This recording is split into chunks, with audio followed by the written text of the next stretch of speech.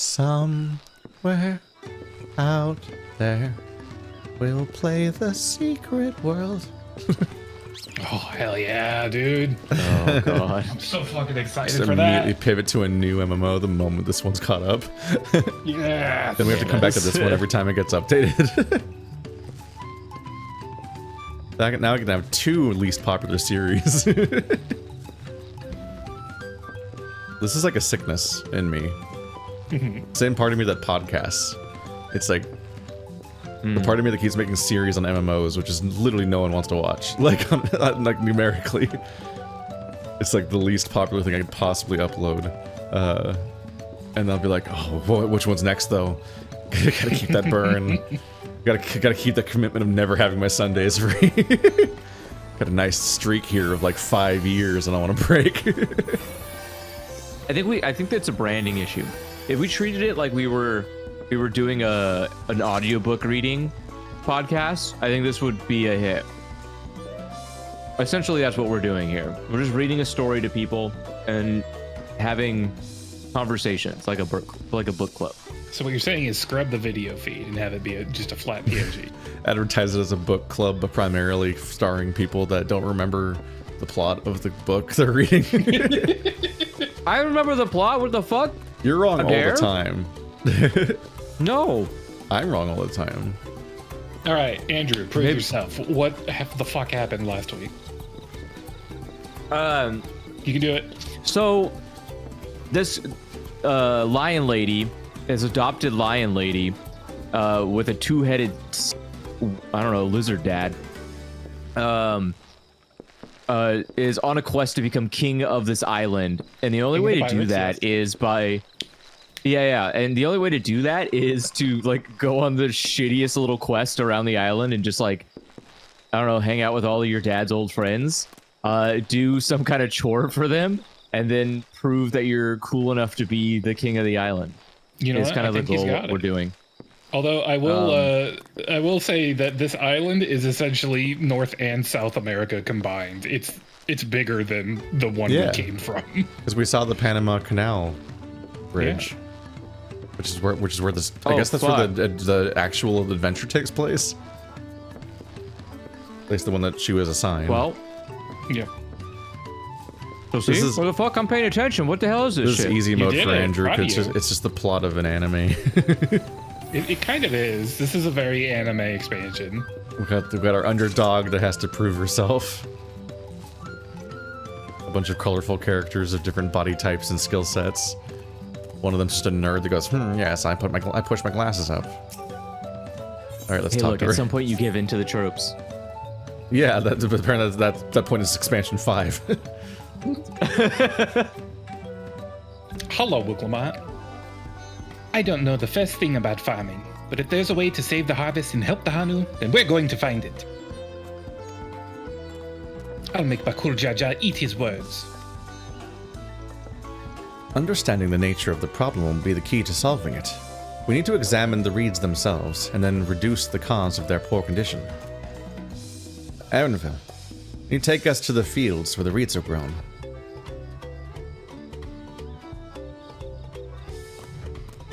That's also you. Oh, it's that guy.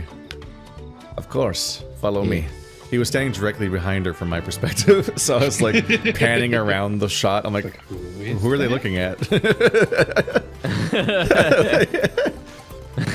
There was somebody in the comments that was like, oh, thank God COD jumped on the knife of playing Woklamat. It's a big knife. I think they were scared that Andrew would play her. Hey, yeah, wait a second. What the fuck? What is that about? What the hell? There is a certain concern that you might do like Cartman's take on Jennifer Lopez.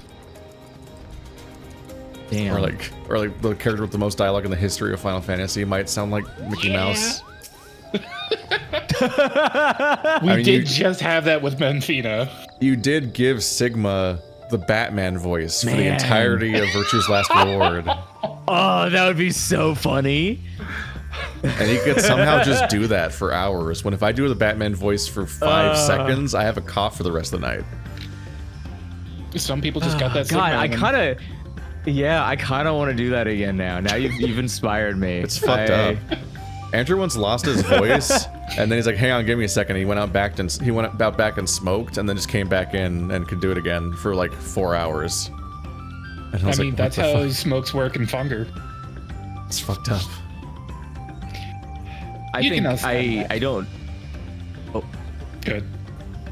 Like, no. It does. It's not relevant at all. It means nothing. It's a worthless thing to say. You're welcome to continue. You have to say it now. What? I parried you. You have to. I personally, I think that's a weakness. I can't believe you can't just go out and have a cigarette and get your voice back. I don't know, man. I've never tested it. This is a personal flaw that you have surfaced to us. Yeah, I think you're just missing an opportunity. Yeah, it's my soft underbelly is my not even once approach to nicotine cigarettes. You can now stand back. I'll get to the bottom of this problem in no time. Wait, didn't she just say she's not a farmer? Give me strength. Let's all of us scour the fields and help our bold leader identify anything unusual. Oh. And that was I didn't bring my lake shoes. And that was a point where a lot of people immediately hated the story because they called her the leader and not us. But I heard so many people say that Final Fantasy is actually good because in 14 you play as just some guy instead of the chosen one was the real thing. I heard people say. What do you mean? As Zanohali described, the reeds appear wilted and unhealthy. This is very much Wuklabot's story now, and a lot of people do not like that. We're never the leader. Yeah, that's what I'm saying. What the We're fuck? We're just the overpowered guy in the lead? party that other people tell what to do. We don't make. Yeah. We have no agency in this entire game practically, except for the time where we were only the main character, mostly kind of Shadowbringers for chunks of it. The water contains no obvious contaminants. It looks fresh and clear at the cursory glance, because a lot of it was literally happening in us. But aside from that, we're like barely even the protagonist of these stories. We're frequently just the guy standing next to the person that has plot. That's like every story arc in the entire game. If we're going to have a mute protagonist, it makes more sense to focus on other people. Yeah. The soil in the patties, as one would expect, rich in color and suitably moist, not dry nor flaky. They would have to do the thing where they give us a billion dialogue choices otherwise if they want to be the focus on us, just like, which is the other thing that happens with silent protagonists, but that's Western games. Mm-hmm. A small frog catches your eye, strangely lackadaisical. It doesn't even bother to hop when it eventually scurries away. It goes, coward. You hopless fiend. Doop-doo. Bum bum bum. Oh! Bum, bum. Lasers. Oh. Seen enough? I'll call everyone together, and we can share our discoveries.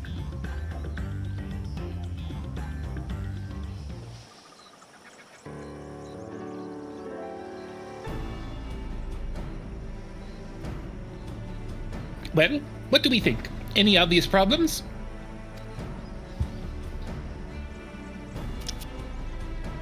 I agree. The waters look to be of good quality, as does the mud in which the reeds have been planted. Not even a four-leaf clover, Kryl? She's not lucky. The frogs and insects are unusually torpid. This suggests the problem is affecting not only the reeds, but also the creatures which live among us. Could something invisible to the naked eye be polluting the water? We would need an alchemist to know for certain.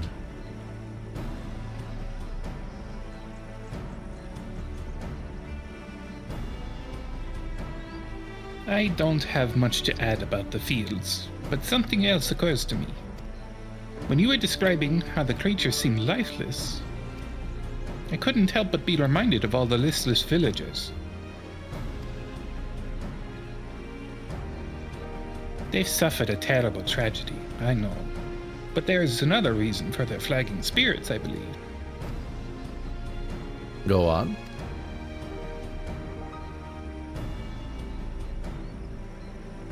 The festival!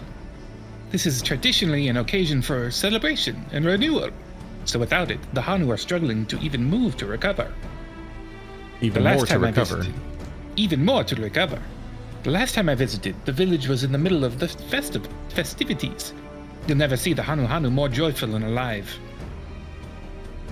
It's an indispensable part of their culture, and its absence will only compound their woes. So I say we help them put on their festival. Give them a reason to cheer in these sad times. Who knows? Maybe fixing one problem could lead us to a solution for the other. Stranger things have happened.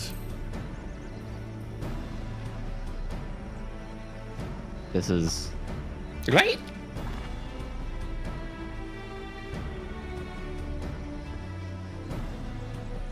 I fail to see the relation between festivals and fields. Let's not be too hasty in dismissing the idea. Things which seem unrelated can later prove to be connected in surprising ways.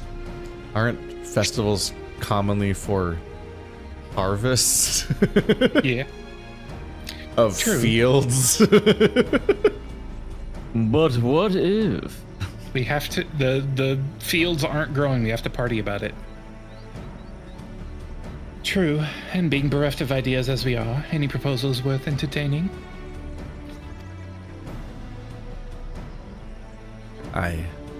I suppose. Besides, this is Woklamat's journey. It's only right that we follow her lead. That's my one line of dialogue for this hour. Goodbye. Thanks, everyone. By the way, does anyone know where the festival float is? It's like a boat, woven from reeds that looks like a bird. Full of root beer. Ooh. In that big building up to the north, let's go and see it.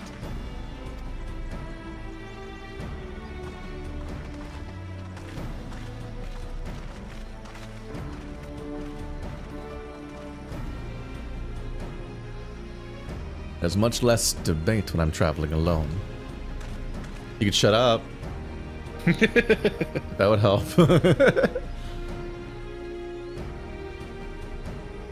See, now they've unlocked glams and new looks. I have not played since last time because I don't usually. I filled up my dresser, but I haven't recombined anything. I think it's. Oh yeah, I can't look at my glamour plates here. I was like, I might still have an old one that I liked that I couldn't use because of class changes. I don't remember. Yeah, they changed it so now you can put incomplete sets in the sets category so they don't take up space anymore. But I had to take them out of the glamour dresser and put them back in, which cost additional prisms and took an hour of my time. So they've only come up with better and more efficient systems. Mm-hmm. Mm-hmm.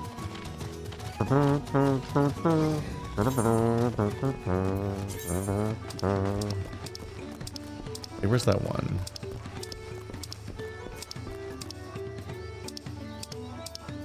On what? What are you looking for? Ah, I took off the other fit. one. Does this one work?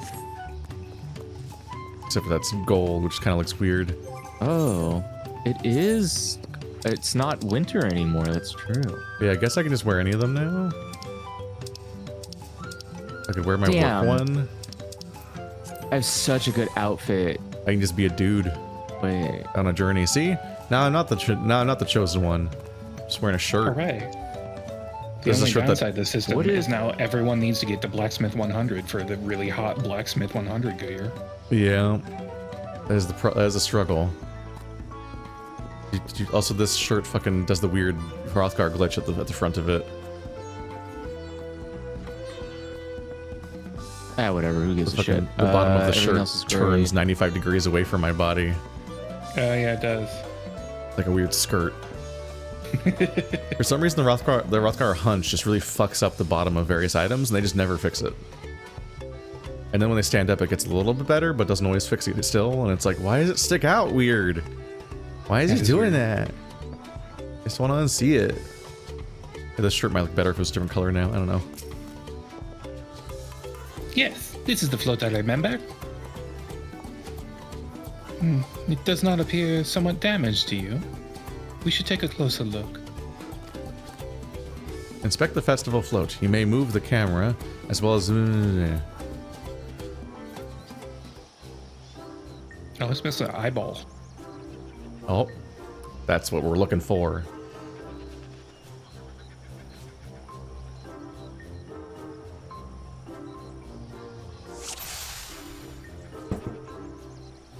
For signs of damage? Well, it's definitely that. Missing an eye.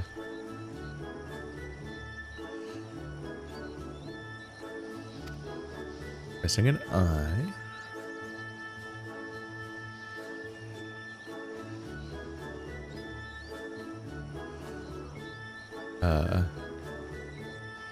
Rotate. They're missing feather? Wait. What else is damaged? What does it normally look the like? Tail feathers. Oh, snapped carrying pole. Oh, you're supposed to intuit that there's supposed to be a pole between those posts. Oh, never mind. The entire post is snapped. Ah, yeah. That was fucked up. It's hard to see because it's so dark in here. That's the same color as the floor. Someone's dog chewed on those feathers. Tasty. Tastes adjacent to chicken. Well, I think we can all agree that this bird boat, is in dire need of repairs. Chicken LaCroix. Now, how do we go about fixing it? Jesus, what an awful brining process. Oh, no, I don't like that. An awful brining process. A Brascano. What is going on here? We were admiring your festival float. 'Tis a shame it's in such a poor state. Due to the recent storm, I gather? Yes, we had to leave it exposed while we ushered our people to safety. With the float in this condition, there could be no lifting of wings. No.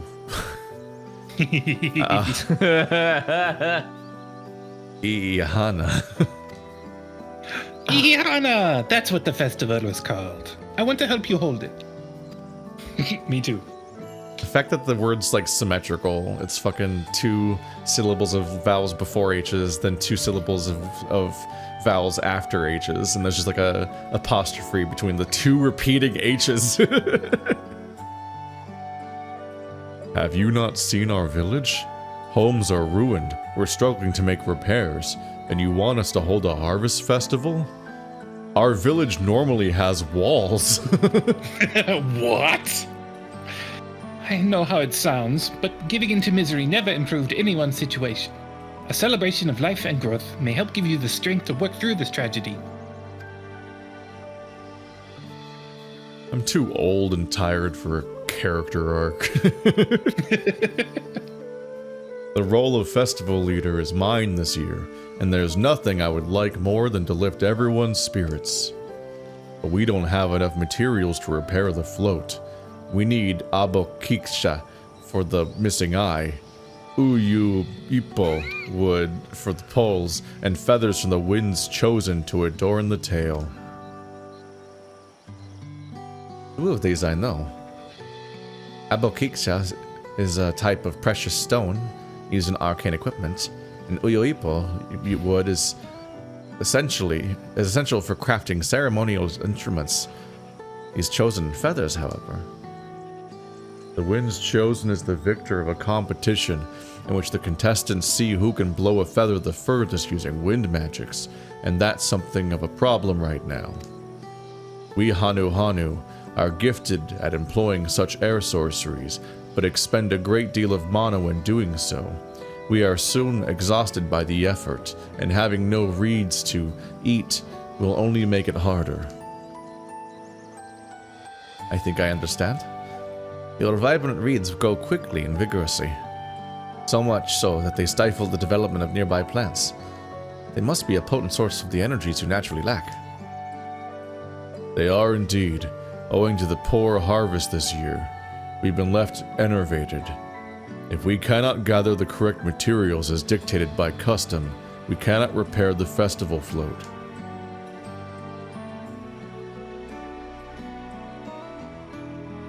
Oddly enough, we may have just stumbled upon our solution. The winds chosen would, by necessity, have a necessary gift for manipulating the magical energies, which means any feathers taken from the victors should be high in ethereal conductivity. The float's construction also requires a stone used in arcane equipment, as well as timber favored for ceremonial tools. The demand for such specific materials must have an underlying reason. Yeah, someone wearing glasses and very smart in this scene. I like the part where Key talked to himself for a long time. The float might also function as an arcane device. Let us explain these people's culture to them as newcomers. They'll respond to that well. Precisely what I was thinking. As a white elf, the boat of reeds is in fact an arcane focus of some kind.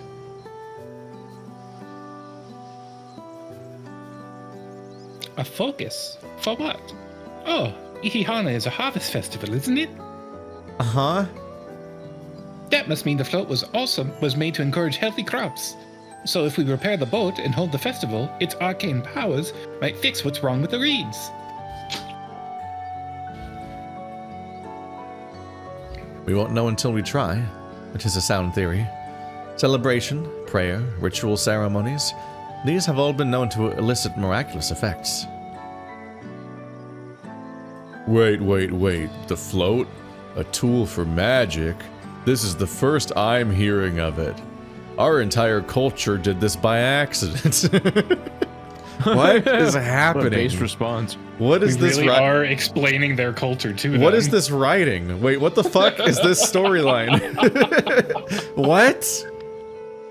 I love this. This is fantastic. This is hilarious. This is like if Jake Sully explained to the avatars how their own stuff worked. Yeah, and it's like, what the fuck? we just showed up for fear for 5 seconds, and it's already the worrying allegory of people from vaguely Europe coming to vaguely North and South America. So it's like, It is seriously like coming to America and explaining crop rotation to the Native Americans. I have a different, woker reason to hate this expansion so far. In the beginning, it may well not have been. After a good harvest year, there would be no reason to change it. But when the harvest was poor, new adornments were likely added, and those who performed the labor must have imbued their work with ardent hopes for a brighter future. Through years of trial and error, the Hanu would have refined their festival float into a focus for harvest prayers. Incredible. I know you're practically fainting from hunger, but reviving Ihihana really does sound like the solution to all your woes. And I promise, we'll do everything in our power to help you. I feel like Dr. Stone just isekai'd into Avatar. It's just like, what is happening? It's a generational fucking ritual. What's the point? It's really infantilizing the native peoples. Yeah, like these traditional rituals, like historically tended to be done because they believed that they had these kinds of powers anyway, when they probably didn't. But here it does have the power, and they don't think it does. And I'm like, we just thought it was fun. And we scientifically proved it does with our science brain from Europe. And I'm like, what are we doing? What are we doing? What are you doing right now? Oh no. I love this. Is so good. Hilarious. I can't believe it. I was really excited to pick this one first. I'm still not convinced about this whole focus business, but I accept your aid nonetheless. I am the rube of this storyline to be proven wrong.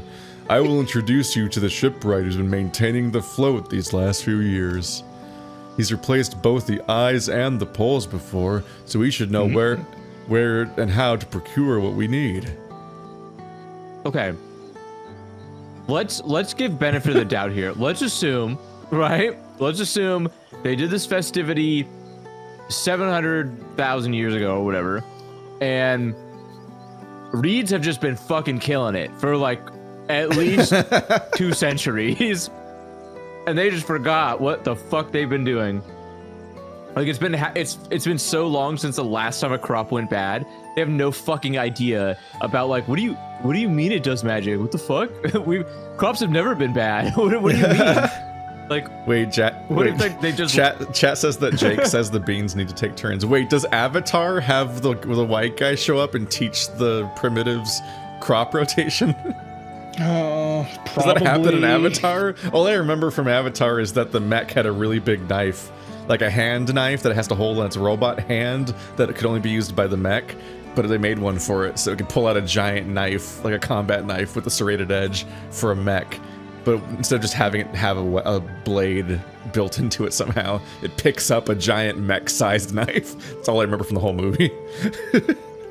I just remember the upsetting fact that they use the same hair they have sex with to entangle with their dinosaur mounts.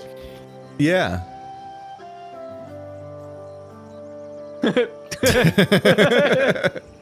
Anyway, Alphinaud. Then allow Alice and I to acquire the feathers. We will encourage the people of Okano to gather and vie for the title of Winds Chosen by sharing with them our own reserves of mana. I'll go with you. I carry some alchemical brews that afford the same effect.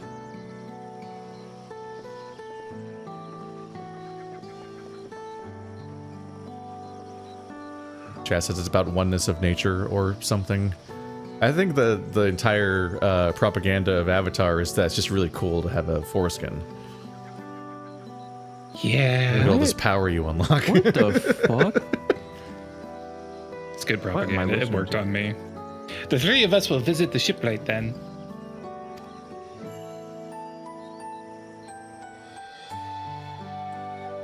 Not without me. I've worked hard to fix the float as best I can, and the responsibility is mine after all. I've not introduced myself, have I? My name is Linuhanu. Nice to meet you, Linuhanu.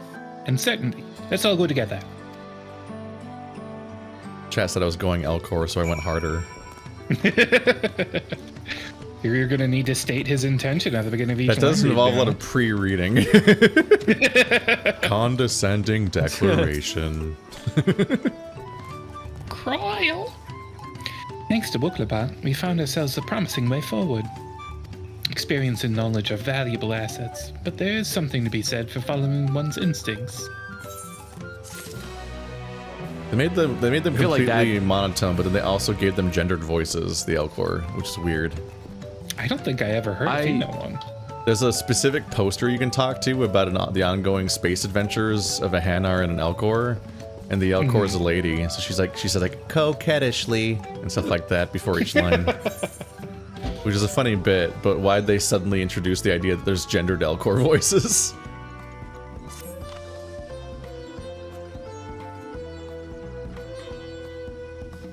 The shipwright's name is Wokevu. He's a Sabral who... Sabral! It's a surprise! Just trying to do a monotone voice, but then the fucking word is slightly insane, so it just kind of like rolls out weird. He's a Sabral who only moved to Kozama Uka a few years ago. He has since mastered our customs to an almost frightening degree. He's especially strict when it comes to manners, so make sure to offer him a proper Hanu greeting. We wouldn't want to offend him right before asking a favor. A proper Hanu greeting? Oh, that one! Don't worry, I remember how it goes. Then we shouldn't have any problems. Let's head to Okbekbi, to the east of here. I fucking love Mass Effect. I could replay the trilogy again.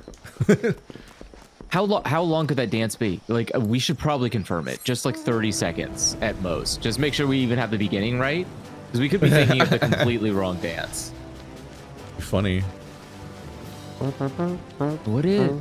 I'm not trying to extend the story here.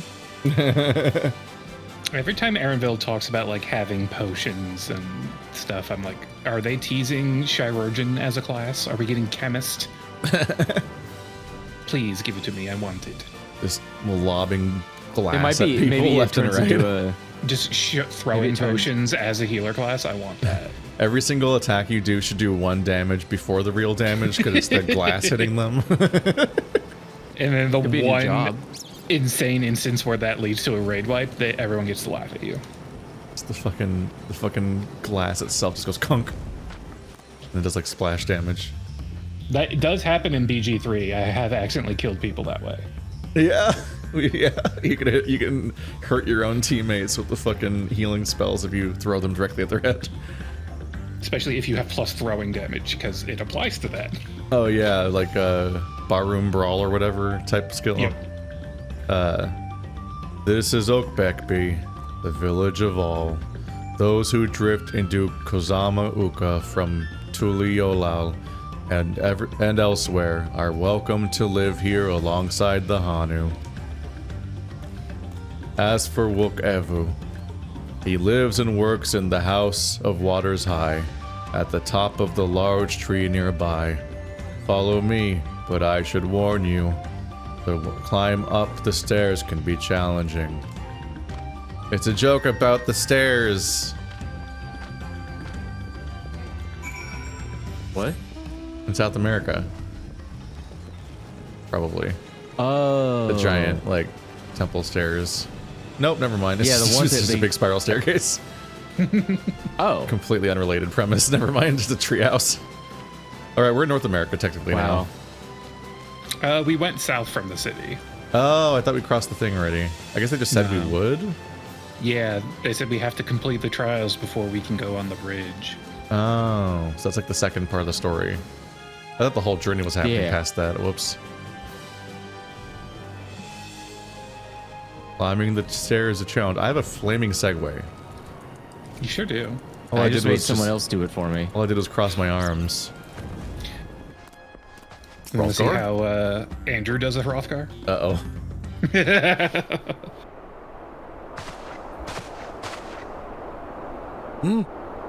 What do you want with me?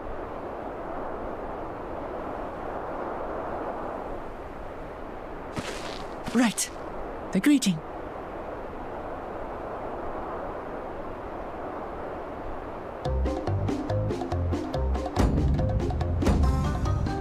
Kali.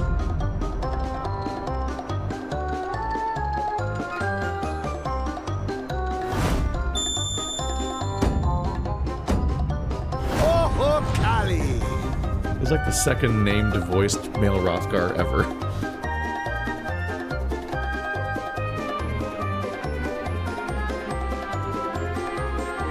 Good. You brought your manners with you. 3, but I've been counting.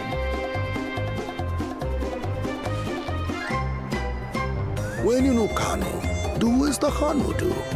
For a country as diverse as ours, the preservation of harmony demands that we respect the cultures of all peoples who call it home. Well, that explains your familiarity with Hanu customs. And you speak truth, of course. To live together means to learn about each other. Ah, I appreciate an open mind. In fact, I get the sense we've met before.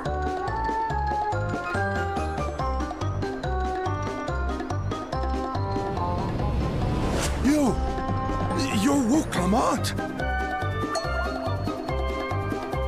Oh, what an unexpected honor for old Wook Evu. Here I am prattling on about manners, and I've gone and insulted the third promise herself.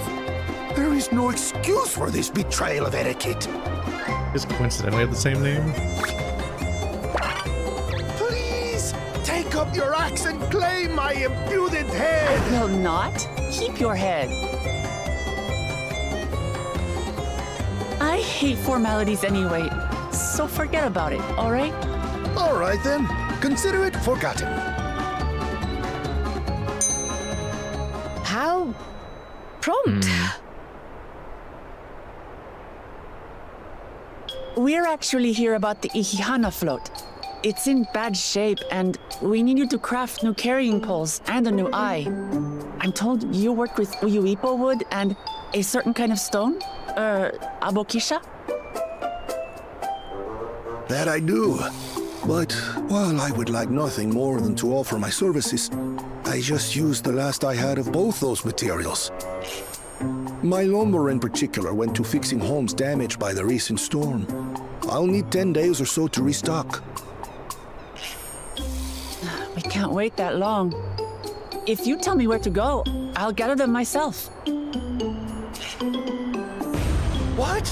Send the third promise out on an errand like some common lackey? That's utterly unconscionable. A gross violation of social protocol.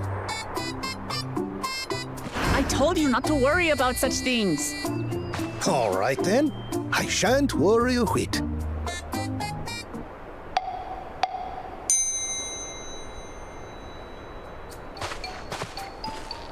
What's with your Hanu friend there? I am festival leader this season, and have come along to oversee the float's repair. You had a voice the whole time. As strange as it may sound, Wuklamat and her friends believe the float is an arcane focus, meant to encourage the growth of our struggling reeds. Too many Hanu have forgotten, it seems. But that is indeed the true purpose of the lifting of wings. Your education is impressive, Third Promise.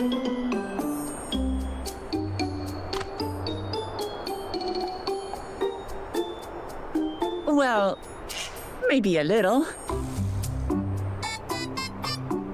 Allow me to show you where to procure Uyuipo.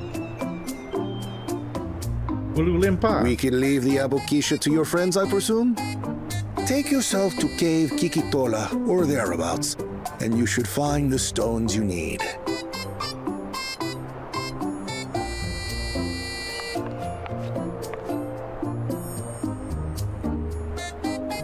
I've been there once or twice.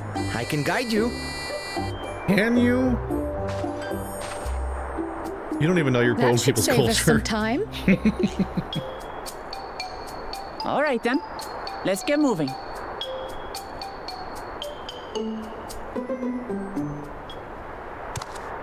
There's always a guy fucking looming. Man, this is a really bad place to do stealth missions. Like, He's not, like, it's so unsubtle as he You has just to hear run him away. tippy tapping. Like, who's that? yeah. Creek. But, Chosen one. but it's also only one entry and exit. Everyone can Yeah. see you leave the thing. Like, this is...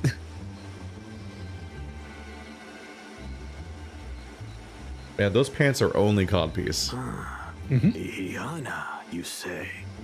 Just a bulging codpiece held together by string. Should our first choice fail to deliver, Like the it underwear. might be wise to let this play out. That one underwear from Baldur's Gate.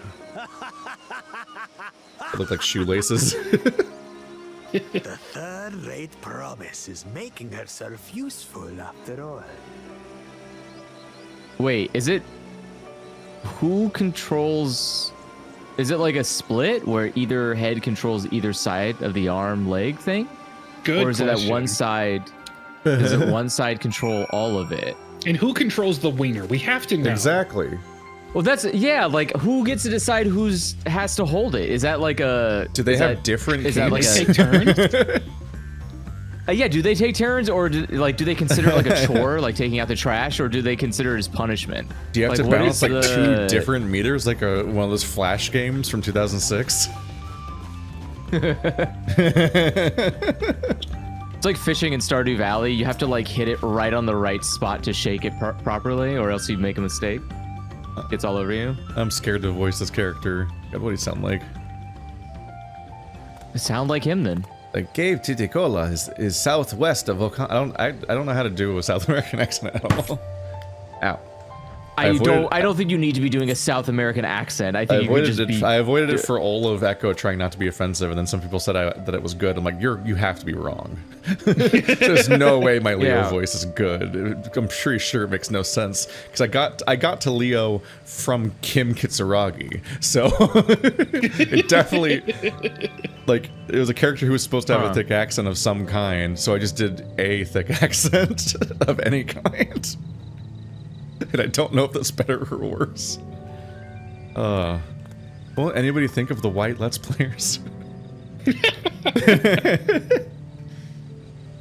Kikitola is southwest of Volcano. We must reach. We can return to the village first, then head there on foot.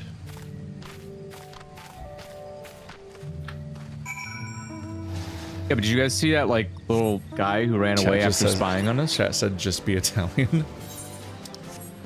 I don't know how to be Italian either. What do you mean? Okay, what nobody do you wants mean to be Italian. Yeah, what the or hell? Italian.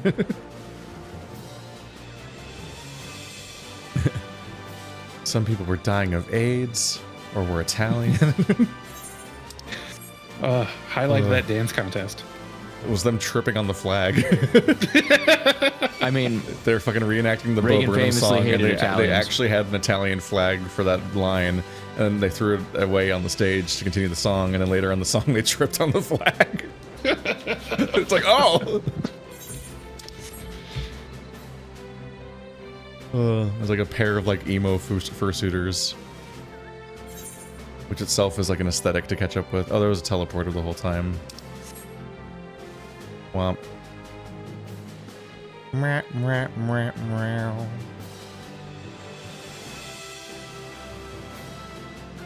Do, do, do, do. Do, do, do. Do, do, do. The gabagoo. The gabu-goobu-doo.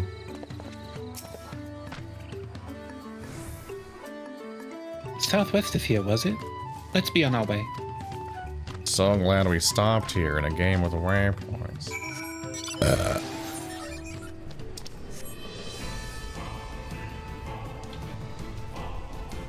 Into the woods. Does each head feel half? You get the left gland, I get the right. Is it like brains where it's inverted? What? No. Let us just pray for him at penis. What do they do? Just have two dicks, but they're inverted. Like it's, whoa! Like it's flipped. Who gets which? Well, let's check E6. See what the verdict is. Let's check the verdict. Wait, what do you mean? What do you mean? What? What do you mean inverted? Like which one gets which one? Oh. Yeah. What does inverted mean? What do you wait? What does that mean? Like they're crisscross. They're crisscross like applesauce, Andrew. Left head, right penis. So they're the same penis, but they just have the opposite. So they have this. Wait. Oh, so two penises. They each one like controls or feels the wrong one. Like it's not they don't. Instead of splitting the body vertically. Okay, I gotcha. All right. That way they can give each other the stranger. The stranger. That's scary. I don't like that. That's scary. I'm thinking about like what if you're like dead ass asleep and the other side wakes up to have to piss, and then you suddenly jolt up because you feel like a stranger's hand touch your stuff. I don't know, that'd be kind of scary for a moment. I don't like that. You'd probably get used to it. If you live that way your whole time, yeah. I don't like that either. I don't really like either. It's an extremely furry premise. Like that's like a thing that someone would draw if given the spark. Mm-hmm. Is they'd draw like one of that like that character, about half of them is passed the fuck out, the other one's like staying up looking at porn on their phone. And they're just having different evenings. Oh. Cave Kikitola as promised. Home to many deadly creatures. Venture inside if you feel confident, but I will conduct my own search out here. You can spot raw apocalyptic by its green-hued glimmer. Bring anything matching that description to me. I shall help scour the insides of the cave then. You take the west half, and I'll take the east. Did you? Sorry, there's not much else that could be said that's not, like... I don't know. It seems too much for a stream. It's like there's... Glowflies. Arguably, that is my fault for bringing up a stupid idea on a stream, but... Uh-oh. Ah! Orburbon! Get out of here! I forgot we have to fight in this game. Wow. We just went to South America and killed Orobon. We're This is efficient. actually the first fight we've gotten into this expansion. Look, hang on a minute. Holy shit. We're pacifists.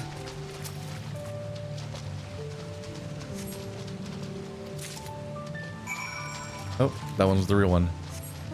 Okie dokie. You can tell I'm just ready to I talk love when about that anything happens. else because I'm checked out of this part of the story because it's so... just immediately. It's like, why This is just the beginning. It's just like, why they We've got a write it long like way to that? go. This can't be the whole expansion. This has to be a fuck up. I picked over the ground near the doesn't entrance, have but to found be, nothing. but Did you have... I've tried nothing and I've run out of ideas. Did you have better luck inside the cave? This is why you're like this. This is why you don't know your own culture. Yes, this is Abokisha. Along with Kryle's contribution, we are more than enough. We have more than enough for our needs. The stones you've brought shine very brightly. I thank you both.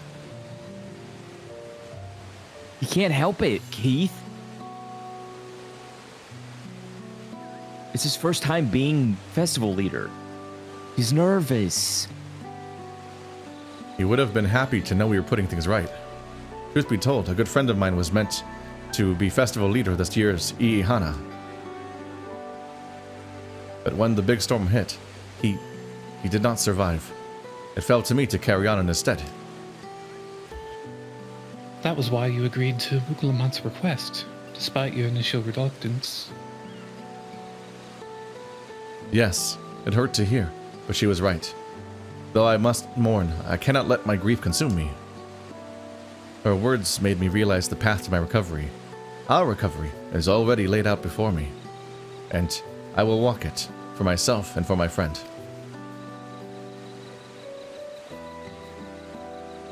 You're tall. Thank you. What? Like, oh my god, she could fit in his hand.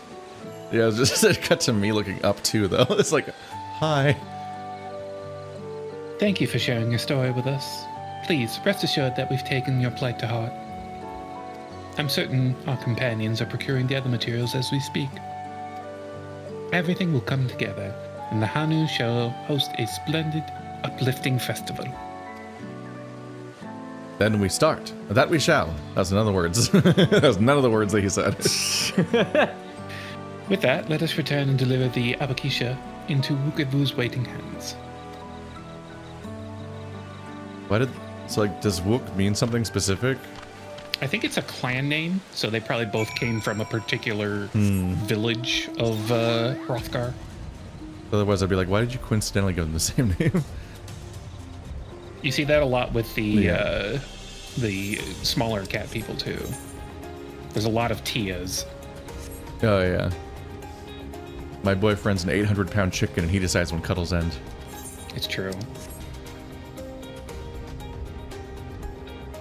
What? It's a really specific What? meme. Oh, I'm like... Specific- Fried chicken in there? What was that? Yeah. What was especially- that drive-by? I don't even know what any of the things said in that content. What even that could even be related to. It's a meme that Con and I have seen redrawn 7 million times. Confounding Andrew is a fun pastime. Yeah. There are just certain memes that might not get the same mileage in other parts of fandom or internet, but they just strike a specific furry need, and so every single person draws them. Yes. The ones you might have had more luck seeing are like Cover Them Up Slut. Have you seen that? No. No. Have you seen the Wow, blonde lady? I thought that would have had greater penetration. Yeah. Have you seen the blonde girl looking at the guy's giant tits? Yes. Yeah. She's because they're like she's got like a huge chest and it's like eye level with her, so she's like looking straight at it. That's been drawn 5 million times by furries, but I'm sure that anime people draw it too, and it's probably everywhere. Yeah, it is everywhere. Yeah, there was one where there was just a guy with big chest filming himself at a low angle on some kind of stream, and somebody just responded, "Cover them up, slut," and it shows up on the screen. And people just redraw that frame constantly. I have one. Okay. It was my Retro Spring profile picture. Oh, you mean like you commissioned somebody to draw? That No, meme I just drew it as for your fun. character? Oh god. Yeah, most art of Meryl wasn't commissioned. You can usually tell what the commissions are because they're porn. I get enough like safe for work art just gifted to me all the time that I'm like, when I'm getting commissions, it's gonna be specific then. Or exploring the OC roster, or just Jet again. So I'm Wookavoo? I guess you can voice a character an hour into the stream. Alright. I mean, It was funny. I realized like 2 lines in that I jumped in and grabbed the bird when it was your only chance to voice anyone still. Yeah. He did have the ladybird okay. that we met first, but she fucked off.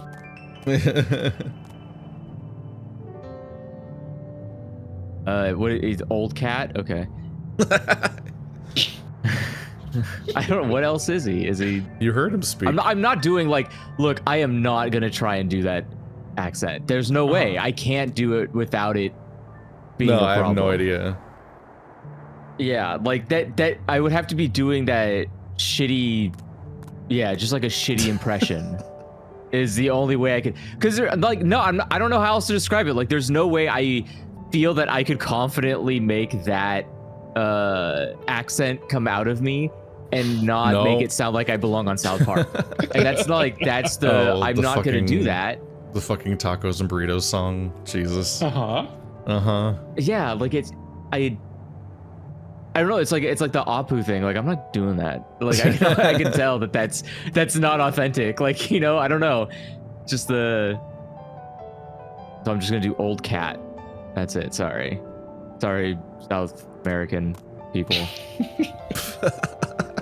I don't know. Brazilian fans. Well, because now is this considered erasure? I don't know, man. It's a complicated navigation. Erasure? Here. Am I just like erasure? Am I like wiping erasure. out that? Yeah, erasure. Like I'm just like I'm bulldozing it with like white guy sound effect. You're like, ugh. Anyways. Thanks to the third promise and her mighty swings, we've collected some suitable logs of Uyupio. What of the Eorzea? This is why we need to give you more characters. This is great. Oh, Jesus Christ. Who taught you vowels? Yes, these are excellent samples. A good quantity, too. At this stage, you'll likely surmise that the lifting of wings encourages the crops to grow, but not exactly how, eh? Well, you're in for a treat. If all goes to plan, the results should be spectacular. Now to get to work crafting these pieces for the float, I could use an assistant versed in the arcane arts to enhance the Uyupo's conductivity. And I'd be delighted to help. Everyone else should head back to Okanu. We'll join you and the float. We'll join you at the float once the work is complete. Did our internet die? To protect the world from devastation. Unite all peoples within our nation. What nation do they exist in? Don't know. No. Don't know. We're not asking. That is not that you don't know. What are the geopolitical structures in the Pokemon world? Especially since they chase them around internationally. Because the whole gimmick of Pokemon is they change like countries every episode, every season. They change regions, but are there even countries? Oh my god. I don't know. What's the government? Is there Unite government? all peoples within our nation. I think we see a mayor once. Mayor Pokemon. Don't. I have a similar reaction stop every thinking time American Dad's lyric says, "And I'm signing a salute to the American race." I'm like, Well, what? That's a weird line. That's like that on purpose because it's... That's uncomfortable sounding. I'm like, what do you mean by that, buddy? What's going on? What do you think it means? White. I feel like they're saying white, and that's the problem. Yes. Yeah. It's That's the worrying. joke. Yes, that's the like, joke.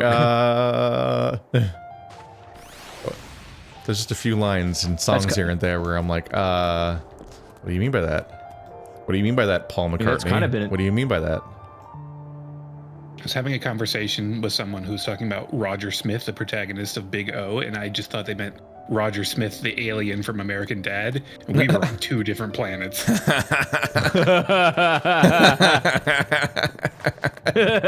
That's crazy. And you have the Beatles classic. What is... She was just 17. You know what I mean. What do you mean by that, Paul? What do you mean by that, Paul? His name rhymes with Epstein. No, it doesn't. I couldn't think of any other thing else to say to rhyme with The lyric that name. rhymes with Epstein, not his name, who was a different person. None of the lyrics were his name. It's fine.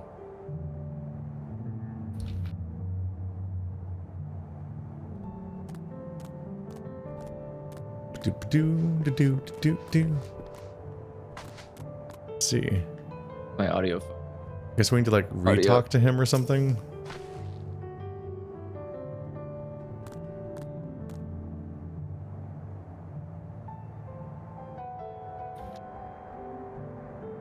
Do we need to re-talk to him? I mean, can't. We got kicked out, so I assume we didn't finish the cutscene. It says speak with Woklamat. Oh, you finished it. Oh, I finished it. You didn't. Oh. Were you mashing? No. Or was the I got to the end of it. Was I it think the it was last just Kyle line? saying go see Woklamat. Yeah, I literally finished my lines and then... Because it was when Kyle was doing Enhance the his lines that it connectivity. killed out. Then I'd be delighted to help. Everyone else should go back to Okanu. We'll join you at the float once the work here is complete.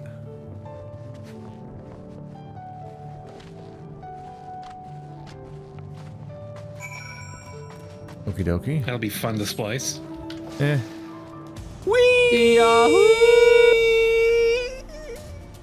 Ew.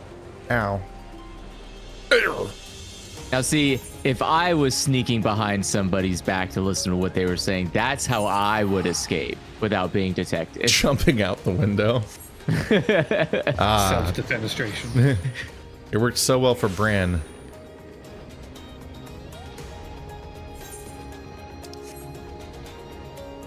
I teleported. And you can teleport too, if you set your mind to it.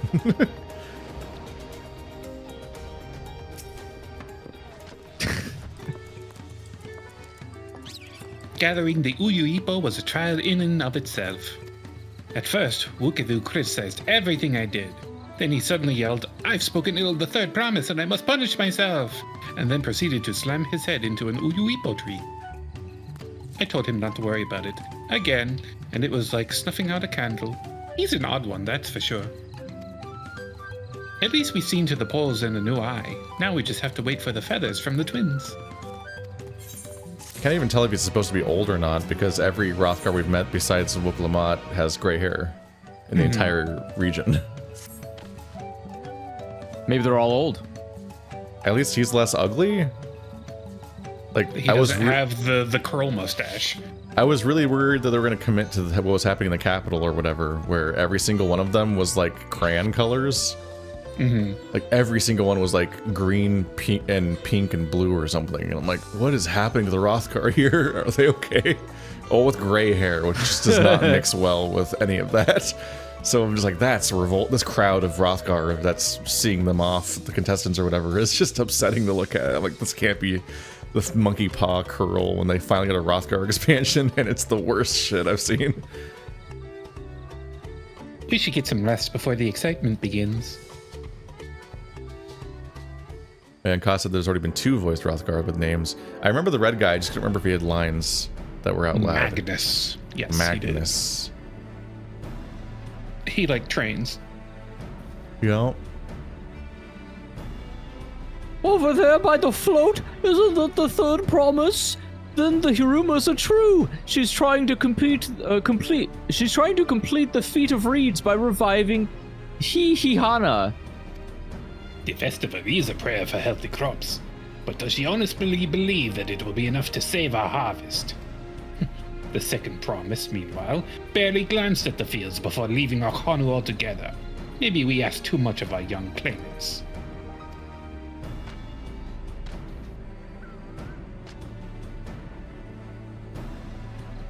Oh, I like how they're talking that loud. Like they're not really gossiping. Now this they're keeps kind of happening like in this expansion where we just hear people talking shit about us in the open. Yeah, this is kind of rough. Oh, I wouldn't be too quick to count Kona out. A friend of mine overheard him muttering by the reeds. Something about what needs be done. Is that so? Well, perhaps we'll get to see another of his innovations firsthand.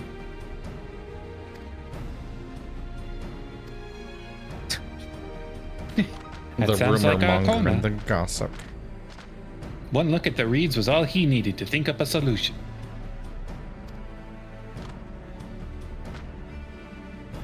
Be that as it may, our own solution is nearly ready.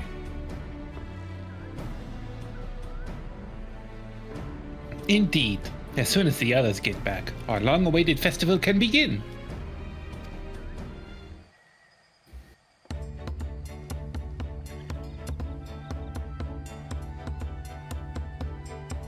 It took some doing, but we managed to gather competitors to vie for the title of Winds Chosen.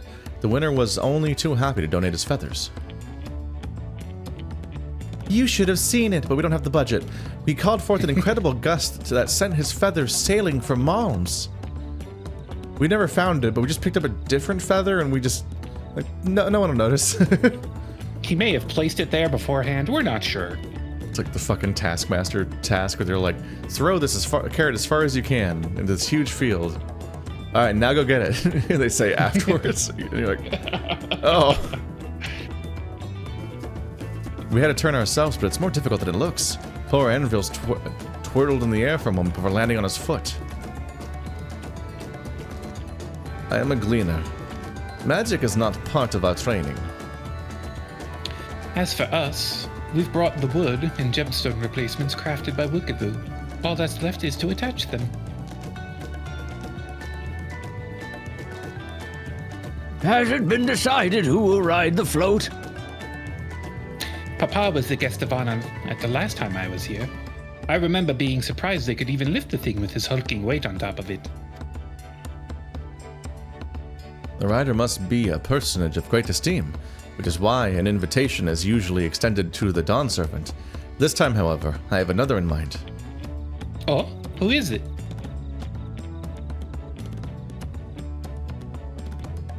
Our beloved Ihana, the lifting of wings, is only being held because of you and your companions. Thus do I nominate you, Wokalamat, as our guest of honor. Me?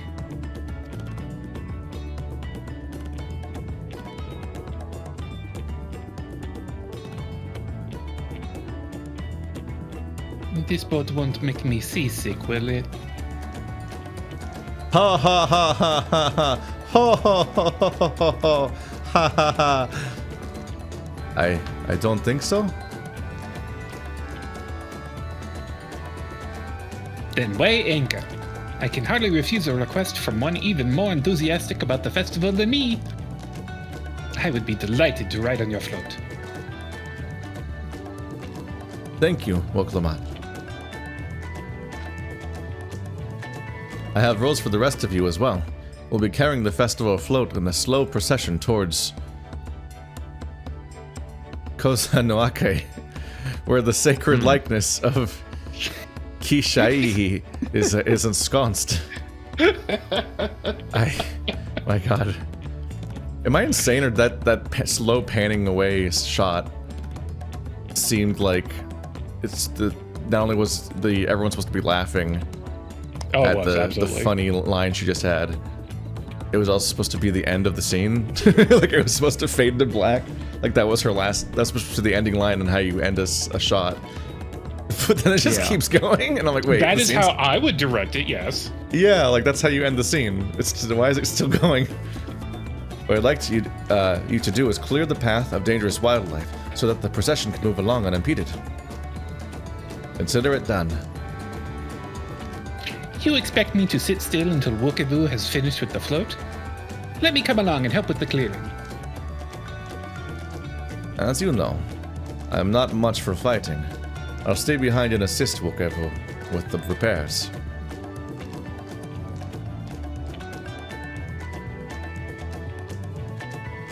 If you aren't sure where you need to go, the path I spoke of begins at the south of the village and branches off to the east. That will lead you across the bridges to the Stride of the Sun. Or enable waypoints, which... MMO. Then we shall see to clearing it end to end.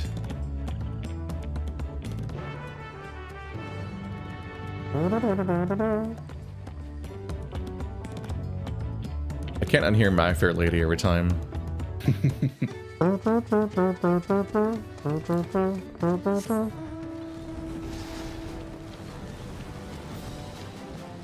My muscle memory forbids me from mounting while moving, but it is possible now. Yeah. Whoa. I keep forgetting that's there, and then I do it, and then I click the button, and then I stop moving. They're just like just so instinctively do not want to do that. Giant shark man. It's a nut you can play with outside. Wow. As Lidohanu said, Kozanauki should be down this way, then off to the east when the path branches.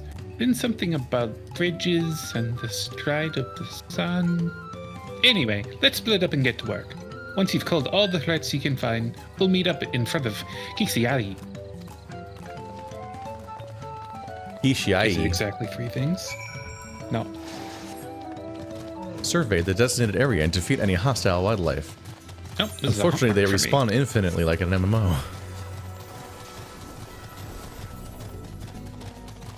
Two Calibri. It's like a Calibri, but a toucan. Whoa.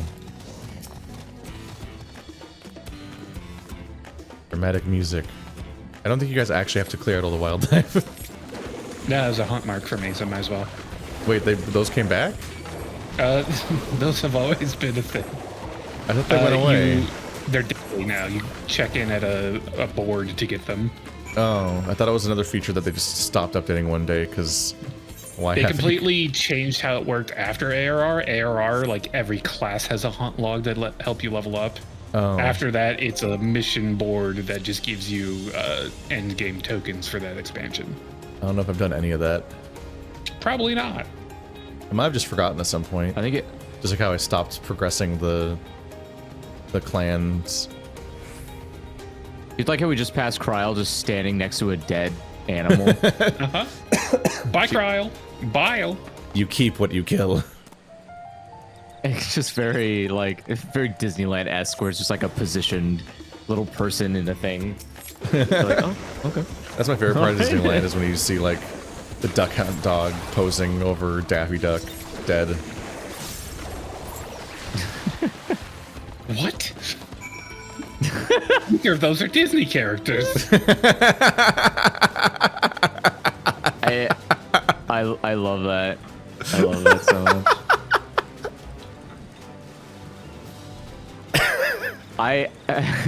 I had such a similar situation once as when What? I was young. Is that there's a thing at Disneyland where, or it used to be, where there used to be this like drawing show. Where like a cast member would just get on a Zoom call and draw, like teach you how to draw a picture of a Disney character. And they take suggestions of which character to draw from the audience. It was just you just kept saying non-Disney characters. No, I was there. Oh, there we go. Alpinod with dead frogs, just posed, standing there. I want to draw Ichigo Bleach. No, no, I didn't want to. I didn't want to do it, but my mom at the time had like volunteered, just like waved her hand. She got better. Well, I don't have one now, so like that's how it works usually. What a phrasing. Like, is that not true? My mom of the time. But yeah, I got volunteered, and I panicked and could not think of a single Disney character, and just for I don't know why blurted out Marvin. Look around. Yeah, just like I literally panicked. I was like, where's the kaboom? It's supposed to be a huge, earth-shattering kaboom. All I remember from his entire character. He looks like some kind of parody of an opera singer or something. He's in like Spartan armor. Something's up with him. The armored skirt. Ah, you were one step ahead of us. This must be the likeness of Kishaihi.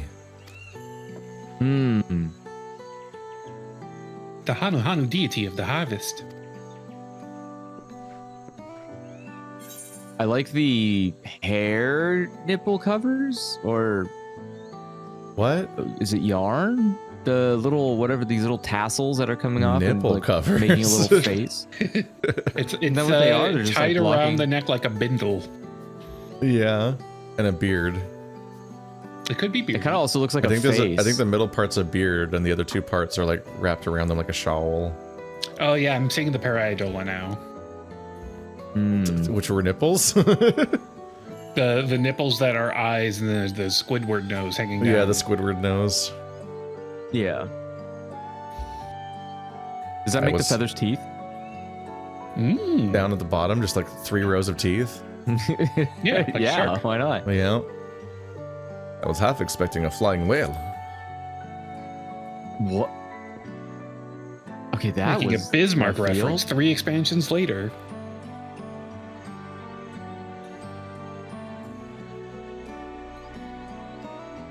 Sorry, 4 expansions later. A whale? Why a whale of all things? Anyway, it's said that Kishihari here was worshipped on another continent. This ancient faith was then brought to Tural by the first Hanu.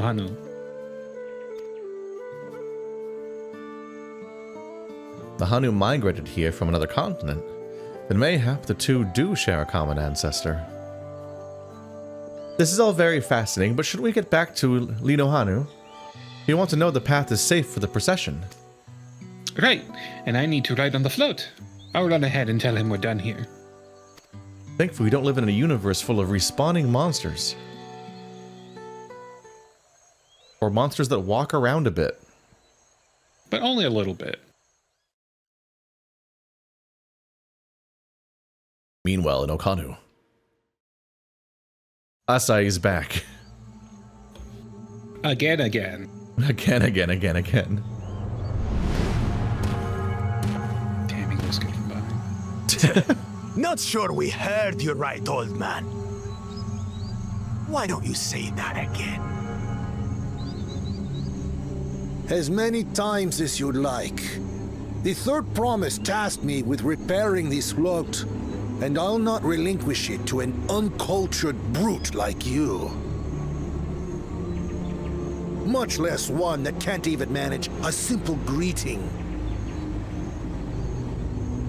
We wanted to handle this in a civilized way, but we're more than willing to kill you.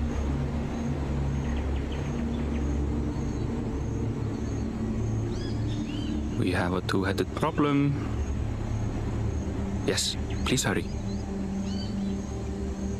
She's on her way back already?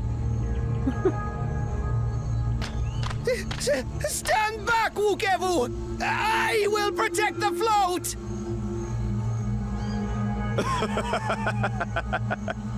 Are you trying to be brave, little bird? So he gets the I chest. could never have repaired the float alone. Not properly. But thanks to Wuklamat and her friends, we can hold Ihihana again! I feel like the Warrior of Light has permission This to is kill a him now. priceless treasure! Yeah. And as festival leader, I would die to protect it! Very well, if that's what you want. They threatened a friend. They're free to kill. Take the shot, take the shot. And then I draw him pregnant. I don't know quite how to get that, but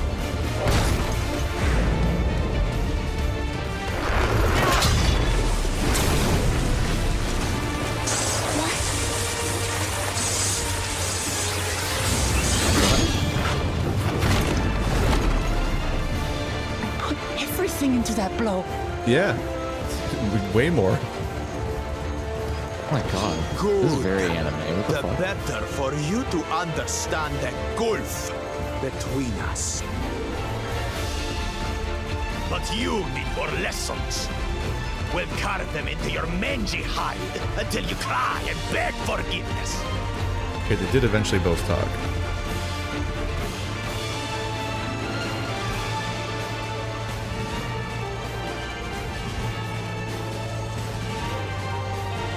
Your brilliant plan was to steal the float and take the credit.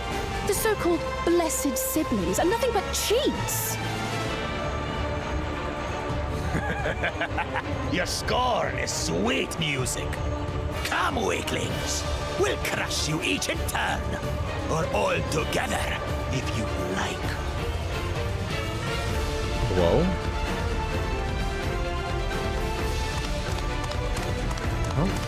You're taking on 5 people. Calm Crazy. yourself, Chosen One. If you fight in earnest, this will end in a massacre. What's more, we have word that our other prospect is on the verge of success.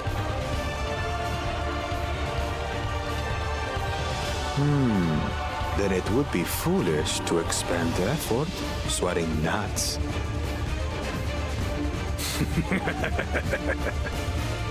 Lucky for you. Eh.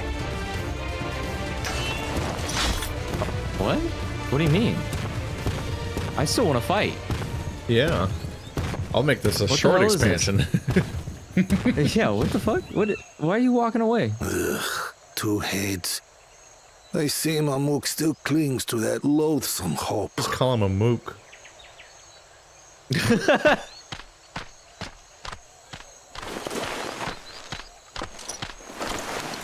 Talk to us, Third Promise. You're not dying, are you? It'll take more than that to kill me. Such as getting hit. So, are we having this festival or not? I'm hungry. Yes! Yes, we are! do not try to make the bird emote. It's scary. It reminds me of those. It reminds me of those dogs that like will smile, but it's the whole face it smiles, and you're like, Yeah. oh. There's the okay. surreal thing about doing Great. so many. Smile dog. Yeah, I love Smile Dog. There's 700 types, and people draw them hornily.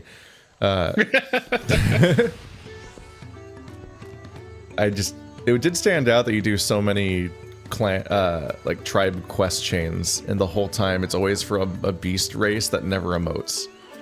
I was like, oh, they finally have- gave some expressions to one of them.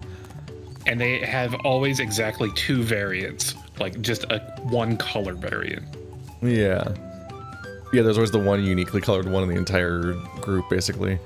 But yeah, I was starting to think that they were just going to keep doing a thing where in every cutscene only one of the 2 heads talks. Because really conspicuously the whole time we were... Yeah. Like, just really conspicuously the whole time we were introduced to the guy. Oh, they're dead again. Oh, he can't hear me. Oh, yeah. I was surprised when the other guy talked. Because the fucking two-headed guy keeps only having one guy talk for, like, entire cutscenes. Yeah. Like, really conspicuously, when we were introduced to him, the chameleon head never spoke for, like, several scenes. I was like, that's weird. They're introducing a multi-headed character and not having them, like, talk back and forth. Like, is it a thing that the other one doesn't talk? And then we meet the other guy, and it genuinely is a thing that that guy's other head doesn't talk, because it's like maybe like it's like always sleeping or something. And I'm like maybe it's dead, maybe it's rotting away, maybe it's really upsetting. God, that's extremely upsetting. Yeah, it's so upsetting. Just waking up next to a dead head every morning. Yeah, a dead head. That's like my greatest fear. Waking up married to someone who loves the Grateful Dead.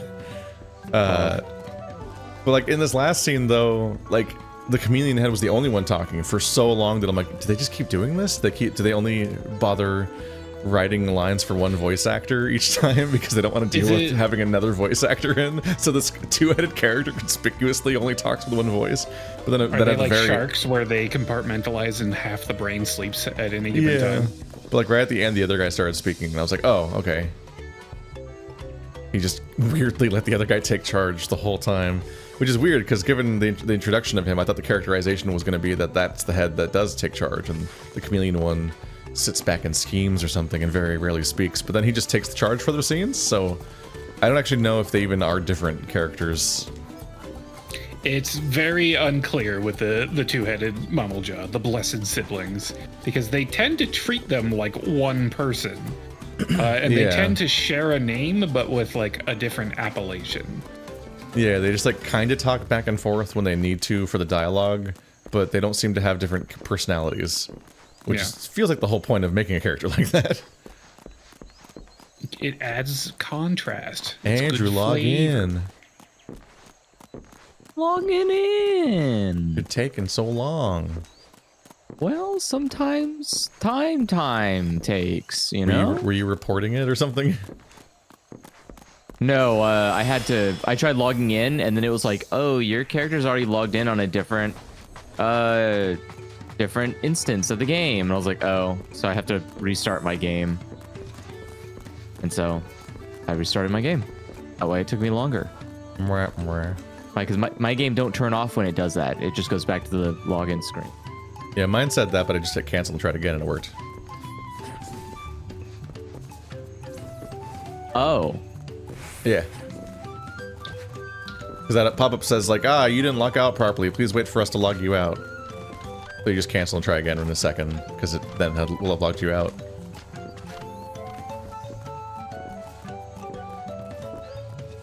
Talking to Linuhan. Linuhan. Thank you for coming to our rescue. I tried to protect the float, but against that two-head, I may well not have been there at all. Nonsense. You stood your ground and brought us the time we needed to make it back. You were incredibly brave.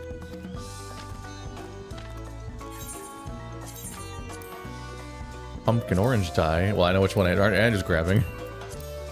Oh.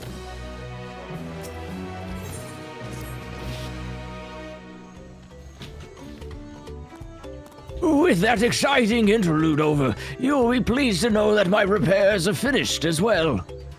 Before we commence the festival, however, it would be a courtesy to inform the villagers that There. Why, I said this the first... Hee-hee-ha-ha, thank you. will be held after all. Go forth, but do not forget your greetings. At this stage, I should hope the reminder is unnecessary. Oh ho, Kali! See? I remember. I like a greeting dance that just shows off your pits. I went a different direction with that. There's a couple of things I really like about this expansion. I really like that they chosen an isekai storyline, because isn't that most expansions? I really appreciate that. Isn't every expansion in a new location? This is very like it's one of those kind of like you showed up and you're the secondary character in a story kind of isekai where it's like, oops, I somehow ended up as the second hand to the prince of the whole nation. Like that's giving that's like the vibes that are going on. Oh ho Kali.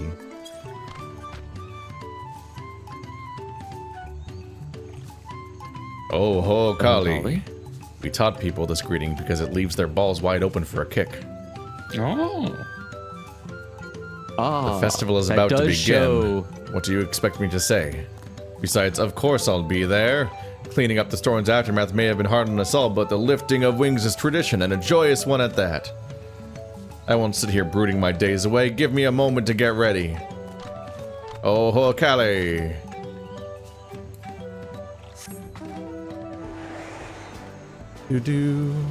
Just we walked right past this one. The mournful Hanu. Oh no. We're gonna dance to the sad person? Again? Oh ho Kali. What? The float is fixed.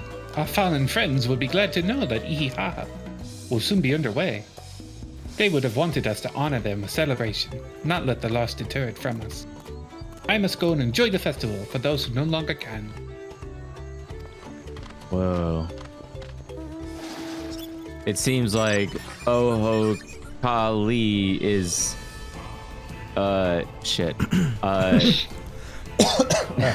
Damn.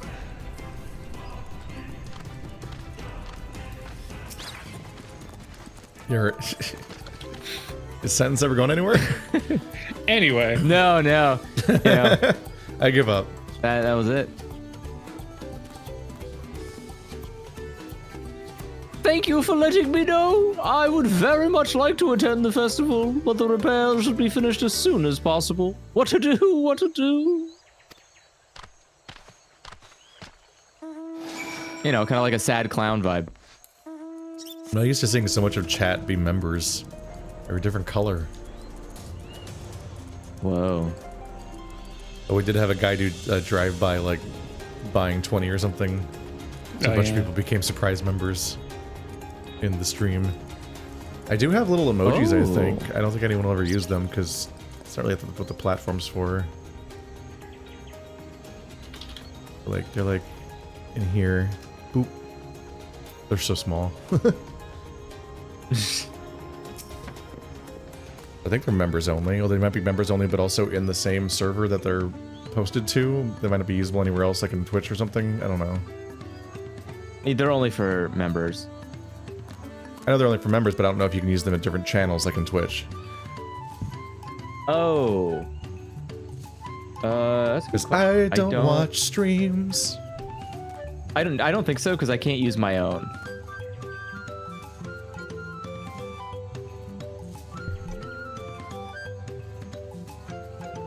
Yeah, no. I think it's just yours and then the general. The Hanu were pleased to hear the festival was going ahead, I imagine. That is well. Once your friends return, the lifting of wings can begin at last.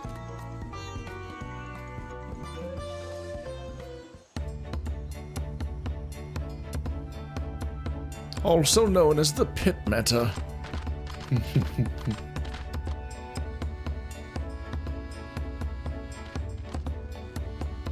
Oh. Drip is on point, fellas. So few have come. Oh. Patience. Once Ihihana gets underway, no Hanu will be able to resist joining in. Just so. Ukewu knows well the heart of the Hanu. His tongue is just visibly sticking out the whole time. And climb aboard the float. Like curved it's time for the lifting of wings. Don't make that face. Off we go. She's coming.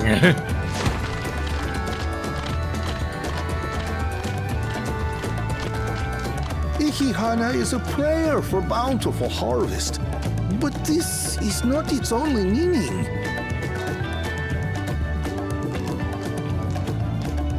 It is also an exchange of pledges between rider and bearers, a commitment to a long and fruitful friendship. Listen well, friends! The personage we bear today is Wuklamat, the savior of our beloved festival! Let your shoulders burn, or your feathers fall out, but do not even think of dropping her! Don't call her that. Just don't call her that. Don't call her your woke savior.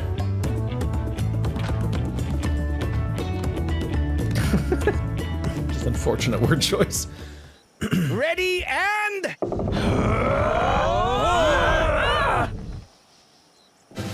Oh. I could get used to this. I'm sure you could, Daenerys.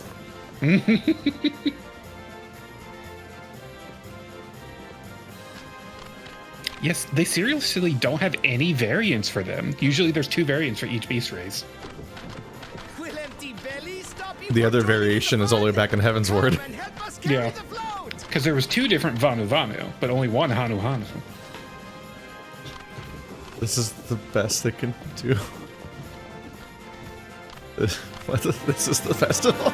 Well. What a festival. To see the day that Dawn's promise would ride our boat again.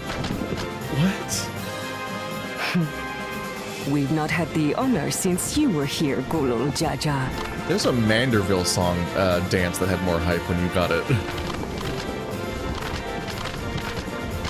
Right, we've enough bearers now. Onwards to Kozanuaki!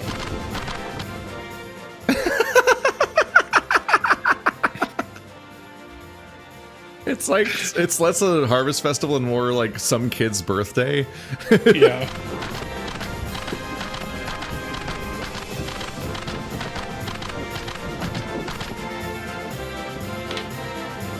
Fucking chicken. Slowly making his way up the stairs. Looks like those weird like beach birds that kind of like bob in place when they're walking. They're still doing it. Watch well, for you are about to bear witness to the true glory of Ihihana.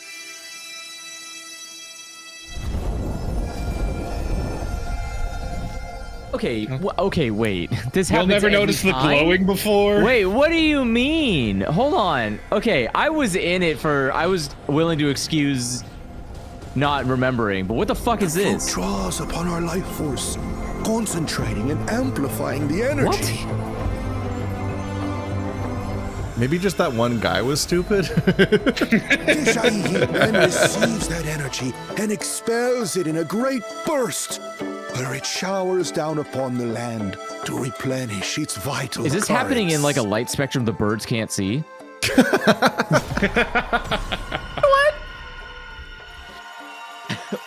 Ow. How the fuck did you not notice any of this happening? What did you think was happening right now? Do you think it was a light show? Like, ooh.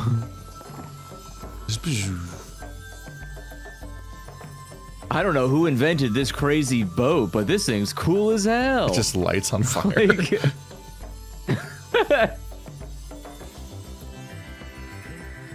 imagine having to figure that out. Like you accidentally build a boat and then lift it a couple of times and just start shooting fucking laser beams out of its eyes.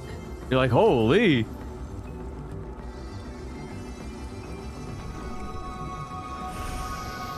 Oh, okay.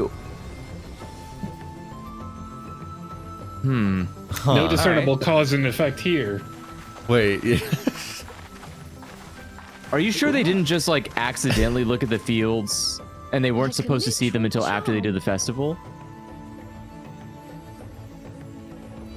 The float really was What do helping you the mean? reeds. What the fuck do you mean? That was amazing! To think that such a thing was even possible. I think I'm Lino looking up how Hanu's long doing these a things bit. live for. There's no fucking way. Unless these things live for like 2 years maximum, there's no white way. people are here. I got the funniest bit. I'm gonna pretend to not know anything about the entire region. Maybe they put the village idiot in charge of this as a test for us. I'm so confused.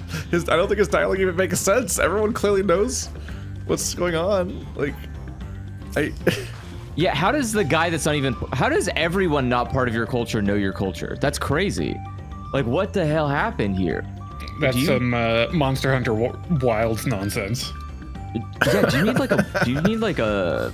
God, Monster Hunter Wilds has the same fucking problem, yeah. Yep. The kid gets separated from his culture, and then we take him back to his culture, but in a time span where like no time has passed, and the moment we get back, his people explain his culture to him. We were saving all the secrets of our culture for your quinceañera. Yeah, like he just knows nothing about his culture, and his people just monologue about their culture to him when he returns to his own culture, and I'm like, that entire game needs to be... I said at the time that game needs to be, like, needed to be written so that that person was, like, raised amongst the hunters for, like, 10 years and has, like, been alienated from their homeland and is finally going back or something. Because, like, the story seems to take place over the course of a week, and it makes no sense that he can't figure out how to get back and also doesn't know anything about his own people. Should I have left the float behind like that? I was so excited to see the reeds. Nothing to worry yourself over. My brethren have been swept up by the festival fever. Last I saw, they were taking turns at carrying poles on the way back to the village. Please, feel free to look over the fields and enjoy the sight of what you've accomplished. We put him in charge as a joke.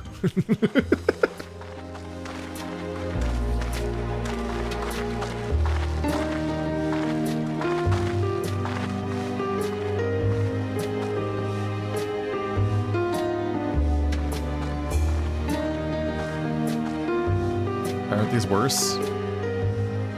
This is the part that didn't do it Some enough of or them something? still look a bit sickly. I imagine even the harvest magic has its limits. If the Hanu continue their festival tradition year after year, though, the entire field should eventually recover. Where does that leave us with the feet, then? You've got nothing to fear on that account. Our situation could never have resolved itself.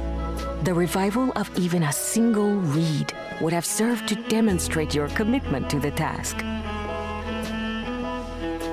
That you recognized the nature of the float and found a near-perfect solution in Ihihana proves your dedication. What's more, I don't think I've seen the festival produce such impressive results since I was a mere chirper.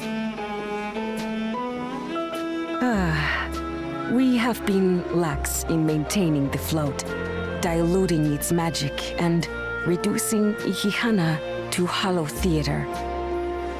But today's events remind us of the power in tradition. So it's normally lamer than that?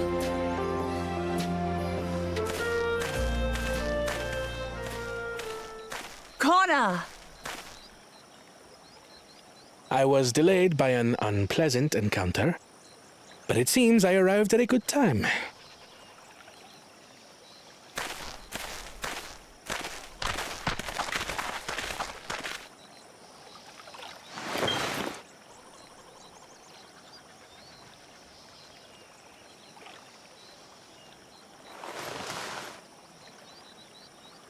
Just ruins everything.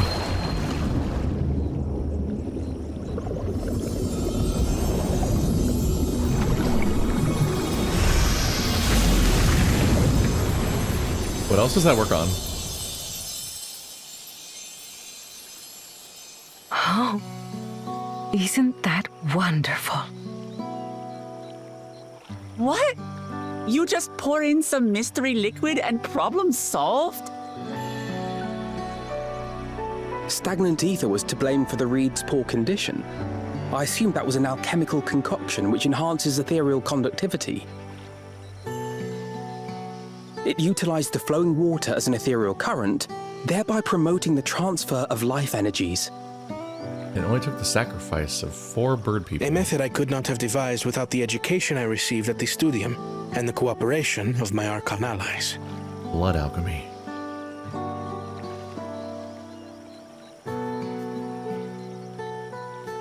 Archon allies?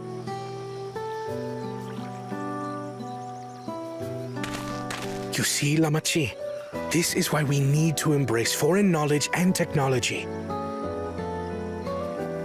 Employed appropriately, they make light work of what would otherwise be arduous labor. There's no need to lug around heavy floats.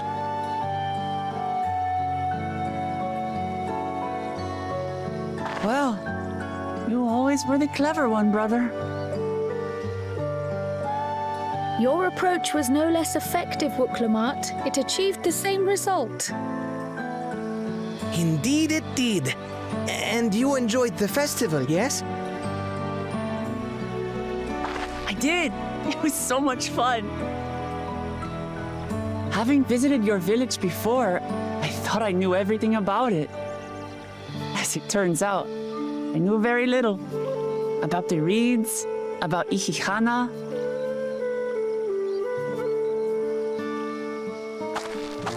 With all I've learned this time, I feel as though I've really come to know the Hanu. And I like you even more now than I did before.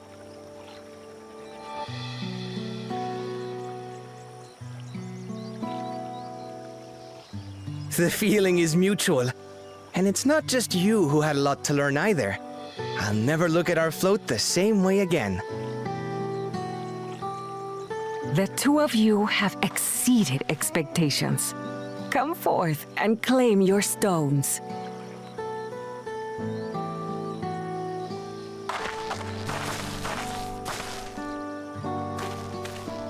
What do they taste like? Don't swallow both of them. So this is what they look like. I hate her. Magnetize Go to on, each other in your set intestines. it in the tablet.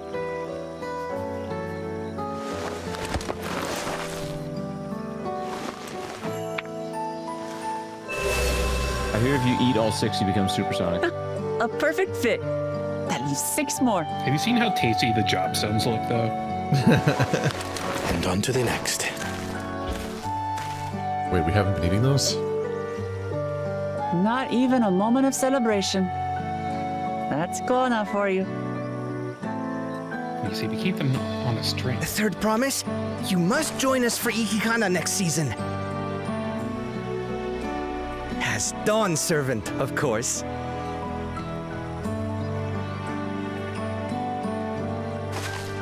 Right. It's back to Tulihiola for now. Thank you for having us. I look forward to seeing you all again.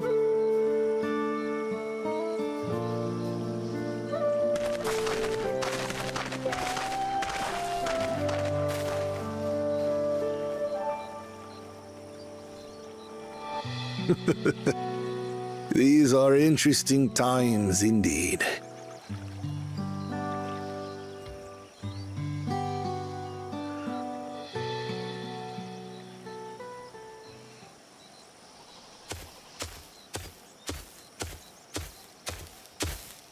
The concoction was brewed by Kona himself. It's a test vial, but it should contain the same reagents.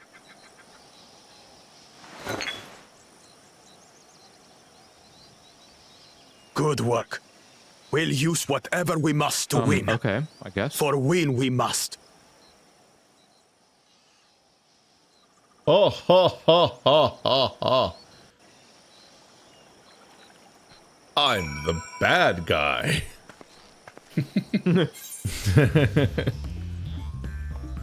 God. Chess says they legit thought that they were just all acting ignorant because it's test day, but maybe they're just dumb. That would be better on some level if this was like a weird curated, like, sort of condescending series of tests. Like, oh, let's see if they can figure it out. Can you find the map? That would make narrative sense. What if they just don't actually live like this? It also just... it better explain why she just showed up like that, too. I will now explain this entire question in a way that makes sense, but kind of doesn't, because if I can articulate all this, then what was the then why was the problem, why did it exist in the first place? Like, it's weird that she could just, like, capstone the whole thing and perfectly sum it up in a way where she identifies what the problem was, when she wasn't even there the whole time. Yeah, she fucked off immediately.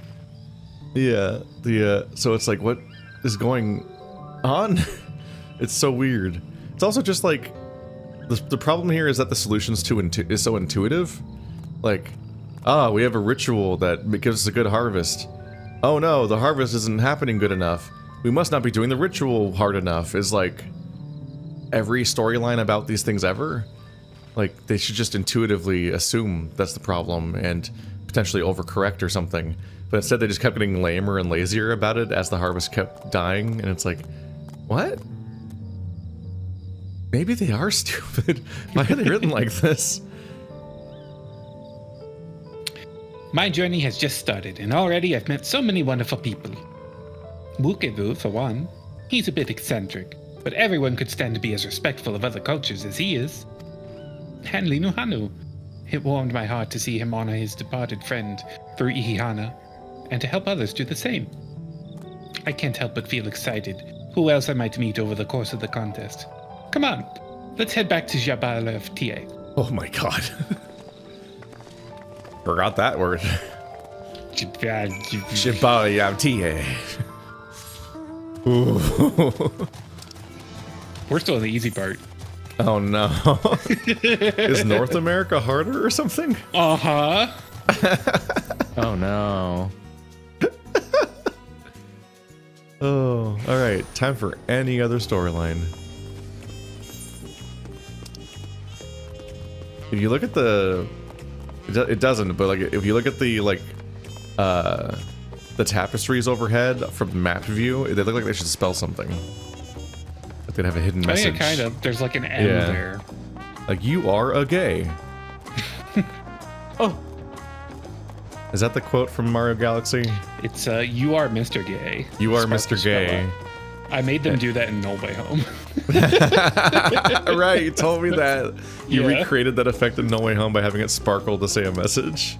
Uh-huh. What does yours say? I don't remember. It's probably just gay. I'll have to just check it next time.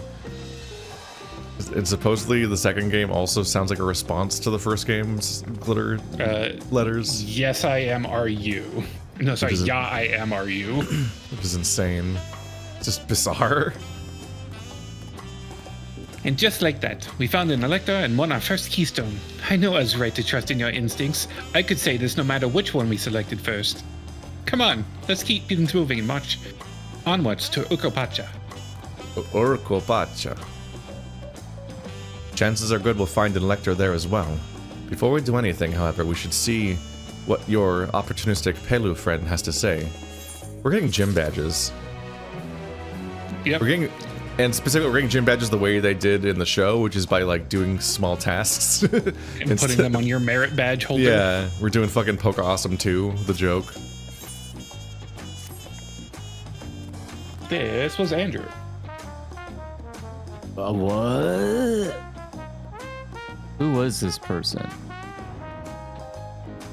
Okay. It's just a little guy. Just a little guy. I don't remember what voice I gave him. I'm sorry. Okay. I've been waiting for what feels like days and eaten enough of Brooks Uvu's tacos to feed an army. What is it you'd like to know?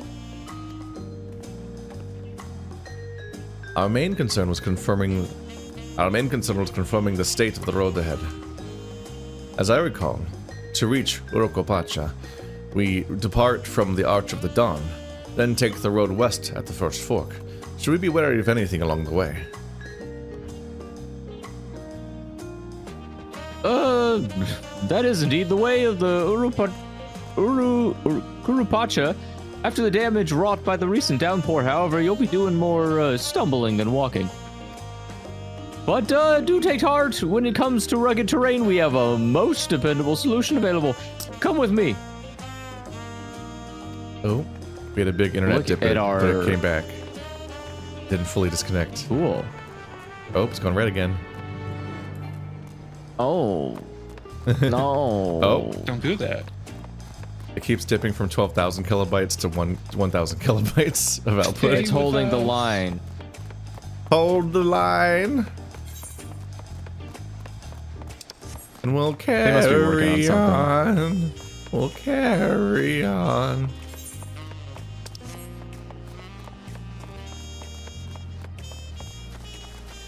Thankfully, none of this fucks up the recording. The stream just gets to have fun only kind of seeing it.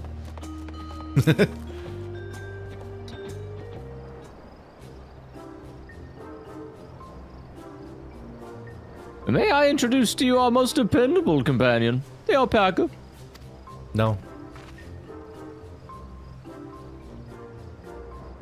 I don't like that their ears do that. That's not how anyone's ears work. These animals can traverse Urupacha's steep mountain trails as if they were gentle fields, all while carrying heavy loads. Our merchants would be lost without them. So they fill much the same niche as our chocobos back home. Choco what? You don't have alpacas in Eorzea? Alpacas are native to Yogg-Toral. Eorzea has its chocobos, and the eastern lands have their horses. There's just actually horses out there. Why go to the trouble of breeding another pack beast in a place which ill suits its qualities and where it is not needed anyway? Do we have horses in Doma? I don't think we did. But must we ride these little monsters? I get the impression you aren't fond of alpacas. When I was small and being a bit naughty, I went around pulling on their wool. One of them spat on me, and it was the foulest stench you can imagine. Oh no. I see.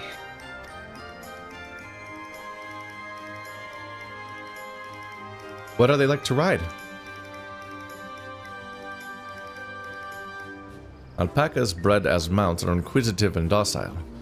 Even those without experience find them easy to handle.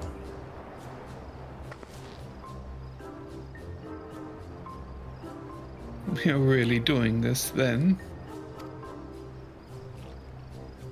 So, was my information useful to you? Yes, very helpful, even if it wasn't what I wanted to hear.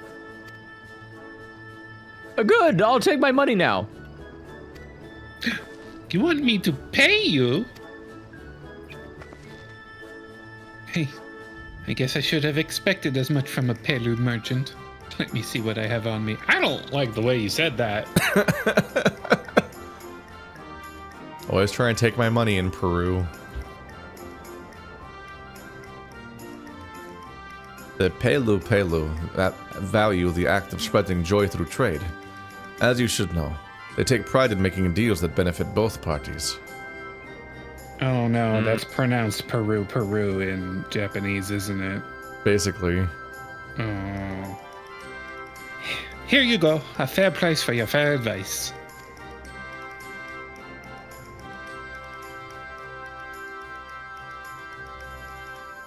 Yes, I made a trade with a third promised herself.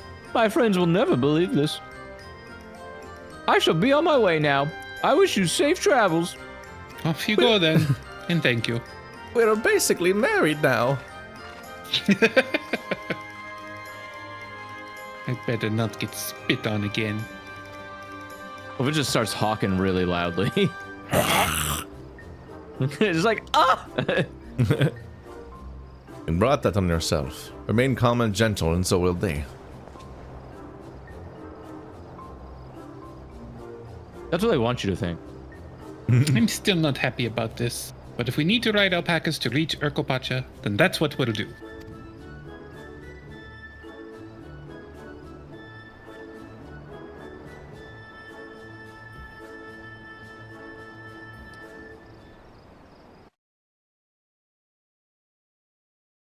You gain 1 million experience.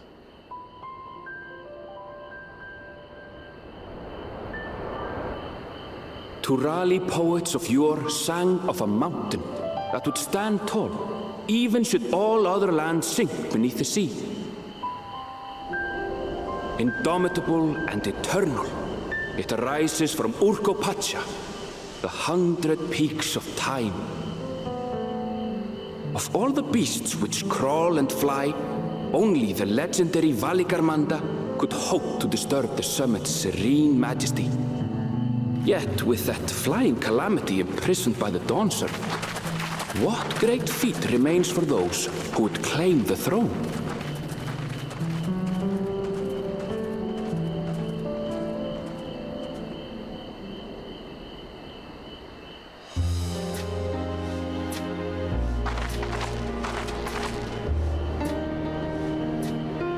So this is Urkopacha. I've never actually been here before.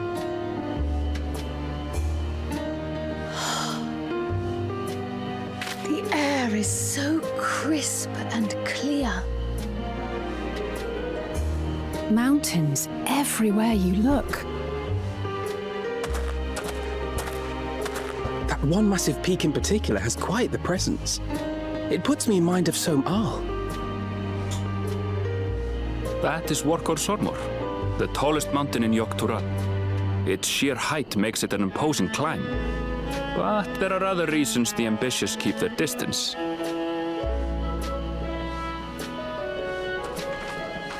Oh? Do tell.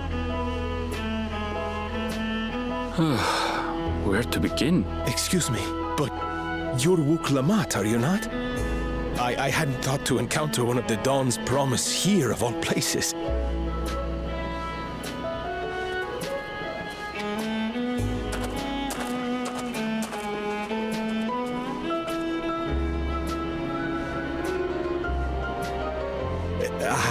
But I should introduce myself. I am Bolnok, a weaver by trade. Well met, Bolnok. We're on our way to Watrunpelo. Oh, truly, I've just come from there, as it happens. I'd asked the Pelu who sell me their wool to give me a tour of their alpaca ranch. The head rancher and I shared a bottle of mezcal while he explained the finer points of wool production. Mezcal, is that a local beverage? It's an Urkopacha specialty. A spirit made from distilled agave heart juice.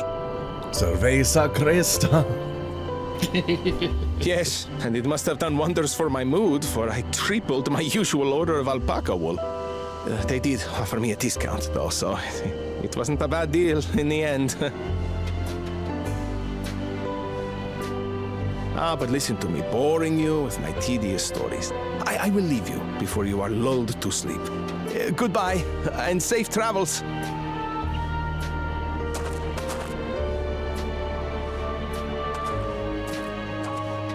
Oh, silly me.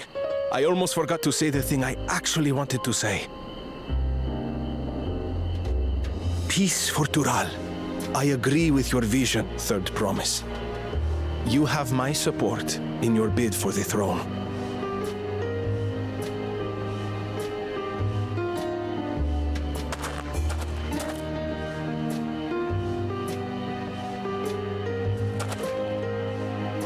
I gather from his tale we would be foolish to underestimate Pelu merchants.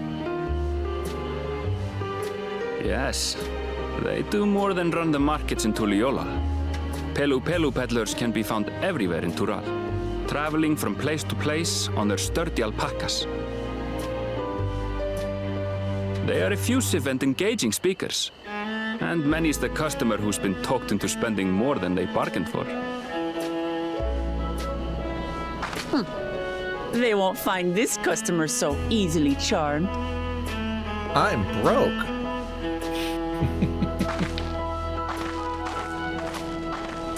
Watrunpelo's down the path! Off the main road! Don't get lost! It's right there!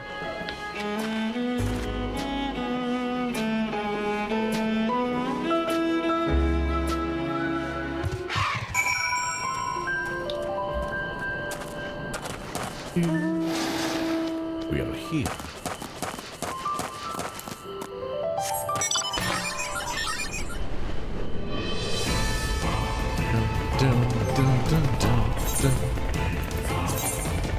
No upgraded gear yet.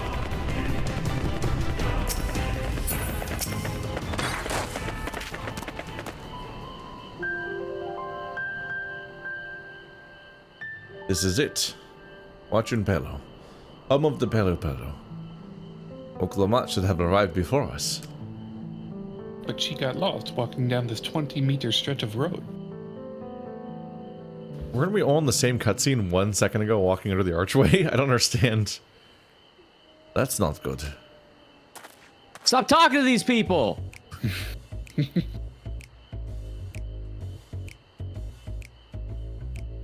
See, I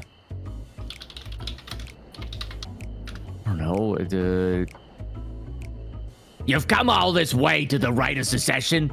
Oh, so this means I'm exchanging words with the future Dawn servant. Please, please. The outcome is far from decided, but it is a possibility. How fortunate then that I can deal in cloaks woven from especially luxurious alpaca wool. Such a garment would look magnificent when draped over the shoulders of our budding ruler. And a nation's ruler should dress her best when her adoring best for her adoring people, yes? Fiery for our finest lady, that's right. Come, Third Promise. My well-stocked shelves are but a few steps away. Finery. Finest lady? I like the sound of that. Okay, I suppose a quick look wouldn't hurt.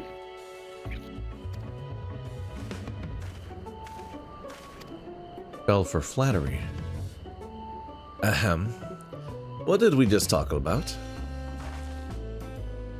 Ellenville, when did you...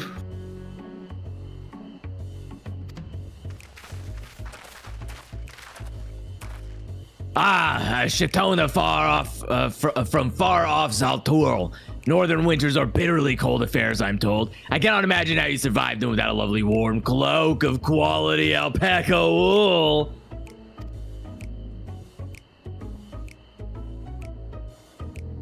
No, thank you. I'm not in need of new clothes at the moment, and neither is the Third Promise. Perhaps another time.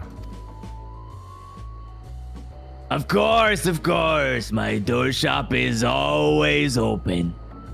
We sell doors. It's a door shop. Pick one, take it, please. Finery is my side gig. I'm drowning in doors here. Which is ironic, because of Titanic. Is it? You know, a door was the hero of Titanic, right? It saved the girl. Yeah, she didn't drown because of a door. So it's ironic. It's like rain. You were saying something about not being easily charmed? I was just...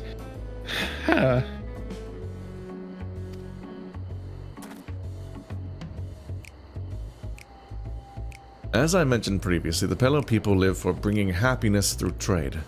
They won't cheat you or sell you defective goods. They will, however, disarm you with their deft turns of phrase, and unwitting customers like Will Clamott fall prey to this affable approach time and time again. Your only recourse is to a clear and firm refusal. They won't pursue the matter should you make your disinterest plain.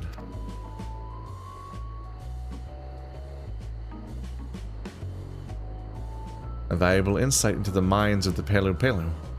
Let us all take Ehrenvel's words of caution to heart.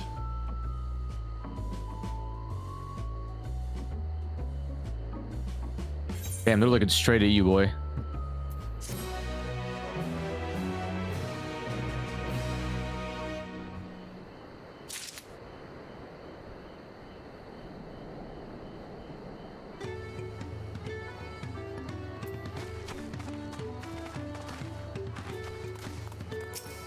Not my finest moment, I'll admit. But now that we're here, let's do what we came to do. Find the Elector. But it would have been if you bought that finery. Oh. Allow me to propose a strategy then. Cryo, Alisei, I will speak with the merchants. Cryo, Alisei, and I will speak with the merchants. Woklamat, you and Erinvel might try approaching travelers and passers-by. Hero, pray investigate any of the other establishments which catch your eye. Should you learn aught of use, let us relay it to the third promise. Wasn't keep thinking of playing healer this expansion. I just became painter. I become a new class when we beat the story of a given thing, and then I during the post-patch storylines that go on for 500 years of all the side content and the stuff that bridges us to the next expansion, I play as a new class, and that's been the pattern since the beginning. We beat El Realm Reborn, and I switched from monk to samurai, and then I played samurai until we beat the story of Heavensward. First time you roll credits. The Dawn Servant's Elector? Huh. I thought you were a new face in town. Here for the right of succession, I take it. Me, I don't much care who sits on the throne, so long as they keep Taral peaceful. People tend not to be in the mood to relax and sip our excellent mezcal once arrows and spears start flying, if you know what I mean. Speaking of which, would you like a cup? A joy shared is a joy doubled, I say. Oh, right, yes. You're asking about the Elector business. Being but freshly returned from my trading route, I heard that there's a contest afoot, but not much else. Our head ledger, Tobley, could probably tell you more about it. What if every time you talk to one of them, it took like a couple of cents out of your pocket? You just hear the little ching of spending gill. Yeah.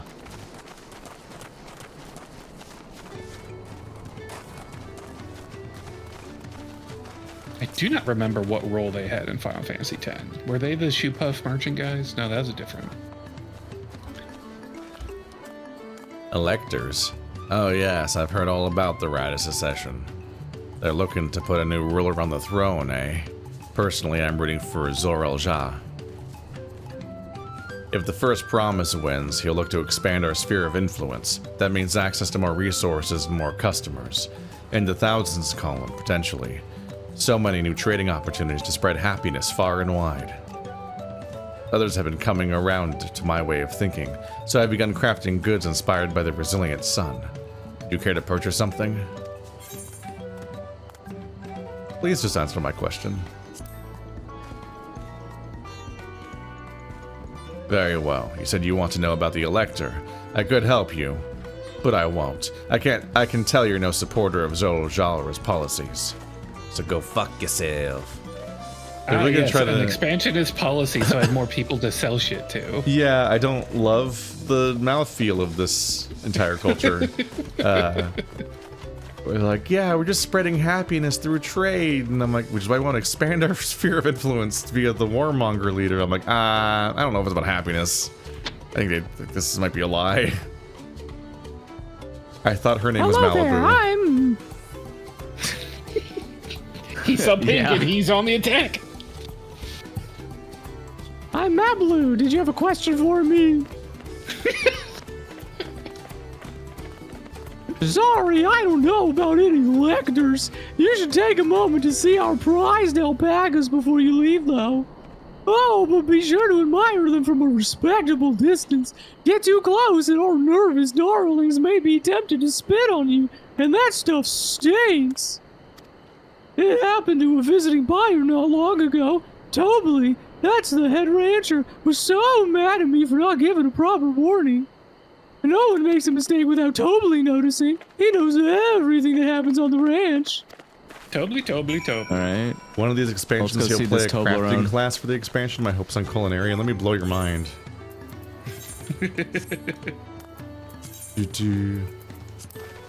See it. I don't have the... I don't have enough inventory space. Anyway, I already have culinarian. Where is it? How do you... Okay. Yeah, level 63 culinarian.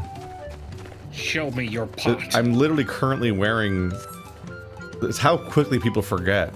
I'm currently wearing a crafter set. Which I have because I have a crafting class. That's how you wear the shirt. You have to be a crafter boy.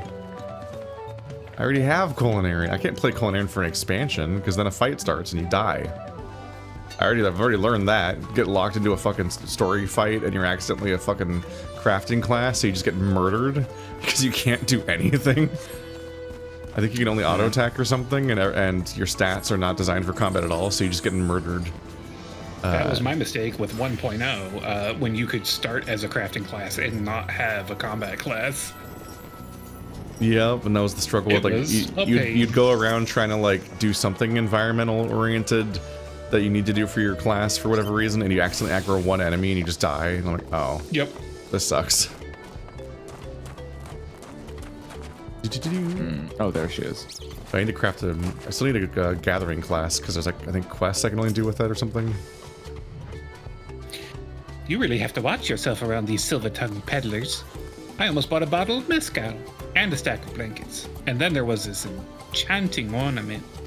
Anyway, I did manage to learn that Toby is the man to talk to about the contest. Now, if only they'd share where this head ledger of theirs is to be found.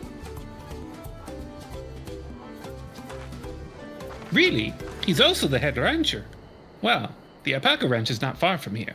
I say we pay it a visit before the others return.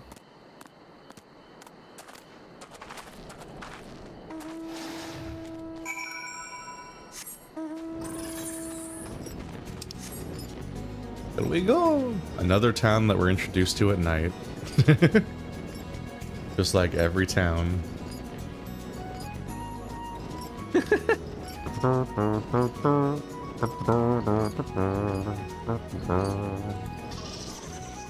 I think I leveled up the crafter so I could do the Moogle storyline or something. Oh, yeah. Yeah, it was a beast quest that you needed it for. Yeah. Usually there's one tribe quest faction every expansion that's exclusively gatherer or crafter. Yeah, that was a lot of time off camera, and I mostly learned that people do not want to watch the videos about tribe quests or class quests. Oh, that is a lot of alpacas. Still, we know the head ledger could be here somewhere. I can't let fear deter me. Not to say that I am scared, of course.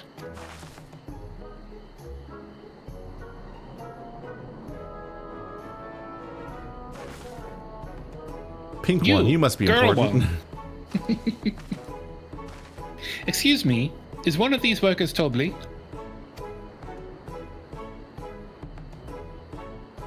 Oh. Probably. Oh, yes. He likes to mingle with the ranch hands and keep an eye on things. I can't tell you which one he is, though. You can't? Is this part of the contest? All I can say is that Tobley often mentions his favorite pungent subject. I don't think he also can't resist a profitable trade, though who among us could, am I right? Still, if you bring him a very good deal, he might let his identity slip. So it's like a game. Easy enough. All I have to do is offer Tobley a deal he can't ignore. No problem at all.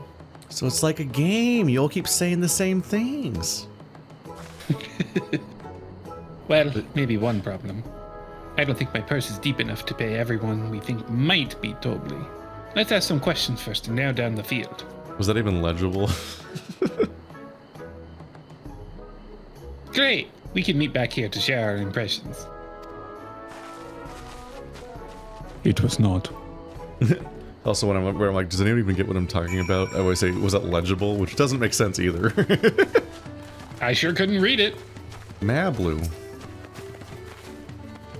Again? Well, obviously I'm not Tobley. I mean, oops, I shouldn't have said that. You're meant to find out for yourself who Tobley is, or if an elector is even in the village at all. Good luck. Funny joke. Ah, a visitor from across the salt, if I'm not mistaken. Be warned, the alpacas will spit if you startle them. I suggest you keep your movements slow and deliberate. Ah! Ah! Just runs directly into them, nothing happens.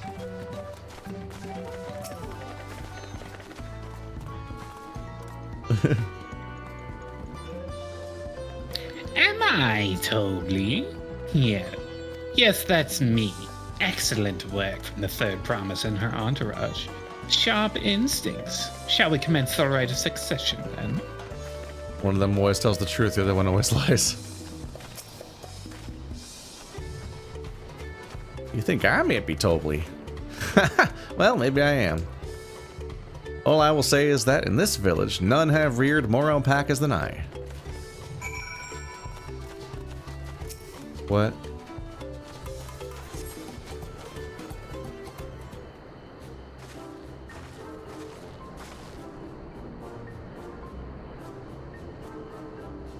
I see we're both done with our interrogations. So, who do you think it is? I have my suspicions, but let's hear your pick. Ghost? The diligent ranch hand.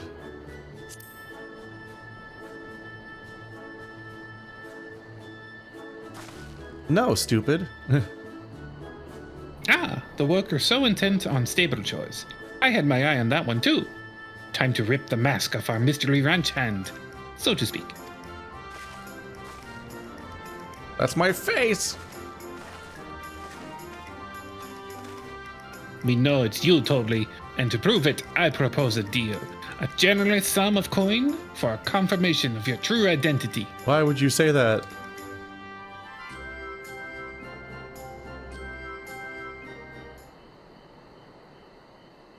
An offer I gladly accept. As you've correctly guessed, I am indeed Tobley. Has it been Tobley this whole time? Yeah. I feel like we were pronouncing it Tolby. No. No. You just bone-chained yourself. Head ledger of Valkenpello, the head rancher of the family ranch. It's a weird sentence to say out loud. I'm also one of Gulu Chancha's chosen electors. Aha! In a place featured in the Tuliyola saga, just as we thought. I was right to trust in your instincts, and I wager this won't be the last time.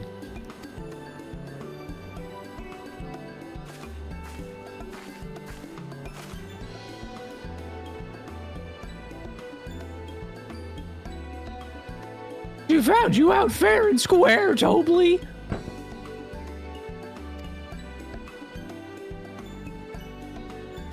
And I'm glad she did. Would have been a pity had her bid ended here.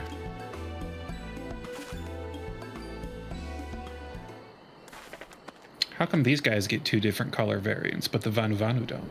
Because it's a shirt. Deducing the Dawnservant's elector was the first step of the feat. Too simple a task for this aspiring ruler, eh? Right. Not hard at all. Definitely didn't zone out during the instructions and then just guess blindly.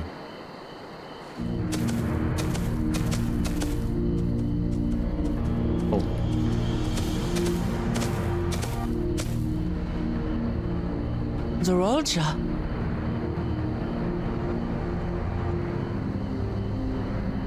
I am told the head ledger, Tobley, is to be found here.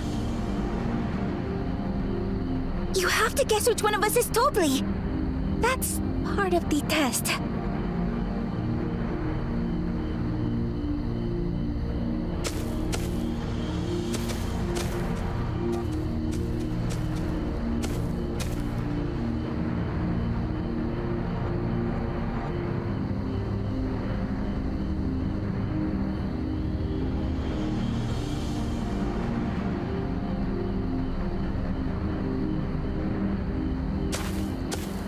You're Tobley. Damn. Without even asking a single question. Very impressive indeed. With that amusing prologue out of the way, we can proceed to the actual challenge. Per the Dawnservant's instructions, I was free to devise any manner of feat. I considered a number of possibilities in the 10th column. But I think I have a good one.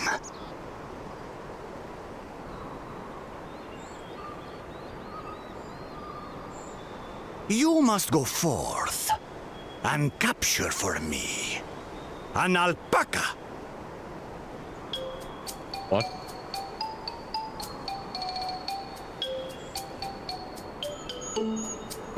Summons a minion. While I've not had the best experiences with alpacas, aren't they generally docile creatures? That doesn't sound like much of a challenge.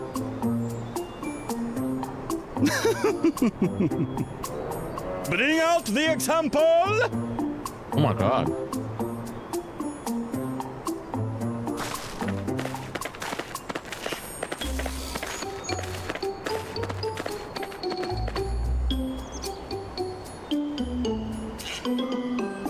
This is a special kind of alpaca.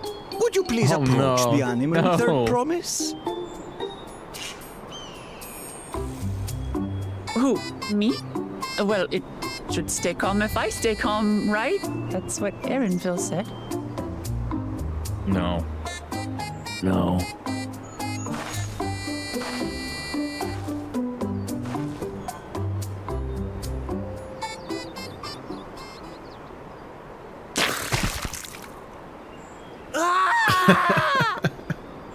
The little monster spat on me! Oh, that stinks! I can't. Oh my god. She might be a little useless. Alpacas are paradoxical creatures, being both extremely curious and extremely cowardly. Press your luck when they're frightened, and you'll get a face full of spit, as you've all just witnessed. Has an awful stench, their expectoration. The globs contain half-digested food, you see, making it an effective deterrent against perceived threats. Wild valley braid like this one are especially timid and can therefore be quick to lash out. They're also especially hardy. Indeed. We take the rugged wild alpacas and breed them with our gentle domesticated stock. This produces the strong but biddable pack animals prized by our traveling merchants.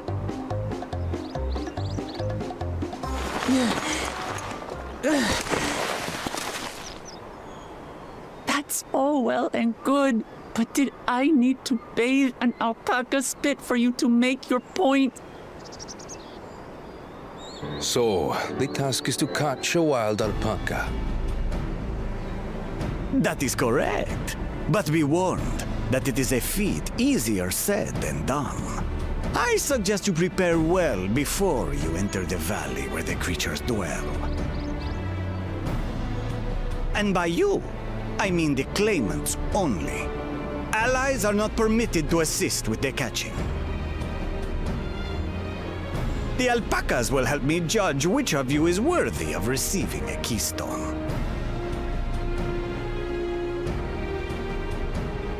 So I'm to chase down a fluffy, spitting demon, and that somehow proves I'm fit to rule? Yeah. As I said, the Dawn Servant granted me the freedom to decide my challenge. And when you reach the end of the rite, I dare say you will understand why I chose what I chose.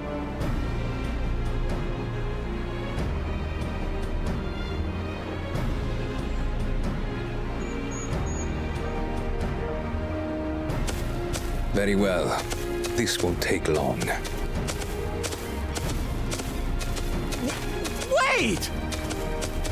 Didn't I warn you this was easier said than done? There are preparations to be made, factors to consider. A beast is a beast. All yield to strength. Say to bring it back alive. Nah, I'd win.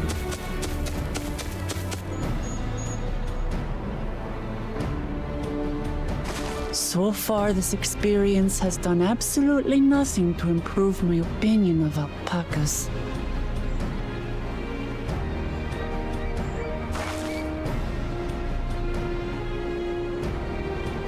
But that doesn't mean I can't do this. Revolting spit aside, they're just another animal. If you cut them, do they not bleed?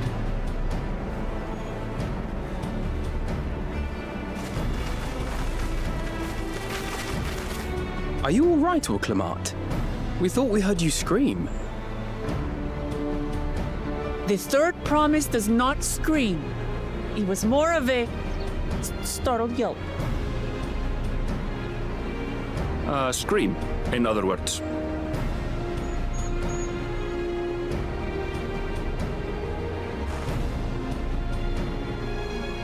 I'm not owned, I'm not Did owned. you find the Elector? She's shrinking into a corn cob. Oh, we certainly did.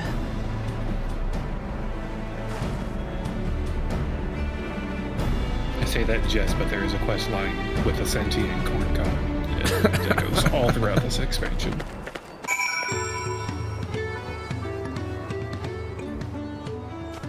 How many polygons is the corn cob made of? The corn servant has plenty of polygons. He's no grape. Oh. I had to go and wash that nasty stuff off my face. I think it got it all off. But would you mind taking a sniff for me, just to make sure? The stench has ruined my sense of smell. Hey, I saw that look. Come on, just sniff me, bro. Not my type. Please! Sniff me! As Woklamat helped demonstrate, the valley alpacas are wary of people. Getting close enough to catch one will not be an easy task. You might have to hold down forward, then hit A. You might have warned me about that earlier. I have enough trouble with tame alpacas. How do you expect me to wrangle a wild one? I guess you should give up and go home then. Goodbye.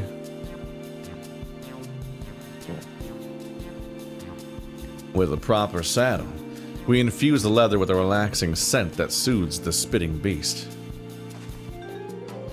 Wonderful. Give me one of those then. No.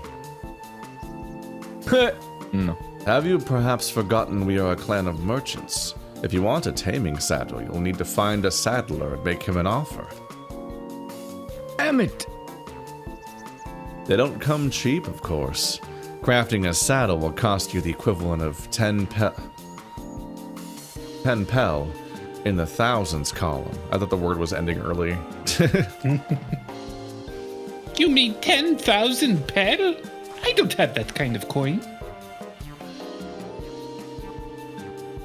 Converting to gil, that comes around 1 million or so. Mayhap if we all pitch in. I'm sure I have to have more than that. No, this is my feat to accomplish. I wouldn't feel right about having others pay the cost. I'll find the money somehow. You will have to play the quest, though.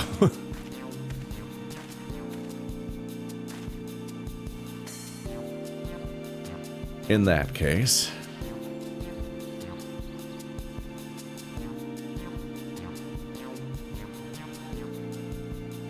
that basket of wool is worth the sum you paid me earlier. 1 pel in the hundreds column. Beginning with the wool, you can trade for ever more valuable goods until you have something suitable to bargain with for the saddle. That's a nice gesture, but you think I can turn 100 pel into 1 million? That's 10,000 times more. Time for the red paperclip challenge. I can't believe this guy has a lit fire all the time in his backpack. It looks like there's just a person in there. It does because of the boots hanging out. Yeah. He's just smuggling a Lalafell. Yeah, the only Lalafell in the expansion. Ew. We need 10,000 pel, not 1 million. So, we're looking for 100 times more. Oh, right. I panicked and got it confused with Alfino's million gil. Alfino, you're not helping. He's just shouting random numbers at me when I'm trying to count.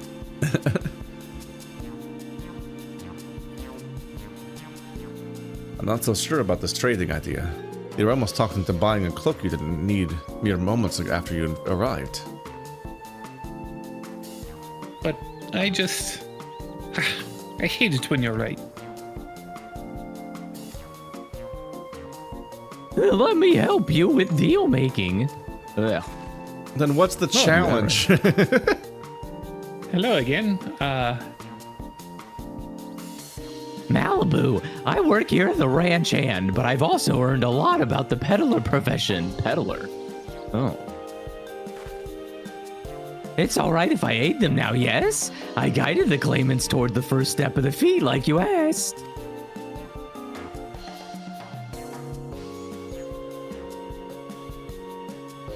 As long as Wooklamut goes alone to capture her alpaca, she is free to accept assistance from whomever she likes. Hooray! Let's see about getting you that saddle then, Third Promise. I don't know why you made your offer, but I could use an ally with a beak for bargains. Welcome aboard, Map Blue. Just immediately cons the 100 back out of you. Like, I win. The rest of us stay behind, perhaps. It may be easier to haggle over prices without so many voices chiming in.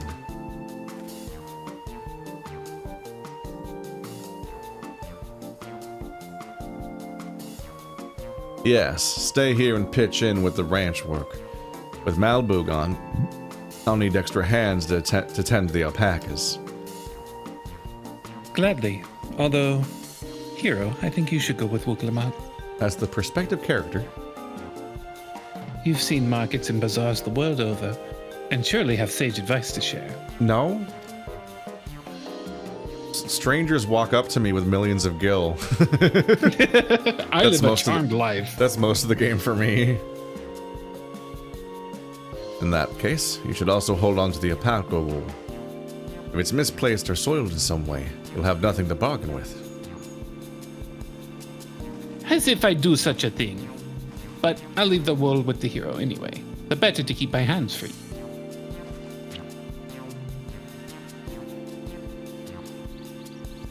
Soundtrack is so funny here. Just fucking rubber band noises. Yeah. It sounds like a Chow Garden song. I've got a lot of complaints about audio engineering in this expansion so far. There's a lot of interesting choices being done in a lot of different ways.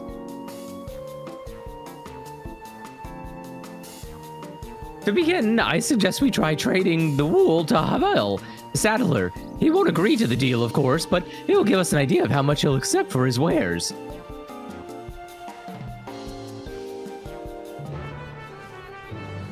Meow, meow, meow, meow, meow, meow, meow.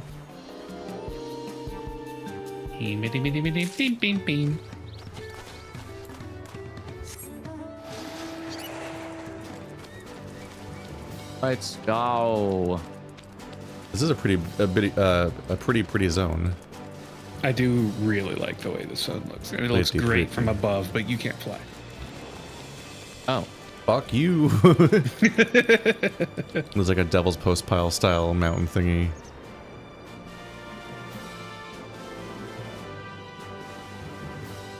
Yeah, and supposedly that mountain is the biggest on the continent.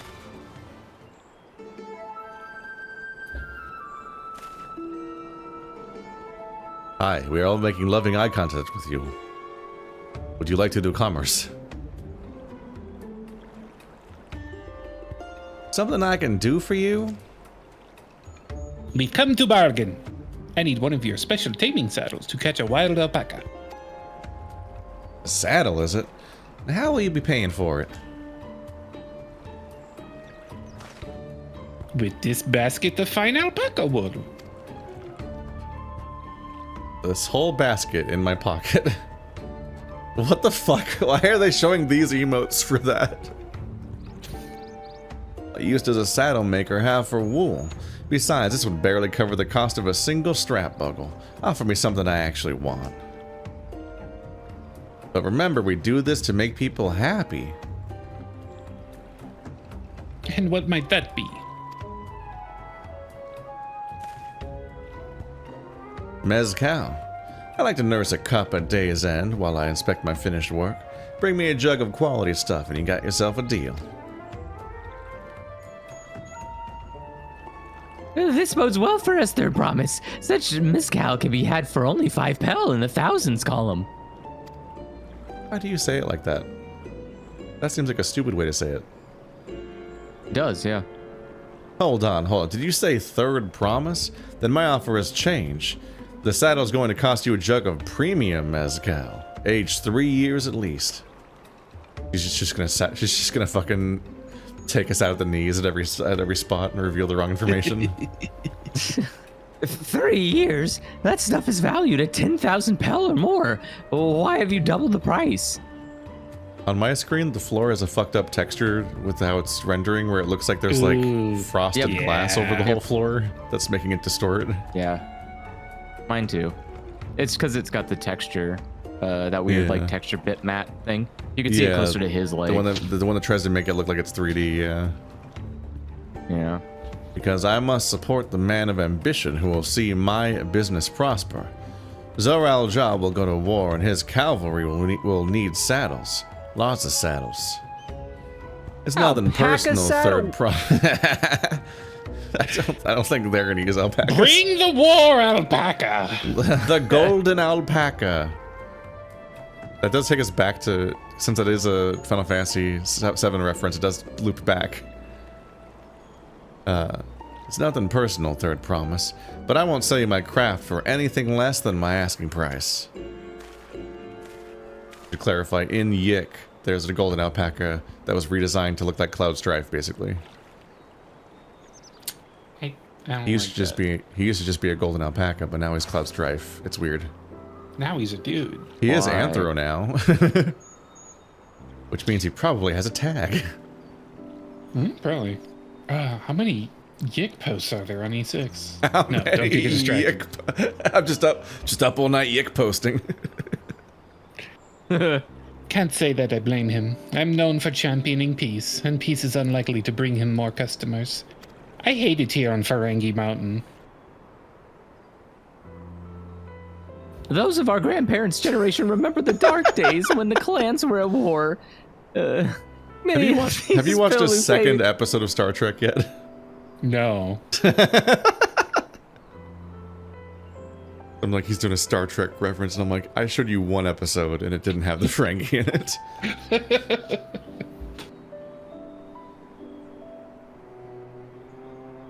Where was I? Those of our grandparents. Oh, okay, yeah. Many of these Palu pray for your victory, Wukalamat. The younger ones, though, to them, strife and bloodshed are as children's stories. They think themselves safe from the horrors and take the peace we now enjoy for granted. Still, others are unsatisfied with this quiet prosperity and crave the future like the second promise envisions. They'll become obsessed with innovations like the dirigibles that have made trade swift and easy. Then you have those like Havil, convinced that the first promise's plan for conquest will afford them opportunities for great profit. Havli, or Havli. Havli? Yeah, the V is before That's the lovely. But what about you, Mablu? Aren't you of the younger generation? At least a year or two younger than me, I'd say. How can you tell? Oh, I was raised on the old tales. I've memorized the accounts of what it was like when the Yokhoi ruled the village.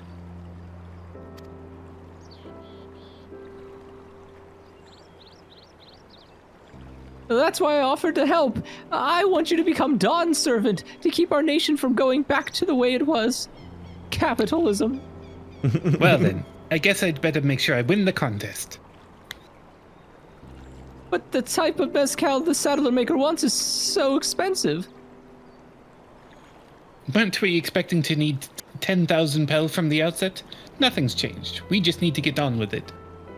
I may not have a head for trade or the stomach for alpacas, but I won't give up with the piece of Tuliolal on the line. Then neither will I. We will make you Dawn's servant. Aiming for the 10,000 pel jug right away will only bring us failure and frustration. So let's first try exchanging the wool for anything, even a touch more valuable. The trick is to find someone who needs alpaca wool and is willing to trade at a loss to acquire it. Someone who supports your bid for the throne, for instance. Ah, yes. Scam your followers. This is what every politician does. We need to form a political action committee so we can accept more donations. Of course, the Weaver. Bolnuk was his name, I believe. He went out of his way to say he agreed with my vision, and he was here to buy wool. I think I remember the direction he was going, but for now, let's head back to that road where we first met him.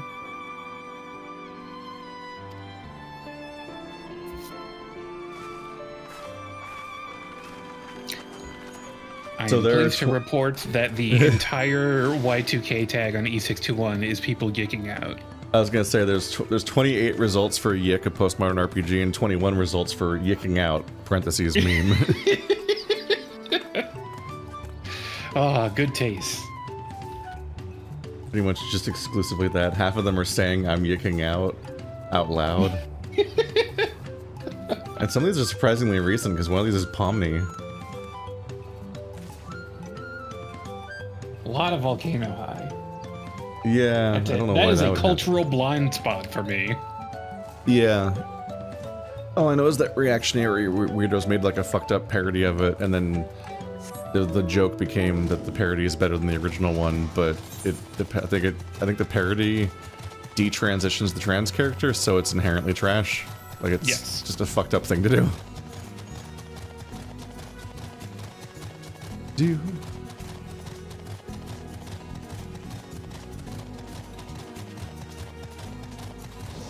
Lamont.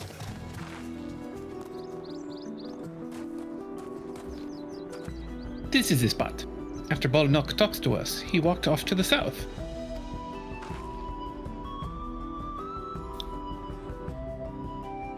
Then he was probably going to Ikuvolo's Inn. Most visitors to Huachupulino end up staying there. Let's go check, shall we?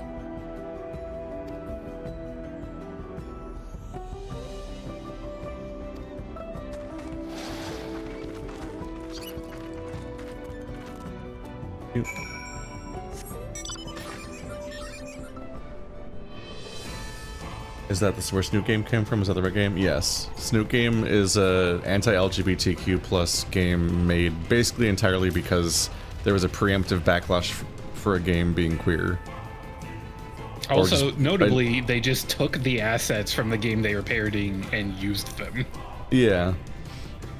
And also just for like being a series of things that made them scream SJW, basically. Just like a variety of characteristics, including the fact that it's like an arty game that seems to feature a lot of women and so on. And I think it was created under like a government art grant or something, and that was for some reason unjust and conning or something, which just reminds me of people's logic for harassing Anita Sarkeesian. Like, this Kickstarter's evil somehow. Ah, she's stealing the money by making the thing she said she'd make. What the fuck? People are super weird, and especially 4chaners are really weird about women online all the time. Can I have that basket?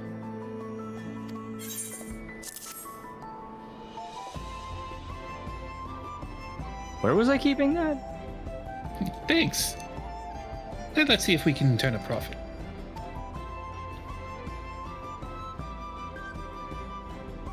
Bolnuk, I'm glad we found you. Are you interested in making a trade?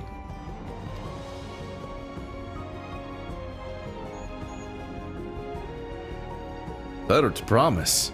You wish to do business with me? Might I ask what this is all about?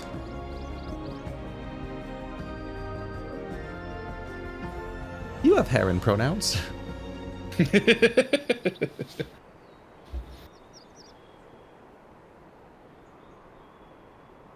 And socialist teeth? He does have political hair, and his teeth are black. I don't know if I like that about him. Ugh. I see. So your goal is to turn that basket of wool into a jug of 3-year-old premium mezcal. Oh, it's only the fangs. The rest of the teeth are white. You need blood alchemy. Maybe they're fake. Oh. Or maybe he charcoals them. They're like obsidian replacements. Yeah. Why would that happen? Yeah. and allow me to invest in your efforts.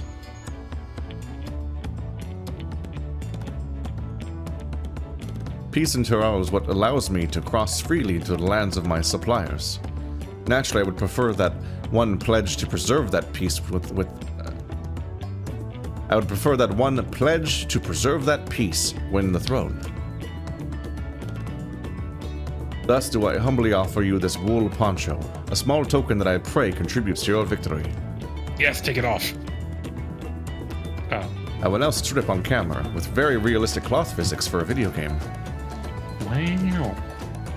Oh, that's fine craftsmanship. A garment like that would easily fetch 5 pel in the hundreds column. That's very generous, Bumlock. Thank you. I promise I won't let you down.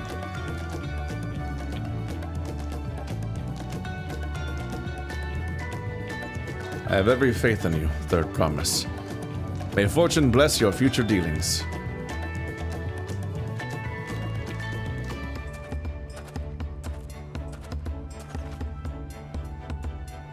I can't believe you quintupled your investment with your first deal. We're off to a spectacular start. Only because our friend here remembered our Weaver friend. That didn't work out. All I did was hand over the wool. That's not true. The connections you build with people are vital. This is one of the most fundamental precepts of trading, one which you've instinctively mastered. You think so?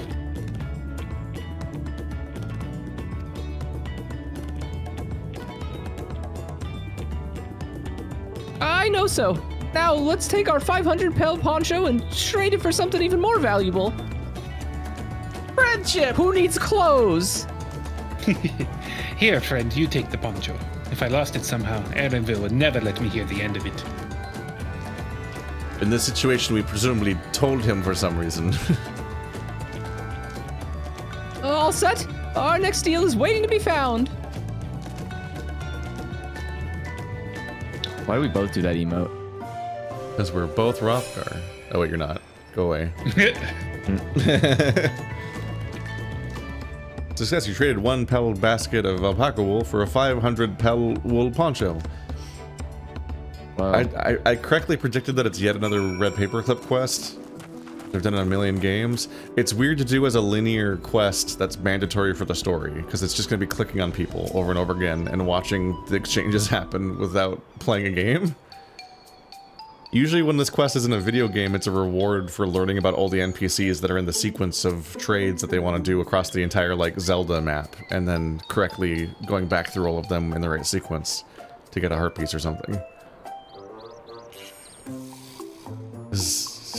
I've played so many red paperclip quests, and it's normally gameplay. Like, it's supposed to add something to the game. What if we slowed it down and over-explained it? Yeah, it's just like, you're gonna watch them very slowly explain each step for like an hour. I'm like, okay, no, I get it. Every step's functionally the same. And maybe there'll be drama for a minute at some point. They'll probably mix it up a little bit, but oh my god. I feel like the fact that she keeps saying, I'm gonna hand this to you, is gonna be a thing eventually. If she's gonna forget to hand us something and it's gonna, like, get burnt alive or whatever. Leveraging connections is a sound strategy, but we should also consider supply and demand.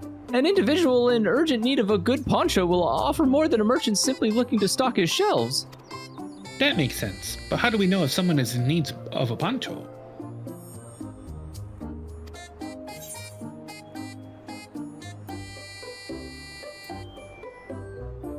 They have a fabulous sense of style. Ah, yes. A cultured person. It's a nice sturdy poncho, but the design is traditional. I don't think fashion is part of its appeal. So only those people with a practical need would be interested. Wait, that's the obvious answer, isn't it? We look for a person without a poncho and hope they're eager to buy one. Great. Yes, there you go. We find the demand for our supply. So, where should we begin our search for prospective buyers? There are any number of places, but we could do worse than starting right here at the end. There might be interested travelers. Well, Clement's dialogue was genuinely, I've got it! It's come to me in a vision. We look for someone who wants to buy a poncho.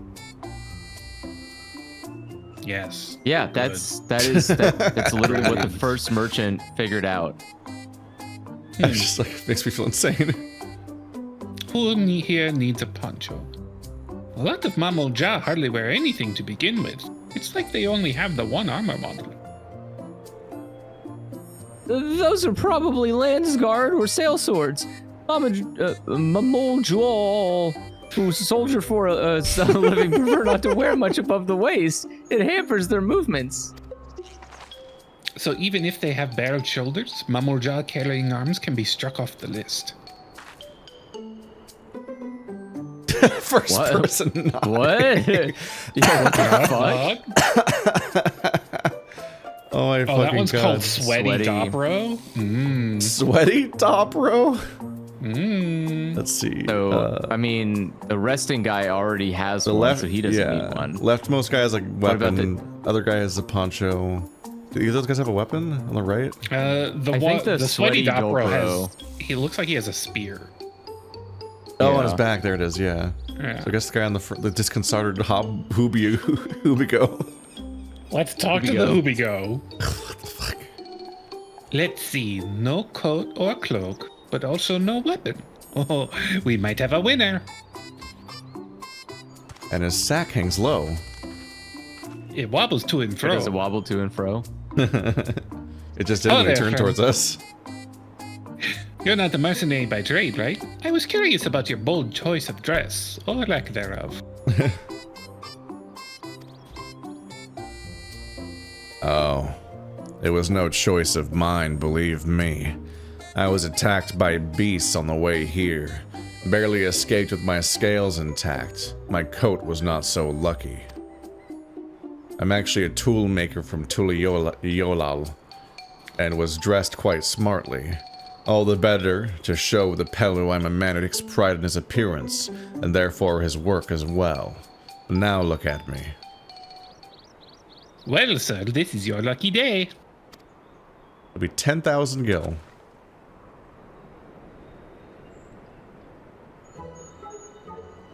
What a splendid poncho. This would be a perfect replacement for the coat I lost. Nuh-uh. Were you wearing these chains under your coat? Yeah. Those are for later. Also for his harness. We'd be willing to part with it if you'd like to make a trade. For one of your fine tools, perhaps? What about this hatchet? I crafted it myself and will vouch for its quality. Appraisal girl. The blade looks sharp. The haft well made. I'd value it at 1 pel in the thousands column. Whoa. Oh, from 500 to 1,000, we have a deal. Wait, I need to... Now that you've exposed my mistake, I must ask a greater price. Wonderful. A fine garment such as this should put me on even footing with any Pelu merchant. There were no survivors. Like the eponymous owner of Miplu's mate garden, the connection to the server was lost. Whee!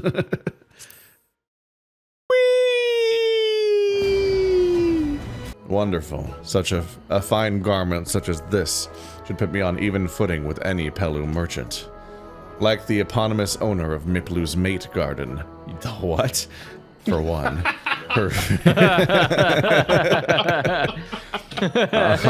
You know, man, Miplu's mate garden. You know Ben? Her field hands use hatchets to harvest the mate. What? Oh. Okay, maybe. And I thought to impress her with the tool I sold you. You know, for the mates.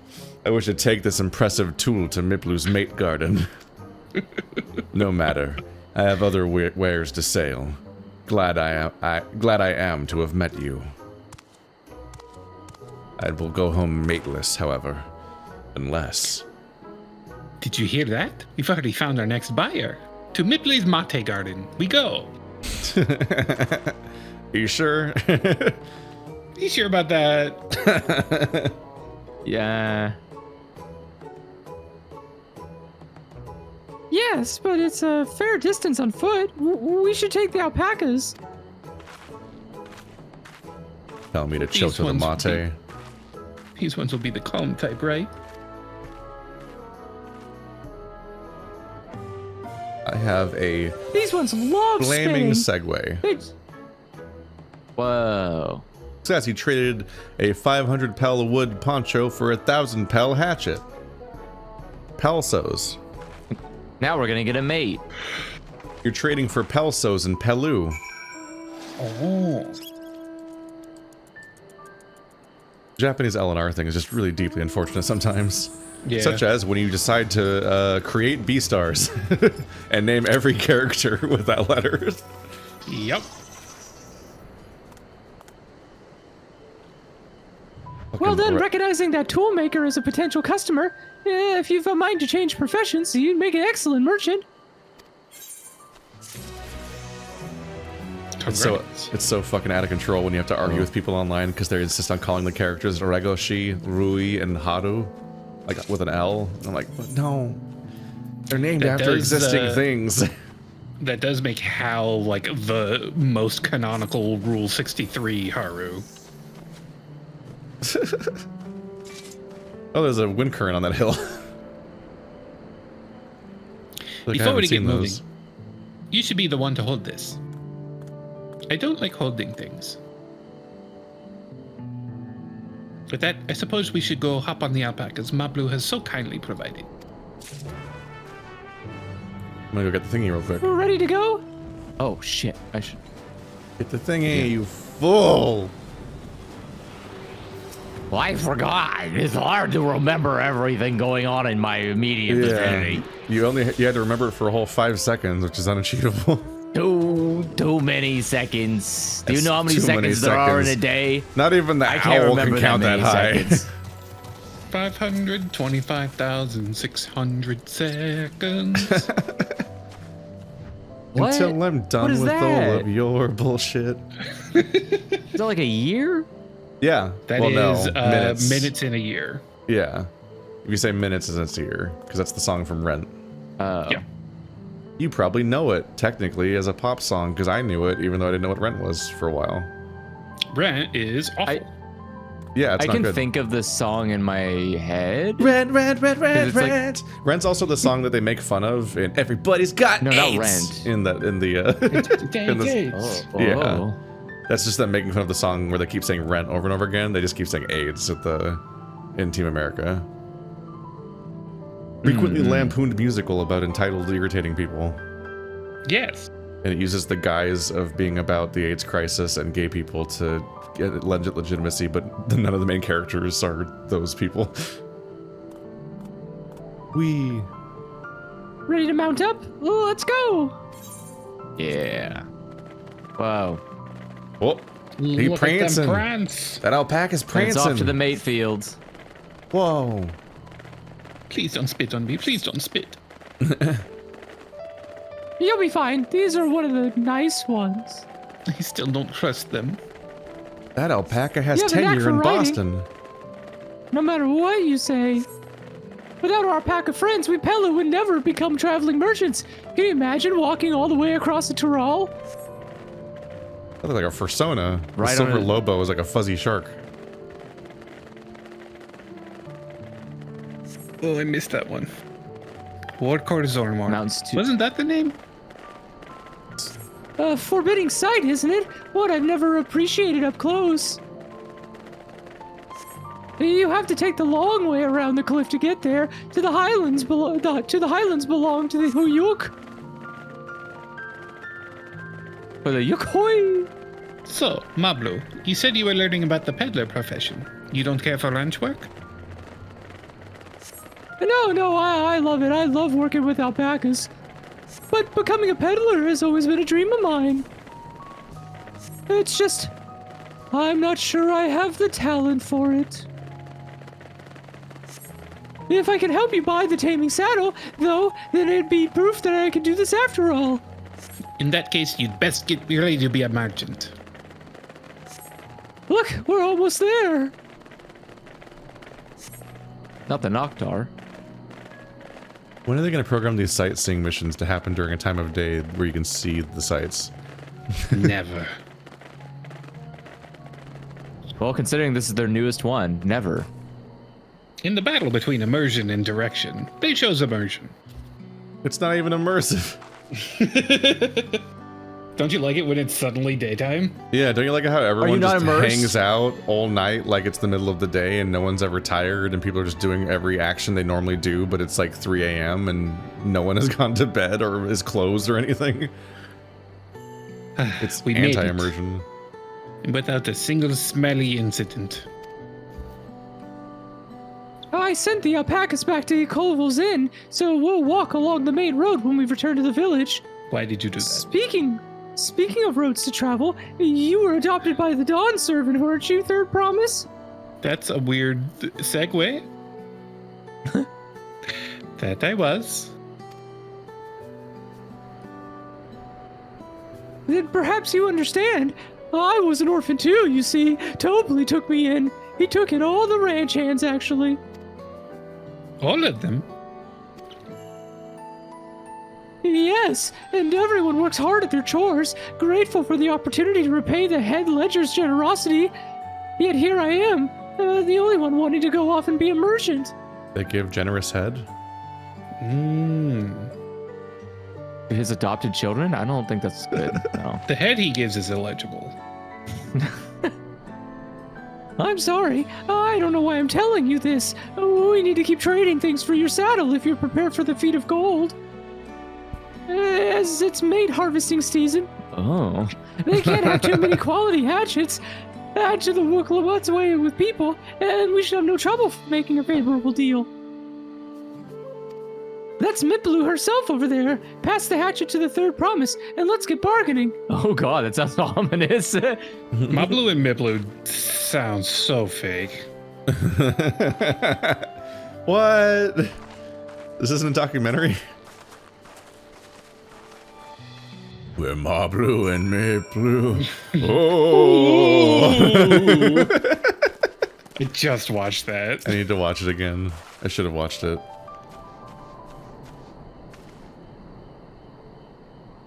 You had that little axe for me? Just hand her the wrong thing, just spoil the entire quest chain. Expansion off. Now to see what we can get for it.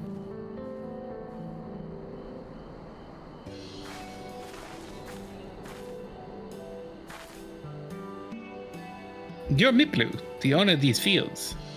I have mine to trade if you're interested. Cause you'd have where if you have coin. Please. Well, the Third Promise. I might be convinced to entertain a proposal. What do you have on offer? This hatchet, forged by a veteran artisan, the razor edge on this exceptional tool will make light work of your crops. Oh yes, this would be good for at least 3 mates.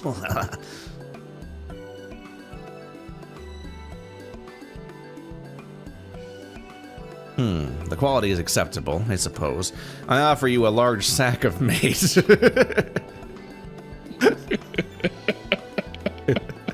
In exchange. Damn. A sack of mate leaves us valued at 1 pel in the thousands column, the same price as the hatchet.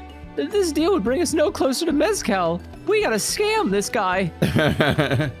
Kick him in the balls and run. If I may, Mistress Miplu, it's harvesting season, is it not? Does the demand for hatches afford them at a higher value? It is indeed the season, which is why I procured an ample batch of tools well in advance.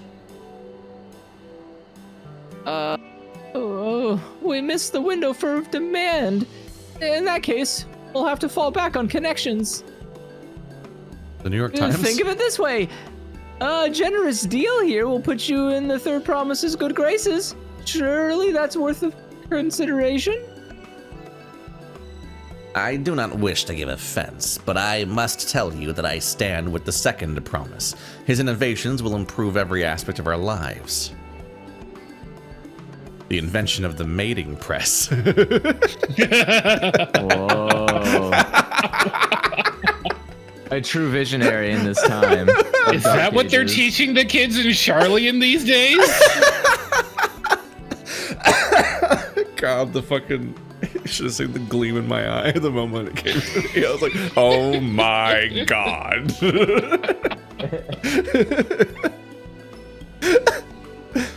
I believe, including farming, and I will no longer have need of hatchets. I assure you that I have nothing but respect for Woklamat, and is why I'm prepared to purchase a spare hatchet at a fair price. I suppose it is fair given your reasons, but we ourselves would be no better off for the transaction. How about this then? If we were to help bring in your harvest, would you give us a better deal? Well, yeah, I mean, okay. As a matter of fact, I would. Until Quantum reforms come about, I can always use more hands in the fields. Then you can go ahead and add our labor to the bargain.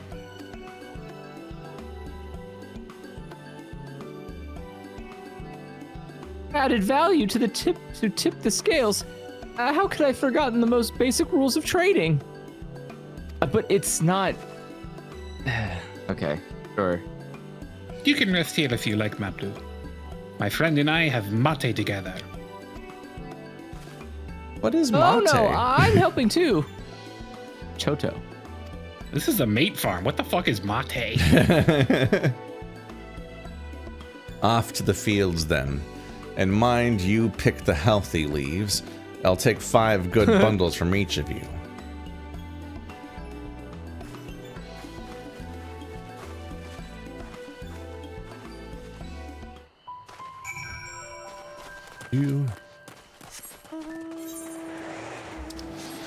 So help me, if you pick the sour mates, I'm gonna be so mad.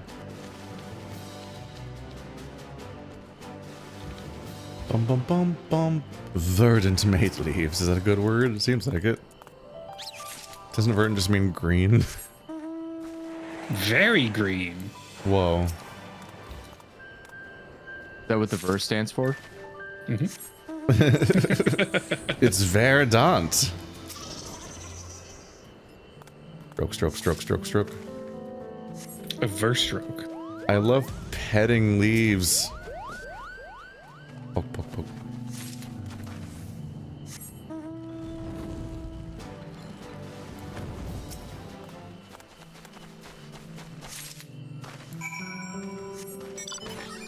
Whee!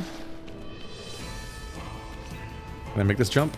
Okay. I was like, I don't trust it. Might be really funny.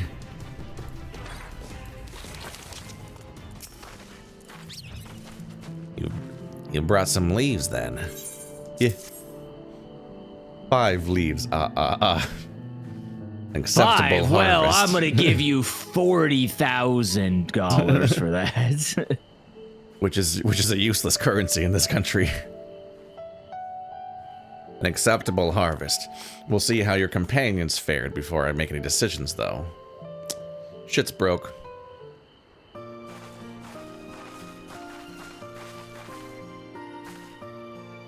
Here, we brought our share as well.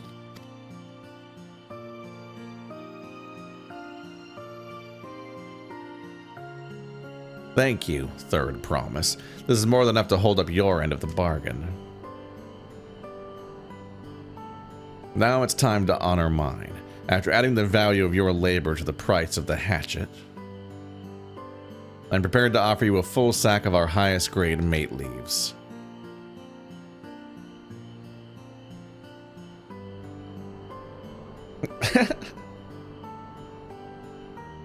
A premium mate!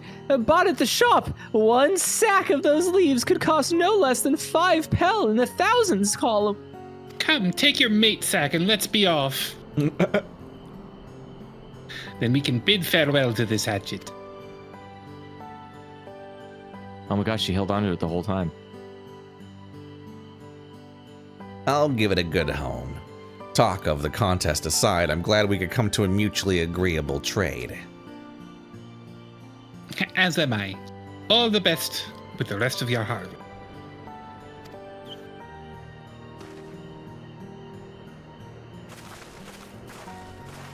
Discovered this most secret, clever version of trade ever. Labor. Yeah, I was like, that's just 2 products, you fucking asshole. What do you mean?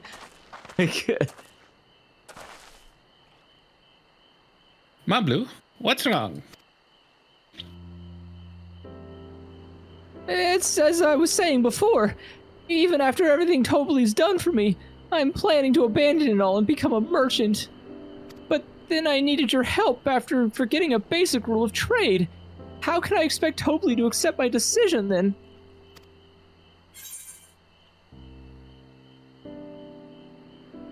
So you intend to give up then?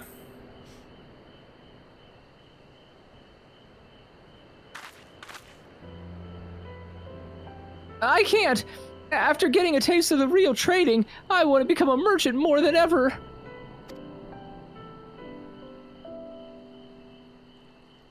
Then you'll have to be honest.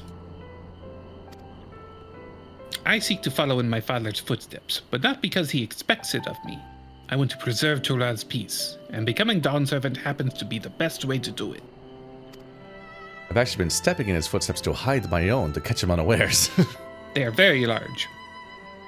You should live a life of your own choosing, and I wouldn't be surprised if Tobli held the same opinion, so talk to him.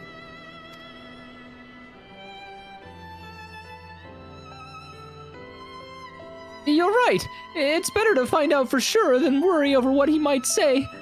Thank you for the advice.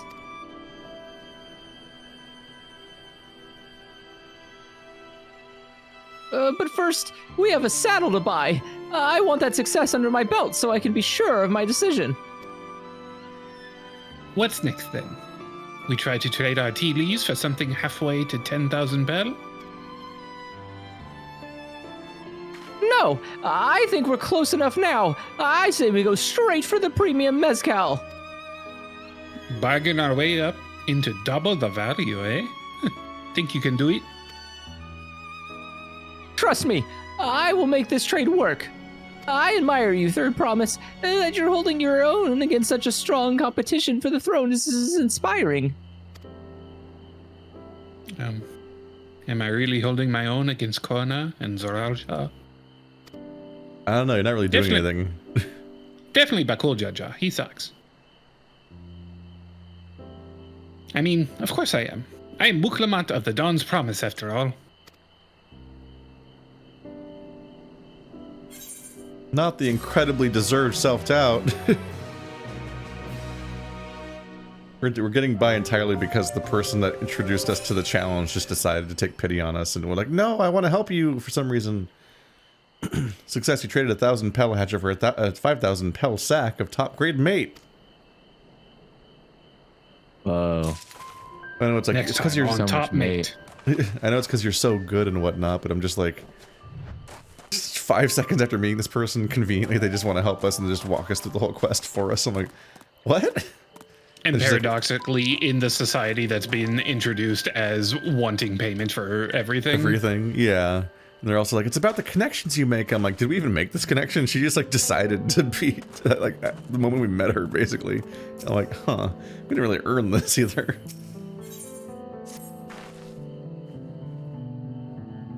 Before we go, let me give you the mate leaves.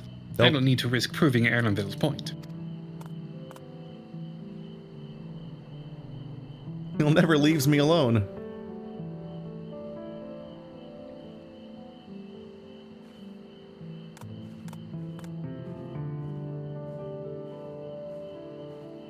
Alrighty then, our next stop is the Mezcal Distillery. Sorry, I was messing with inventory.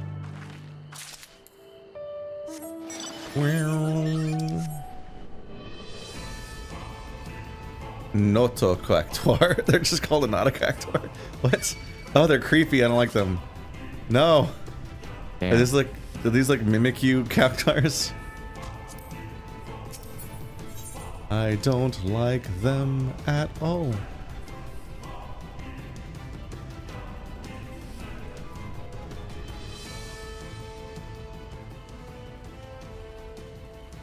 I love that since the Cactuar family's special attacks always deal a flat amount of damage, they have to keep just increasing the number in the name of the attack. 10,000 needles, 100,000 needles, 1 million needles. I don't have that many needles in 1980. The needle economy is crashing.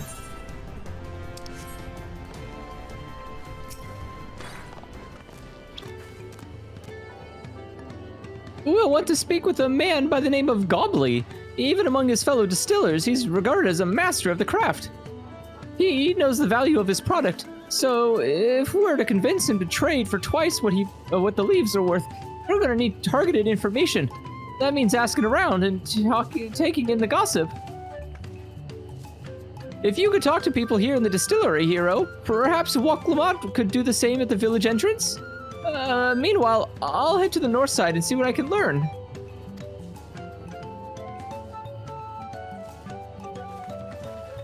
I do like the float animation for the alpaca. That's pretty cute. The floaty little guy. Or the cloud creature.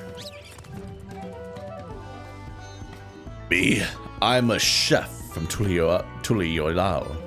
I often come here to buy Gobbly's mezcal, the finest in Tural according to my customers. He always brings out a jug during our dealings, but I can't handle the stuff too well myself. I take small sips, not wanting to be impolite, you understand, but still end up so addled as to agree to whatever price he quotes me. It'd be nice to have less, potent refreshments during such conversations. Else I might have to seriously reconsider our arrangements. Okay. Alright, I'm impressed they actually put the poncho on the Mamulja. Yeah. They have more than one clothing model. He's got a little... the poncho. Souvli. Gobley might be a deft hand at distilling, but he's got no sense when it comes to appearances. A rumor has it he's been invited to the palace for business negotiations. If he presents himself to the court wearing his usual rumpled attire, though, he'll be laughed out of Sunperch. Alright. And Balloon Boy. There's not much I can say about Gobbly, but I can tell you what Gobbly's been saying. The other day, he was muttering about monsters prowling around agave jaws. That's the field where they gather ingredients for the mezcal. Their presence has made it harder to procure said ingredients, and thus driven up the price of his product. A boon, some might argue, but it's hard to celebrate when it affects the work as it does. Can't rightly bring joy to people if you can't keep making the thing they love.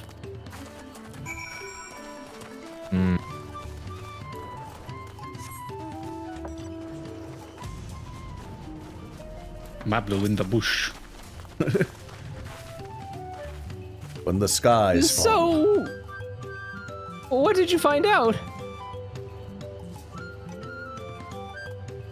Oh, we can make use of all those tidbits. The deal's as good as sealed. As for me, I found out where Gobbly is working. There's a millstone at the top of the slope behind the distillery. You go on ahead and I'll bring Waklamot. Well, I would have never guessed that there would be a place next to his business that he might be at.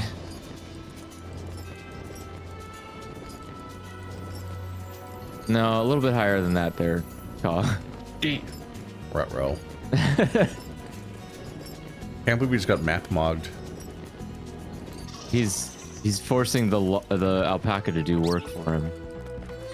Inhumanity.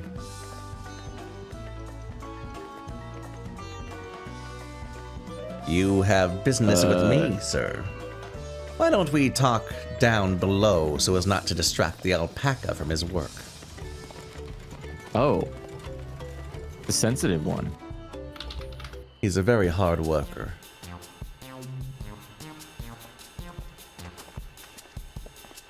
We were painting my house pink, but then we stopped. Yeah, I was like, wait, why is like half this house painted? What's going on here? Then I decided, nah. Now, what's this about? Keep it brief, if you would. I'm a busy man. We're in the market for a 30-year-old jug of premium mezcal. Assuming you have any on hand, that is. Ah, an excellent choice. I must warn you, though, it doesn't come cheap. We don't have pearl, but we can offer a sack of mate leaves in exchange.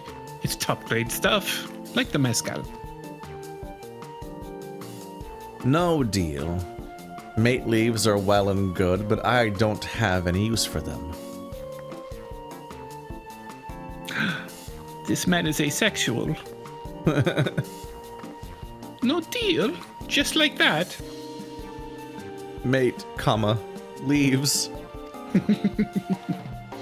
Still, I'd hate to send you away empty-handed. Why don't we sit and chat a while over a cup of mezcal?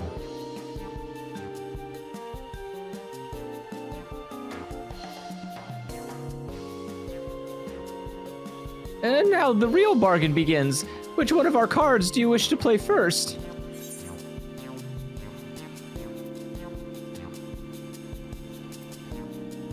Probably the monsters?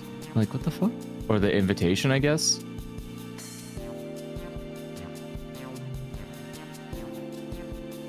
I don't know. I assume he's gonna have us sit down to drink, so maybe we need to, like, remember that drinking's bad, because he'll get us. Oh. Maybe. Hubigo's chef's distaste for strong drink.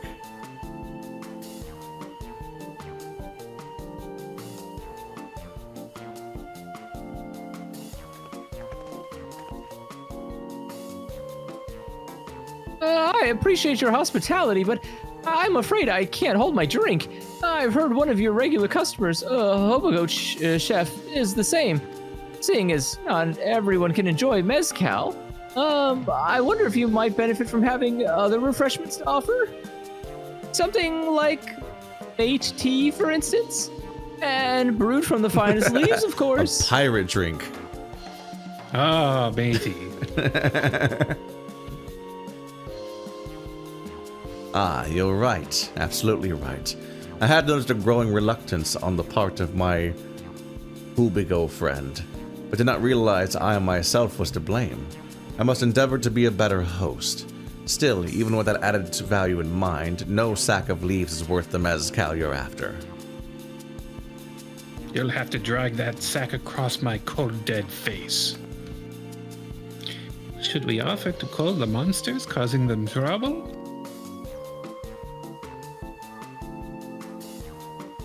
Not yet. We'll keep that card up our sleeve until we need it.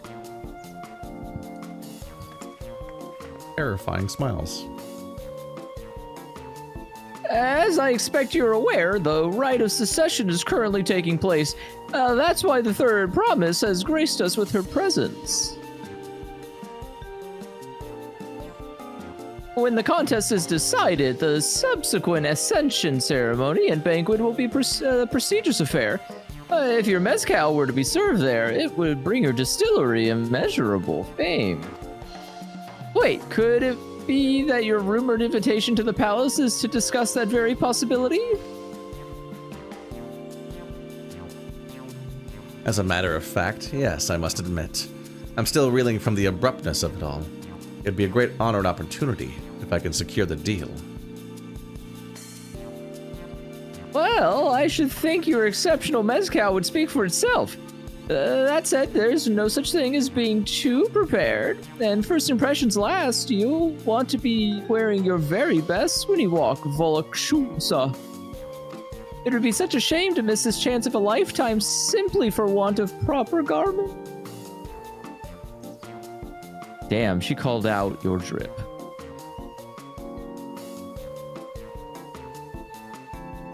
That it would.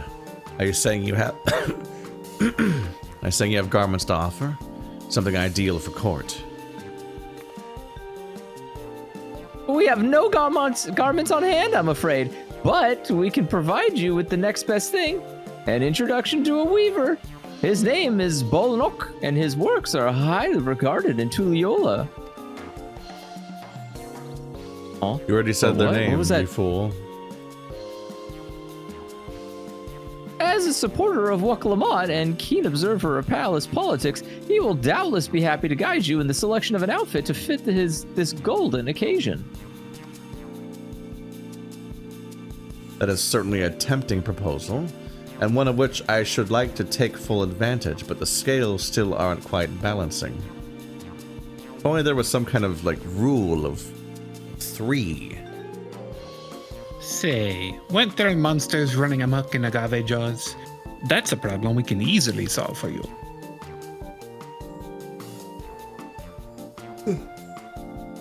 Truly, I would be most grateful for your immediate assistance. I was resigned to hiring sellswords to clear them out. Factoring in that saved expense and introduction to a trusted weaver, this is shaping up to be a sound bargain. Alright, you have a deal. Yes, I knew you'd come around. Give us a moment, and my friend here will take care of these prowling nuisances. Oh.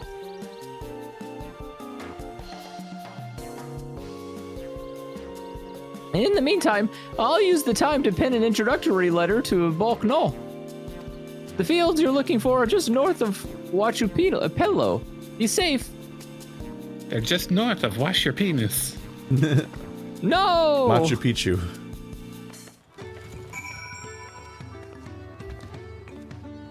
What said. I guess it's 11. Did we want to stop here or keep going and finish this quest, or? Probably pretty good place. I don't know. I feel like we're near the end of this quest, so we might want to just finish it up. Maybe we can kill it to death. Kill it. Finish the quest. That should be Agave Jaws just over there. This will go faster if we split up. Come and find me once you finish clearing out your share of the pests. Oh. Yeah, this should be the end of the quest because it's the product that they foreshadowed at the beginning of the quest. Mm-hmm. The last thing we need to trade for the saddle.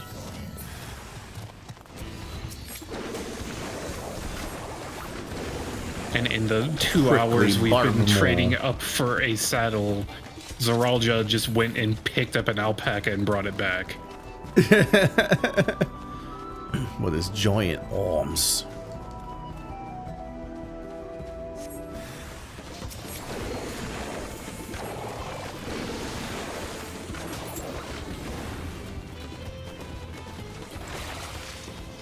These spawn and enemy quests are always fun to see at the beginning of an expansion when there's like 100 people here doing it, because it's just a constant line of them spawning. Just keep re-aggroing and you're trying to figure out which one to target and so on. Mm-hmm. The Chaba Gidan. Just an orange version of the same wolf. Oh, he coming. I can't target him. Uh-oh. It's Gidan.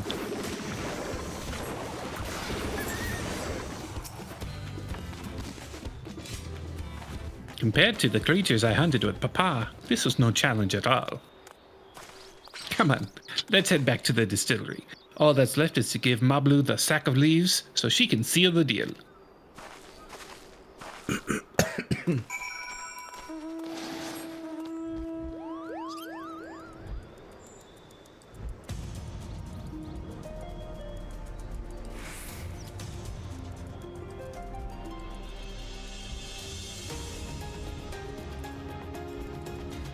Then we jump to our deaths. As is tradition, you like a thwonk. No twonks here.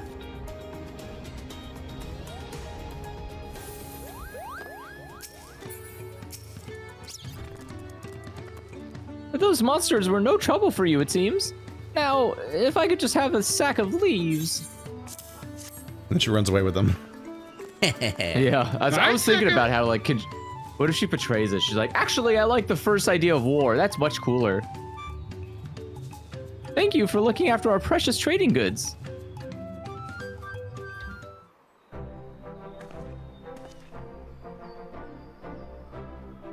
Your monster problem has been resolved, Master Gobbly. Trust Here us. are the mate leaves and a written introduction to Bolnock as agreed.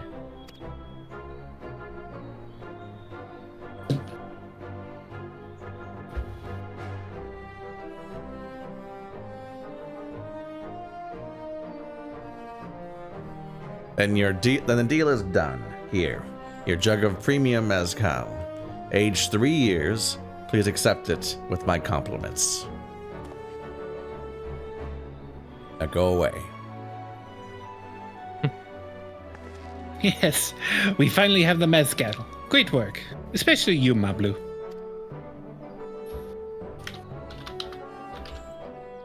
You were the one that inspired me to come this far, Third Promise. But let's not celebrate until we have the saddle in hand.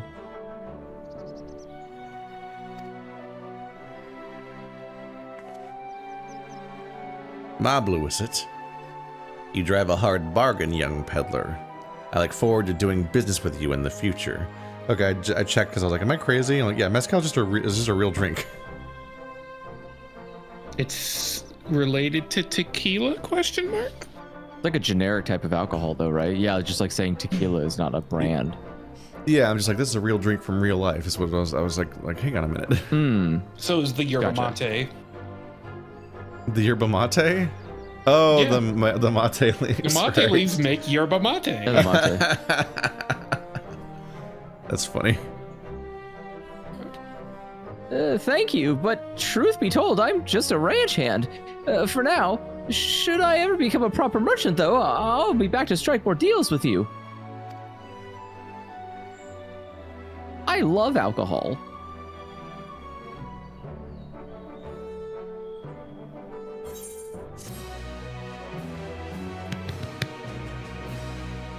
Whoa! Oh my god. We conned some people. This was not, these were not small intervals of upgrade. We multiplied our score by 5 and then by 2. Success, you traded a 5,000 pel sack of top grade mate leaves for a 10,000 pel jug for premium mezcal. All right, nailed it. And you leveled up from doing it. Whoa! I'm level 95. Who knows how many class quests or whatever I haven't kept up with. Oh yeah, Andrew needs to finish his class quests. Aw. Oh yeah. Was that you? Was that him or you? It was him, right? Yeah, you're the missing like half of your class mechanics. Yeah, someone in chat was able I to tell am? that you're never using a button you're supposed to be using, and I'm like, oh. And they think that you just never finish your the final quest for unlocking your abilities. That doesn't seem right. Who knows? Well, I guess I'll do that. Even at the palace, I don't think I've had a 10,000 pound jug of anything before. My hands won't stop shaking. Here, you'd better hold on to it until we get to the saddle maker. Damn, what are you gonna drink it? Calm down. Can you imagine if we dropped it and had to start all over again? Well, luckily, Havel's place is not far. We just need to head across the Oh! This is where I assume the two-headed guy shows up to seal it, because that's his MMO is just a cheat. Imagine if we had to do like a balance mini game to walk there without spilling it. Oh god. One of those walk there with slash walk WoW quests. This is it, the trade we've been working toward. He's like, actually, in the time it took you to get here, I've sworn off alcohol. I can't stand the shit anymore. Still in one piece. All right, time to make our deal. Peace? What's the deal with? Get your tools ready, saddler. We brought your precious mezcal.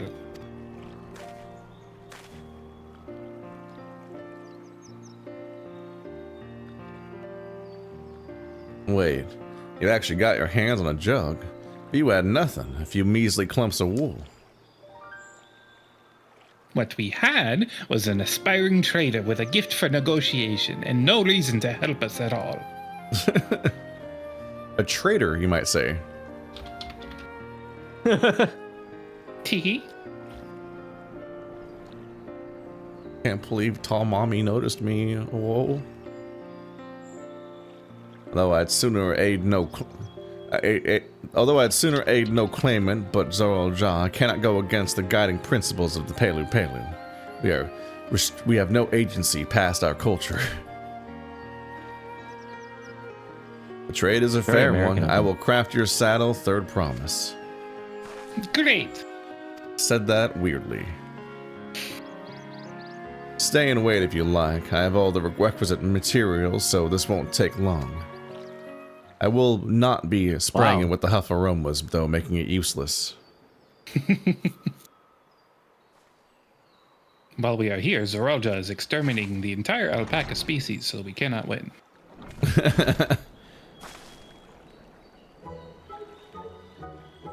Your commission is ready. Catching a wild alpaca is never a simple affair, but you'll have an easier time of it with one of my saddles. Now, if you don't mind, I have other work that needs finishing. I can taste that smooth mezcal already.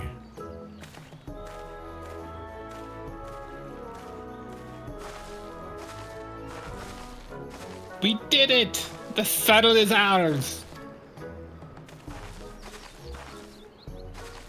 And to think, we started out with only 100 petal basket of alpaca wool. Mablu, you're going to be an incredible merchant. Thank you. It makes me so glad to hear you say that, third promise. We got what we came for, so let's return to the ranch. The others will be waiting. Oh. You traded a 10,000 pel jug of premium mezcal for a taming saddle. Quest complete. Of priceless value. This is where Zero Escape would start slowly explaining the story of the red paperclip. In other words. Straight from Wikipedia, no doubt. See if I can look up my own video to solve the mystery of what skill Andrew's not using. It's hard to use my phone one hand. But I mean, I don't know. I know one way to practice that. I mean, actually using my phone with one hand is normal. Is the fact that I was trying to pilot my character at the same time. Acquired the saddle then. Oh, I didn't click on him yet. You fool. Yes. OMG, bro is at Reaper level 92 and hasn't unlocked Enshroud. Really hope he went back after this and did his job quest to unlock it. It is a majority of a Reaper's damage. There, now you know what they're talking about. Was that actually the comment? I'm not getting it now. Fuck you, asshole. I'm actually a support Reaper now. I'm a support Reaper. Yeah, what kind of I lay down on the comment floor and make the healers feel useful. I hope I went back and did my... I play this game like once every 2 weeks. Chill the fuck out. I don't know what's going on. Yes, and thanks in no small part to Mablu. Before you rush off to catch an alpaca, though, let me teach you how to saddle one. I'll bring out one of our wild-born friends so you can practice. Excited to get spit on again?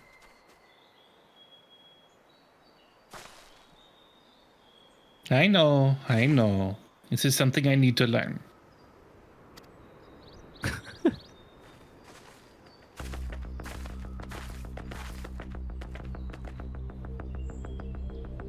Or just start playing the Rocky theme. Now kiss.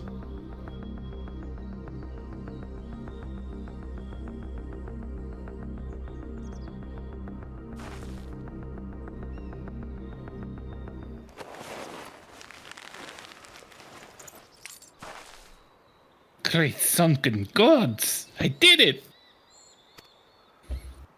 Praise Cthulhu.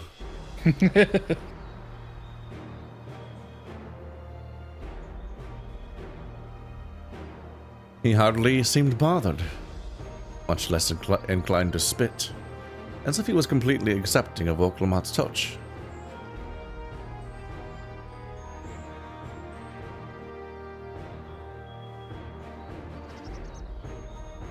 That's because that is because of the singular scent in which the saddle has been coated. Alpacas find it very soothing.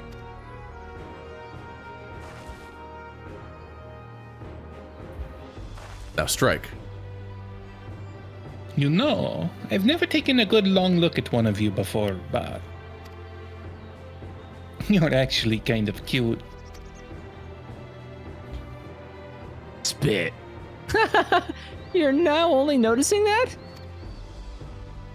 Well, the guy just starts walking into frame in the background. That startled me. Sriracha, he's back. It's a golden alpaca. Oh! What the hell? Having done exactly what he set out to do. That alpaca he's brought, is it just me or is it glowing? That's my one line for this quest. I've heard tales of such a beast. They say the golden alpaca lives a solitary existence deep in the valley, where it shuns the company of both man and its own kind. How the fuck did I predict this? I was joking. I kind of feel like the twins shouldn't be here. Yeah, they're not really contributing. Yeah, it almost feels like they're here because they're scions, but we disbanded the scions so we can kind of move past them. I don't know. How did he manage to snare a prize like that? I don't think we've assigned him yet. This is Eorzea lackey. His vizier. Okay. A beast knows its betters. Faced with overwhelming strength, it will yield rather than risk death. An apt illustration of how greatly the power of the first promise exceeds yours, Waklamat. Waspinator terrorize! Did he just call me Waklamat? Strength alone won't win him our father's throne. I'll be the one to find the Golden City, and then Toral can remain at peace. And who wants to be Eorzea? An everlasting desire for peace can only be forged in the fires of war. Dun dun dun dun dun dun. To unite as one, the people must be taught. They must suffer the horror and the hopelessness firsthand. My traps are stupendous. Exhaustion from prolonged conflict, the wages of war's merciless nature. These are what moved the clans to join in the founding of Tuliol all these years ago. Consider the younger generation of this village. Since birth, they have basked in unbroken harmony, and behold, they regard war not as tragedy, but opportunity. Thus does the resilient son seek to provide education. He offers much-needed lessons in the realities of conquest and a renewed appreciation for the peacetime.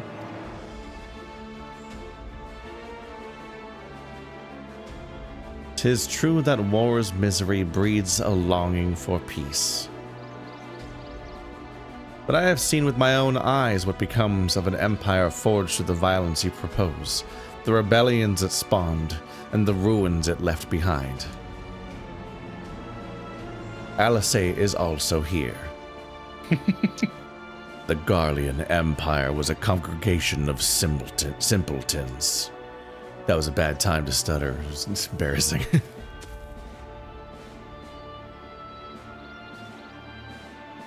The oppressed fought back against their oppressors, as well they should. Men are not beasts, except when I am. Only a fool would seek to rule over all with the threat of force alone. This is why Ghoul Jar Jar did not elevate the Mamul Jol, why he treated all clans with equal respect. However, First Promise has his gaze fixed upon more distant horizons. He would unite not only Tulial, but the star in its entirety. What? Why? I need not explain myself to you.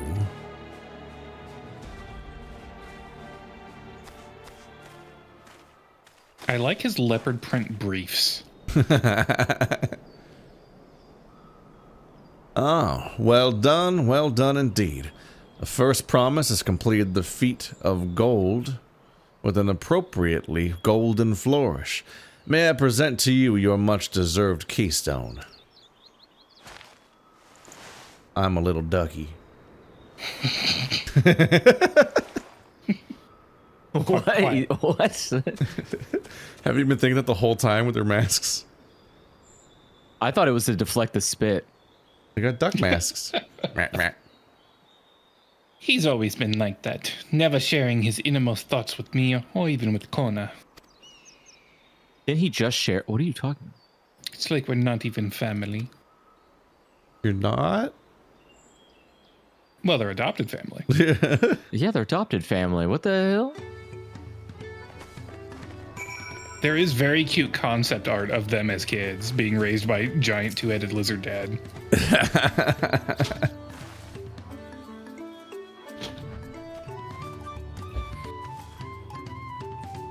I'll ponder Zoraja and his mysteries later. Right now, I need to think about finishing the Feat of Gold. I have my saddle. I've practiced how to use it. So lead on to where the wild alpacas roam.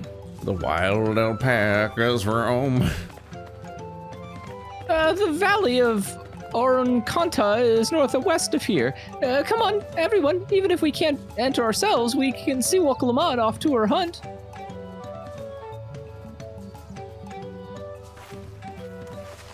Good luck. So wait, we're gonna be allowed to follow, but we can't join? I feel like we're gonna go close enough to not actually be where we're supposed to be to help. Like we're supposed to like stop somewhere, but then we're gonna find the two-headed lizard guy, and he's here to sabotage it and steal the saddle. And we have I guess we're just on the honor system for not helping. God, this level's pretty. They're not here to enforce it. This level's so fucking pretty. Why is this guy got a funny nose? Okay. Oh no, he's attacking. The fucking plant, that's because you said you had a funny nose. All these flowers and cliffs. Some of the cliffs look really repeat texturey. What the hell's going on over here? It's so neat. That's a fate. That's a fate. Remember those? No. There's a lot of alpacas around. I feel like these are the ones you normally capture. They're probably too far. No, she's going for the gold. Is that a fucking palm? I can do this. I know I can. Cheer on Woklamat as she marshals her courage to attempt the harrowing task of capturing a wild alpaca. You can do it. Reach across the desk / oh god, I can't see what the letters on the keyboard say. Here. There we go. Look at voice actor. Good luck there, Promise! Thanks. I'll need it. Truth be told, still not sure about alpacas. I'd rather not go near one if I can help it. But if I'm to rule this nation, then I'll need to learn how to live with them. Tural is their home too.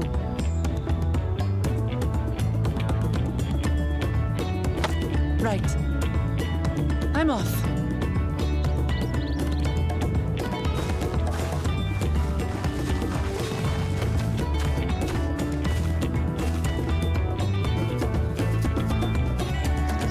So, shall we head back to the ranch, or...? I'm staying here. As will I. Woklamat is alone in this. The least we can do is stand watch and await her return.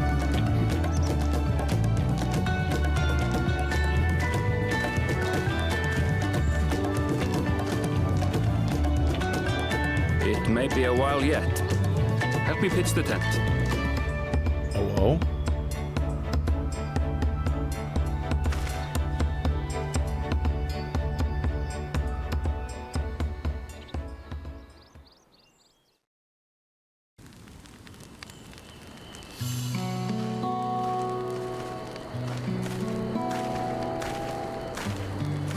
Trust a gleaner to come prepared for anything. What's a gleaner? Someone whose job it is to travel the world and procure uncommon things for their employers. Erenville specializes in finding animals, I believe.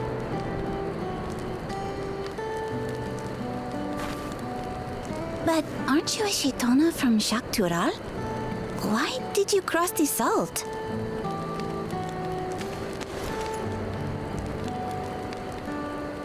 When I was much younger, the thought of leaving Tural never even occurred to me.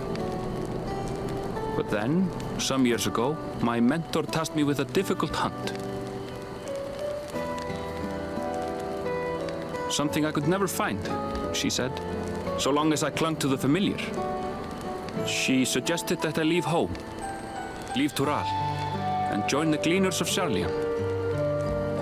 As one of their number, I could experience the world, immerse myself in myriad cultures and customs, see the many faces of nature. And once I had learned what is truly important, I would find that which I seek. My younger self took those words to heart, and off I went to become a gleaner. Her words alone moved you to leave behind everything you'd ever known? You must have great respect for your mentor. As it happens, gleaner work was much to my liking, and I all but forgot why I had pursued it in the first place. Yet, events conspired to put me back on the trail I'd abandoned. Wait, are you saying you were tasked with finding this city of gold? I was. And though my hunt is now entangled with the right of succession, I mean to see it through. Well then, I understand completely. We all have our reasons for seeking the Golden City. Which is all the more reason for us to work together.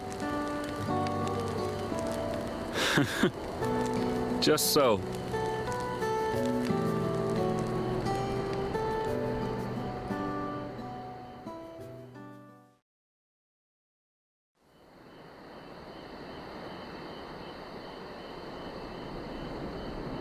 We awoke in the morning, but one party was dead. One night, ultimate Should have werewolf. been back by now. What if something's happened to her? We need to tell Tobli and arrange a search party. Wait. Do you hear that?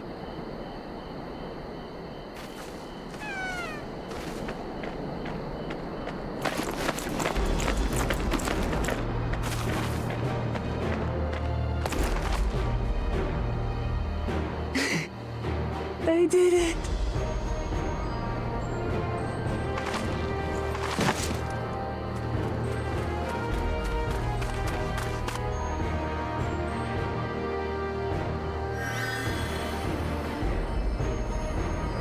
You're utterly spent, and small wonder.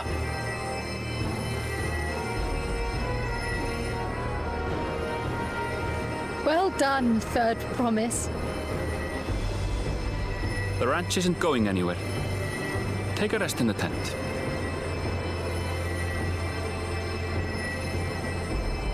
I think I will. Thank you all for believing in me.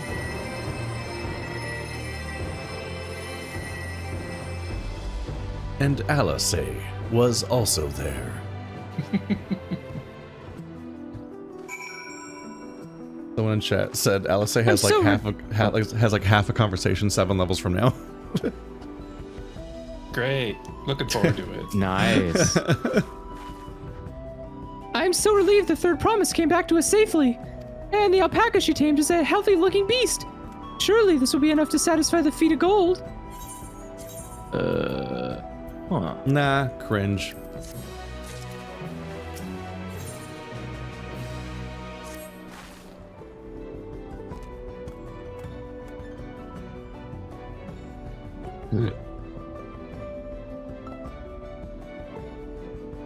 Are we doing the next quest? Yeah, let's get out of here. Beat it. Kill the quest. Woklamat still seems a bit uneasy on her feet, or unsteady on her feet. Hardly surprising after she spent the night chasing alpacas. You know what will melt away fatigue like that? You know what will melt away fatigue like magic though? Latte tea. I'll run to the ranch and get a pot brewing. That way you can take your time and the tea will be ready when you arrive. Okay. It's finally good weather to look at the mountain. Yeah. As Mablu so wisely suggested, we shall set a slower pace for our exhausted third promise. Or we could just pick her up. What were these guys doing during the extinction event? The extinction event? Dying. Yeah. Oh, last expansion for Endwalker? Yeah. Yeah, none of our plans for rescuing people involved rescuing any of the people from future expansions.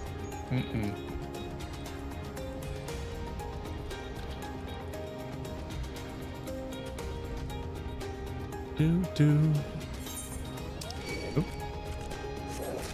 No, stop biting me. It's rude.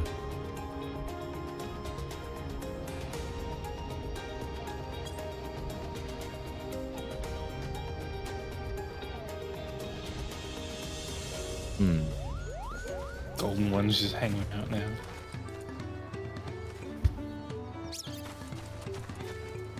Came back ahead of the others, did you? I should hurry along with the tea. Tea then. Woklamat can't be that far behind. Haha, we left her.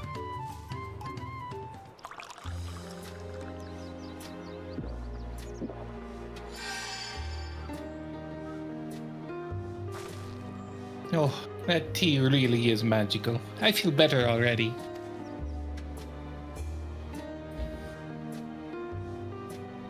I see you've become more comfortable around our fuzzy friends. Watching this one taught me a lot about the alpacas. What grasses and fruits they eat, what sounds they react to. Their adorable little quirks. I guess I've kind of grown fond of them.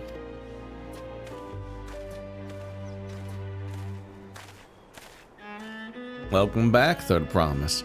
Accomplished the feat of gold, have you?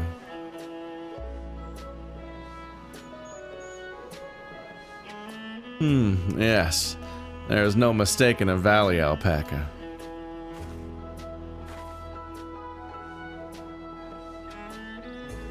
I commend you on your success. Well done. Yes, we did it!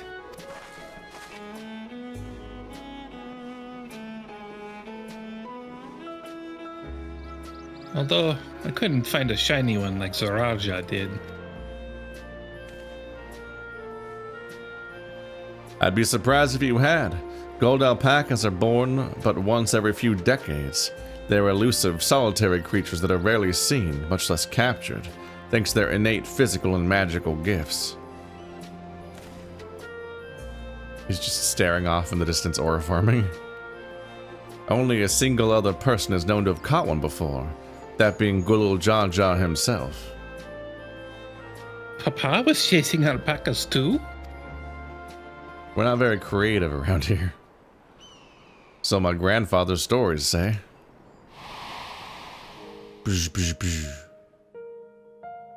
It was before the founding of Tuliyollal, in a time when the mountain giants, the Yokhoi, held our people in thrall. Compelled by their overlords, our forebears would ride their alpaca mounts to the highlands to deliver the gift of goods, the gifts of food, and other tributes. Those were wretched days, to hear grandfather tell it. Then along came young Gulul Jaja, yet unburdened by the mantle of Dawn Servant.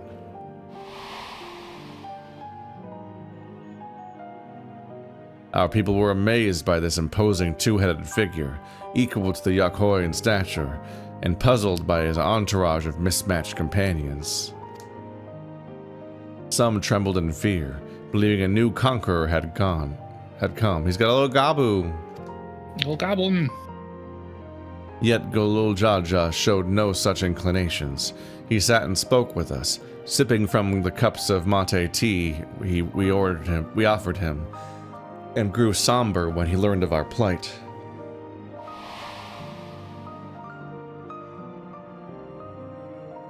None could have anticipated what their visitor decided to do next.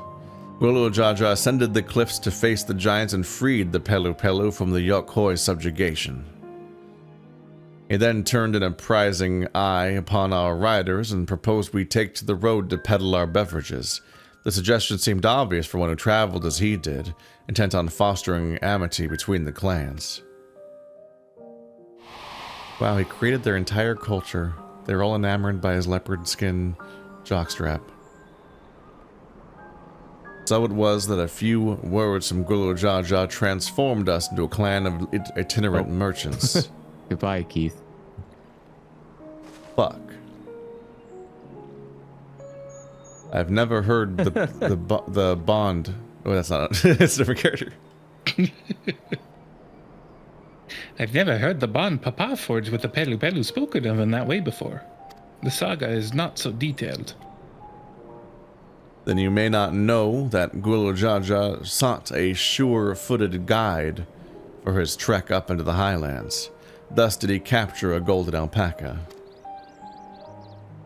So both my brother and father caught the rarest of creatures, while an ordinary one was the best I could manage. Well, yeah, because there ain't no more. It's the one. The feat required no more than that, Third Promise, and you brought back a perfectly wonderful beast. Mablu's right. You're a perfectly wonderful beast. If anyone's ordinary, it's me. Spit!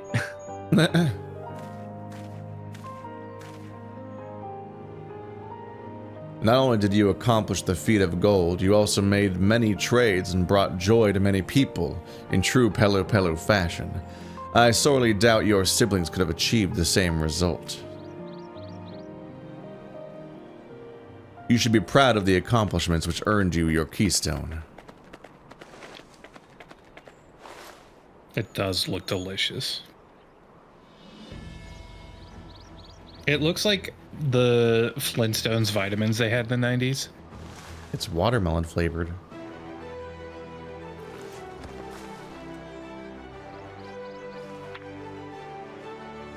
That's the same place we put the last one. Yeah, I think she just has 6 of them.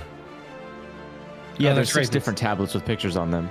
Yeah, That's weird. It feels like there's 6. It should be 'cause 6 holes 'cause on one tablet. Yeah, because they're huge. So she just has like 7 of these just in her pocket. This is why she can't hold other things. It's her Yeah. whole inventory. Yeah.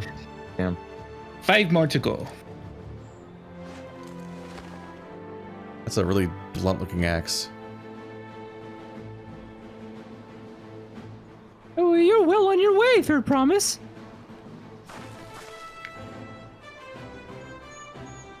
We'd have been lost without you, Mablu.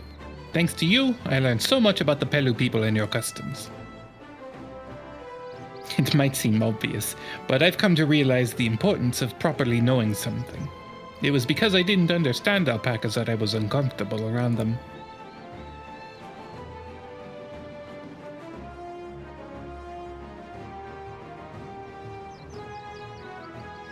I'm thankful to you as well, Waklamat.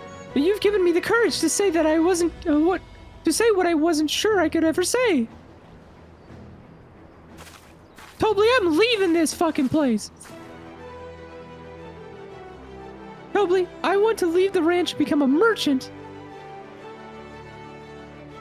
I appreciate everything you've done for me, and I've loved every moment caring for the alpacas. But this is something I need to do. I need to walk my own path and make my own trades.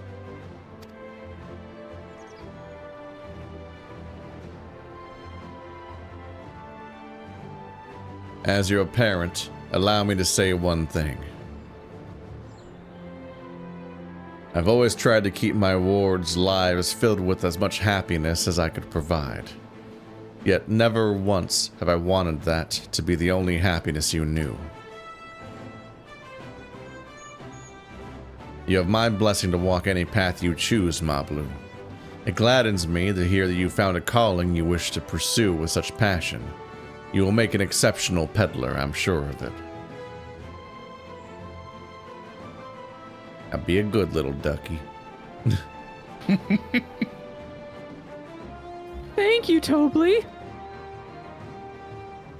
What did I tell you, Mablu?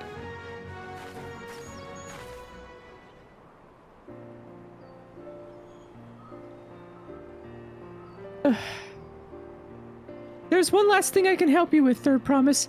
You need to find the Golden City, right? That's the end goal. Then I suggest you talk to the Yokoi.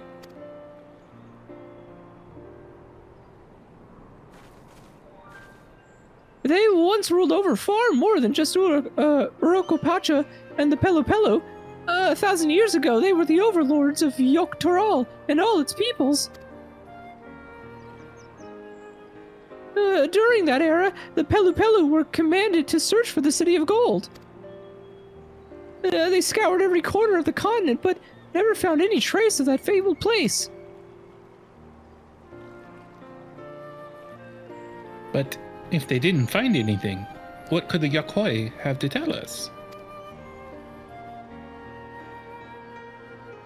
They may not have found it, but the fact they thought to look for it at all makes me curious. Perhaps there's value in delving into how the legend originated.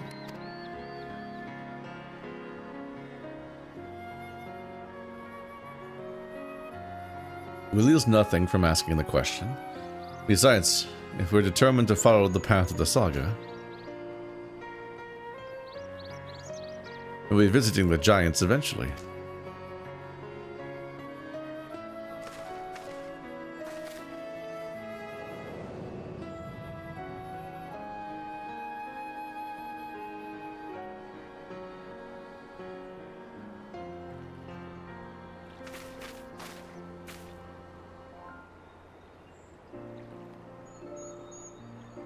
Oh, Kryl, I have a question I've been meaning to ask, and since we've finished with the feet, where did you acquire that earring? My earring? Do you recognize it?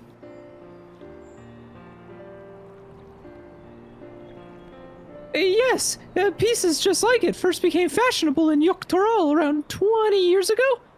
Since then, it's become common to wear one as a charm for safe travel. 20 years ago, right about the time my grandfather made his journey. Yet the Dawn Servant implied the earring was connected to the Golden City in some way. Surely there was more to its significance than simple fashion.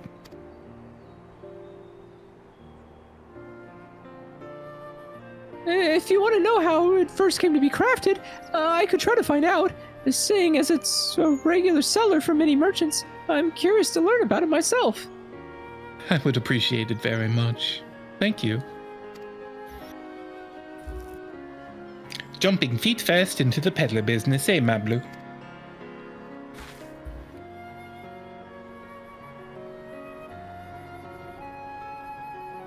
Right then, that's 2 keystones down.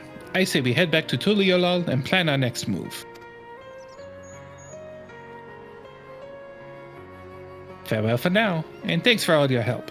I will become Dawn Servant, so make sure you set aside your best mezcal for the occasion.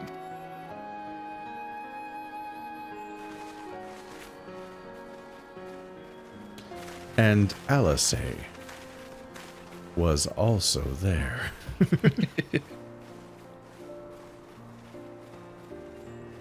She has a fearsome opponent in that brother of hers. He even brought a golden alpaca to heal. But you've heard Zoral Jal's supporters talk.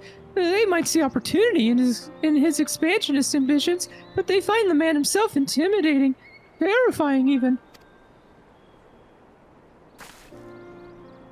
Whereas I've grown to love Wok Lamat, Everyone she meets will come to love her too, and that's why she'll win the throne. You might be right, Mablu. You might be right.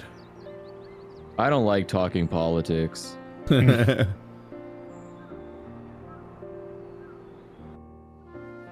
He's enlightened in his centrism, you see. Why were they ducks? All right, Woklamat. One last conversation before we get sent back out of here. It feels good to have the feet of gold safely under our belt, even if my victory pales beside Zoraja and his shiny golden alpaca. I know I shouldn't let it bother me, and gods know you've all been so supportive. But I want to be strong, or wise, like my brothers, to be a promise that people respect. Which is not likely if I stand here carrying on and on about things. Let's move on. Back to Jabal Tie. The contest has hardly begun.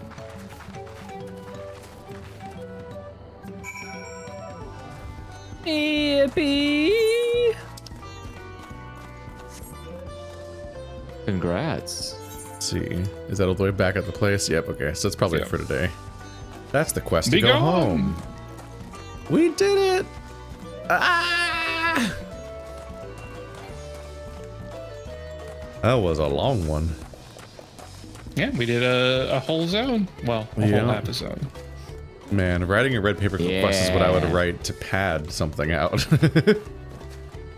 That's wild. Or you could do it as a whole quest. Yeah, It feels like it should be the story like out. the mini game as one section of a quest, not the whole quest. What if we narrated the entire storyline of a red paperclip quest? No real frills or surprises the whole way through. The fact that no one tried to interfere with us in particular, I'm like, wow, there was no subversion. It really just played out as you expect it would. Very Yeah, if you kill the other slowly. one first, you expect interference. Yeah. It's just not very exciting to have a storyline play out where the end result is exactly what they said would happen at the beginning of the quest. Mhm. And then you just play it out for like 2 hours. You're like, oh, that's it? Weird. Okay. Well, I guess you can write that. I would think you would get bored writing it, let alone having people play it. But okay. Whew. All right, we'll see if this expansion picks up next time. Good night, y'all. With another voiced Rothgar man. Yeah! Probably. Maybe. I don't Eventually. know. Yippee. There's at least one more. Chat says, don't know if this sold me on capitalism, TBH. Oh, well, that sucks. Have you considered? Fuck you. Damn.